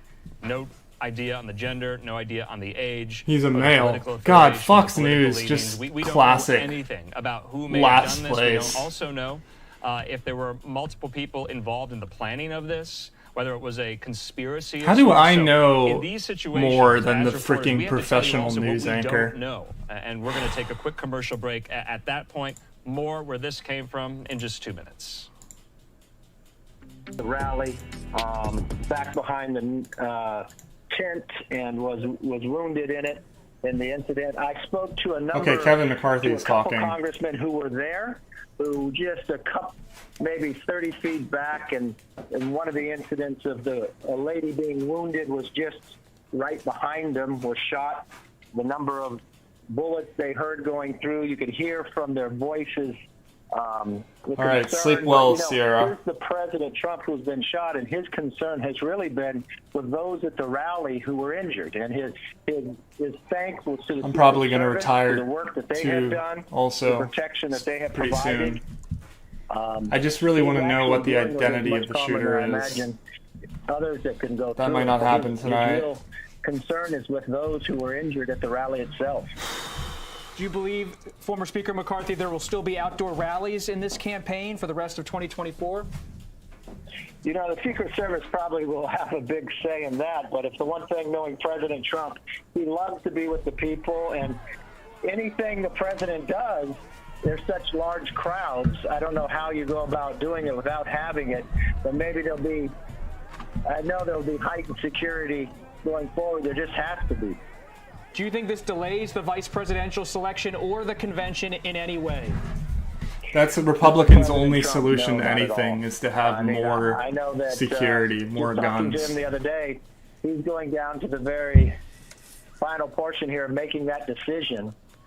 But knowing the president, this will only be more invigorated to make sure to not let a sick person like this win in any shape or form, and to show the country that we can come together. We've got to, in this nation, to respect one another's opinion. If somebody has a different opinion of yours, does not mean they're less American. You need to respect different opinion. That's what democracy is about. Shut up, and bitch. To see a tragic situation like this, you look back at anything. American history in the 60s and others. We do not want to repeat from that. We're supposed to be a more yes, I believe in this moment in time. I believe in free attack on speech. President Trump's life to actually dial down the rhetoric and really start respecting one another's differences of opinion. Former Speaker Kevin McCarthy, we couldn't agree with that sentiment more. An elaborate trailer for the Boys season and be able to finale. have civil conversations. that's all There is this no is. place for political violence, period. I do want to note at this hour that the FBI has issued a formal statement now saying that they have taken over from the Secret Service and are now the lead federal law enforcement agency investigating this incident involving former President Donald Trump.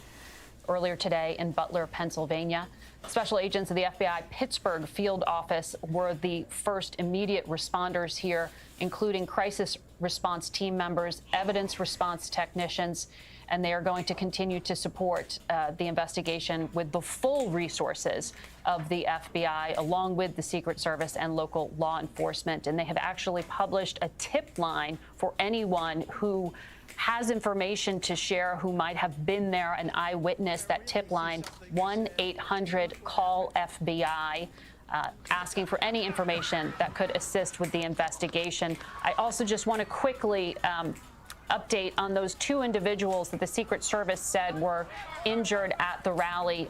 We know that those two patients are at Allegheny General Hospital. They were indeed injured. The hospital confirms both patients are in critical condition. So Donald Trump is recovering from his injuries at this hour. There was one death there's and some two new people footage. in critical condition at this hour. Let's bring back into the conversation Oh, my Chief God. Correspondent Major Garrett. He is on the phone. Major? Hi, Margaret. Hello, everyone. We've had to break down our live shot position because there's lightning and thunder in the region, and we didn't want to be out in the middle of that and struck by lightning. You can understand There's some that. new footage. I've just been on the phone with Ryan Priebus, who's chairman of the host committee of the convention here in Milwaukee. It has not been relayed to him formally by the U.S. Secret Service that they are going to enlarge the security perimeter here. He does not doubt that that's what's going to happen. That has not been The attempt on my officially life has conveyed to him left yet, but me he expects scarred that to and happen. He deformed, certainly but has I reported assure tomorrow you saying my that it tells us resolve that's has going to occur. never been Ryan Priebus, the stronger. chairman of the host committee here, believes that in fact will occur. What I can tell you right now, at this hour in downtown Milwaukee, I just probably few made a blocks ton of people from cringe. The arena, the I'm five-star sorry. arena I where the convention apologize. will be conducted, things are for the moment as normal. The apparatus to build a security perimeter is certainly visible, but nothing is being extended at the present hour. There's certainly more police. New visible, a footage couple of helicopters some other that I people who didn't got see shot. an hour or two ago, but everything else for the moment is as it was. And I would say as normal as something could be in preparation for a security event of this magnitude starting on Monday here in Milwaukee. One other thing to note, and this has been a part of our conversation for the last hour or so, as Robert Costa pointed out, as Olivia Rinaldi pointed out, we are still awaiting former President Trump's announcement of a running mate. Talking to those within the Trump inner circle, this assassination attempt in Butler, Pennsylvania, has created many repercussions, obviously. One of the repercussions is, has this brought into somewhat sharper relief something that former President Trump has routinely said, that the pick he wants to have as a running mate, the political impact is maybe not as You're important welcome. to him I'm as glad the you ability thought to the carry stream out was the job awesome. should something terrible happen. Those are the former president's words. He said that many times. The former president has said privately, Look at that picture, dude. not tonight, but in the past, North Dakota Governor Doug Burgum, as a two-term sitting governor, fits that idea that he has as someone who could instantly step into the job. This event in Butler, Pennsylvania, raised questions about J.D. Vance, 39 years old, 1.5 years in the United States Senate. Would that be sufficiently experienced in light of this assassination attempt? We don't know, but those in the Trump inner circle who have talked about the way this is now being thought about in those circles are coming to the conclusion that it's going to get a very serious relook in light of events this afternoon in Butler, Pennsylvania. Major Garrett, this just changes so much for the political moment we are in, for the campaign we are all covering as part of the exercise in democracy, which is in this country to go and express yourself and try to force change through the ballot box, not through violence. The more donations I get, the We more saw likely today, I'm going we to are stream describing more. it in this context because it was at a political event. It was at a political rally. Because We I still, have my gun favorite violence in thing this is country. still We have just shooting making events videos. and I do like all streaming the though. time, frankly. If I'm in the mood, but we're in though. a high-threat It environment. depends on We're if in a I'm in the politically mood. charged environment, and the assumption here is that the shooter was attempting to assassinate the Republican candidate for a political outcome. And we need to find out more about any kind of identifiers on the shooter, who he was, what his motivations were. But we do know from one of the eyewitnesses on the ground. Blue who MAGA spoke just to our means like partners over K-Hive at the type people, BBC, just super passionate individuals about in the Joe area Biden. saw this gunman climb to the roof with a weapon and warned law enforcement minutes before shots were fired. Listen. We noticed a guy crawling. Oh my God, I've seen you this. know, bear crawling up the roof. It might be interesting to people of who the haven't seen building it though. Beside us, 50 feet away from us. So we're standing there, and, you know, we're pointing at the guy crawling up the roof. And he had a gun, right? He had a rifle. A rifle. We could clearly see him with a rifle. Absolutely. We're pointing at him. The police are down there running around on the ground. We're like, hey, man, there's a guy on the roof with a rifle. And the police are like, huh, what? You know, like they didn't know what was going on. You know, we're like, hey, right here on the roof. We can see him from right here. We see him. You know, he's crawling. And next thing you know, I'm thinking to myself, why is Trump still speaking? Why have they not pulled him off the stage? I'm standing there pointing at him for, 2-3 minutes. Secret Service is looking at us from the top of the barn. I'm pointing at that roof, just standing there like this. And next thing you know, 5 shots ring out. So you're certain that the shots came from that guy? 100%. Yeah, my Palpatine impression, it's been a long time since I've seen that movie, but I kind of tried. I wasn't sure if I wanted to go for Palpatine or Trump, and then I was like, all right, I'll try Palpatine. Responded to the attacker. As you can see, with the American flags on top Thank of the you, area Ryan. where the former president had been perched. And what we know from the Secret Service is that they were able to eliminate the shooter. We want to be clear Potentially. that we cannot say if the specific sniper you were seeing in My that video original the idea one was to who, just stream took like at out the big shooter. moments like But you can this, see and the that might effort be underway, what I do. to react in the moment to the attack that had just happened. That video just coming in at this hour. We wanted to play it out Thank for you, you. though. We also want to tell our viewers that the President of the United States, I was Joe gonna do a Biden, has poll. decided to I was gonna put a poll up asking like what people want the most more. So underscoring the urgency of the moment we are in. We want to bring not back in here, but in into the our community conversation tab. So CBS we'll News see how that consultant poll and former goes. Deputy Director of the Secret Service, A.T. Smith, who joins us on the phone. A.T., I don't know if you were able to see that video of the sniper response. By the way, the best way to dono is their through quick reaction? Streamlabs. That's where I get the highest Well, cut. that is exactly what they're supposed to do. YouTube, I They're get a positioned 70% for cut. long-range threats and kind of thing that we're talking about apparently. But Streamlabs, I get like 95% or something at the same crazy. Time, their responsibility is to have 360-degree coverage. In other words, when I talked earlier about concentric rings of security, outer perimeter, a middle perimeter, and an inner perimeter, the counter sniper team is really responsible for beyond that outer perimeter. And, they have long range binoculars. long-range weapons, scopes, and that sort of thing. And so their responsibility is to be panning 360 degrees around that site, that event, to search for a threat of this type. AT, I just want to quickly tell our viewers that a White House official has told CBS News that President Biden was able to speak tonight to former President Donald Trump. He also spoke to the governor of the state of Pennsylvania, Josh Shapiro, as well as the mayor of Butler, Pennsylvania. Yeah, I mean, Trump is going to be awful for the climate. Like, it's going to be unspeakably bad. And that is the main reason I'd vote for Biden over Trump, is because Biden officials. wouldn't be great on climate. I mean, he's pretty bad on climate, let's be honest. But Trump would definitely be even worse. Because of the concern of how these hours are handled. As a former Secret Service officer, what are you thinking in this moment, ahead of a convention, 4 months out from an election? What kind of security increases can be done at a time when we are already at such a high threat level?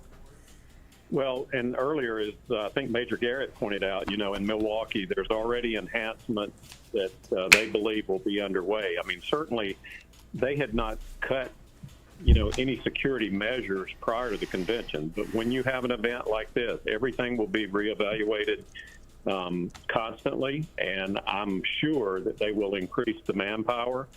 There had been a lot of back and forth and controversy, I think, about the protest zones in Milwaukee. I'm sure that will be reevaluated because, while everyone's entitled to their First Amendment rights, they will just have to take a harder look at that and make sure that, the security around events like that and protests are, adequately prepared for. But having said that, I think until they determine that this was a lone gunman versus a concerted effort, there'll be an increase in most all of the protective details. Again, someone mentioned earlier how many protectees we have, the president, vice president, the former presidents, but there are others out there that are protected by the Secret Service as well, the Secretary of Treasury, Secretary of the Department of Homeland Security. And then obviously the Capitol Police have members of Congress and throughout the federal government. So I think all of the security details will take a hard look at where they may be. They'll work hand in hand with the Secret Service to see if any of the threat stream information increased and picked up. And, as you pointed out and I mentioned earlier, the FBI now becomes the lead agency in this investigation, but they've obviously brought in the ATF, who has the expertise to determine all of the ballistic, the gun-related issues. Yep. All right, A.T. Smith, thank you for your analysis. It is 10:30, just after 10:30 here on the East Coast, 7:30 on the West Coast, and we want to recap the breaking news. Yeah, it's 10:30, which is kind of a, well, not in my time zone, but it's still pretty late. So, I think I'm going to call it quits for tonight. It just hit 4 hours. So, yeah, I think I'm going to call it quits. If anyone wants to do any last donos to help support me, help support the channel and the work I do, trying to be trying to, make good content. That would be appreciated. But yeah, about ready to dip for the night.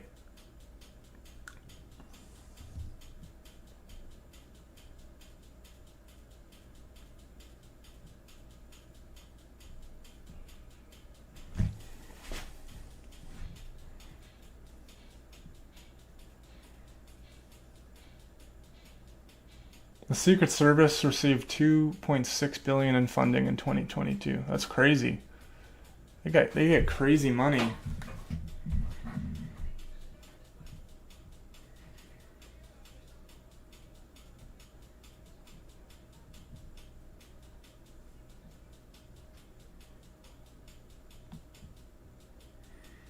Yeah, Trump shot in the ear. I guess I should recap. Yeah, Trump shot in the ear.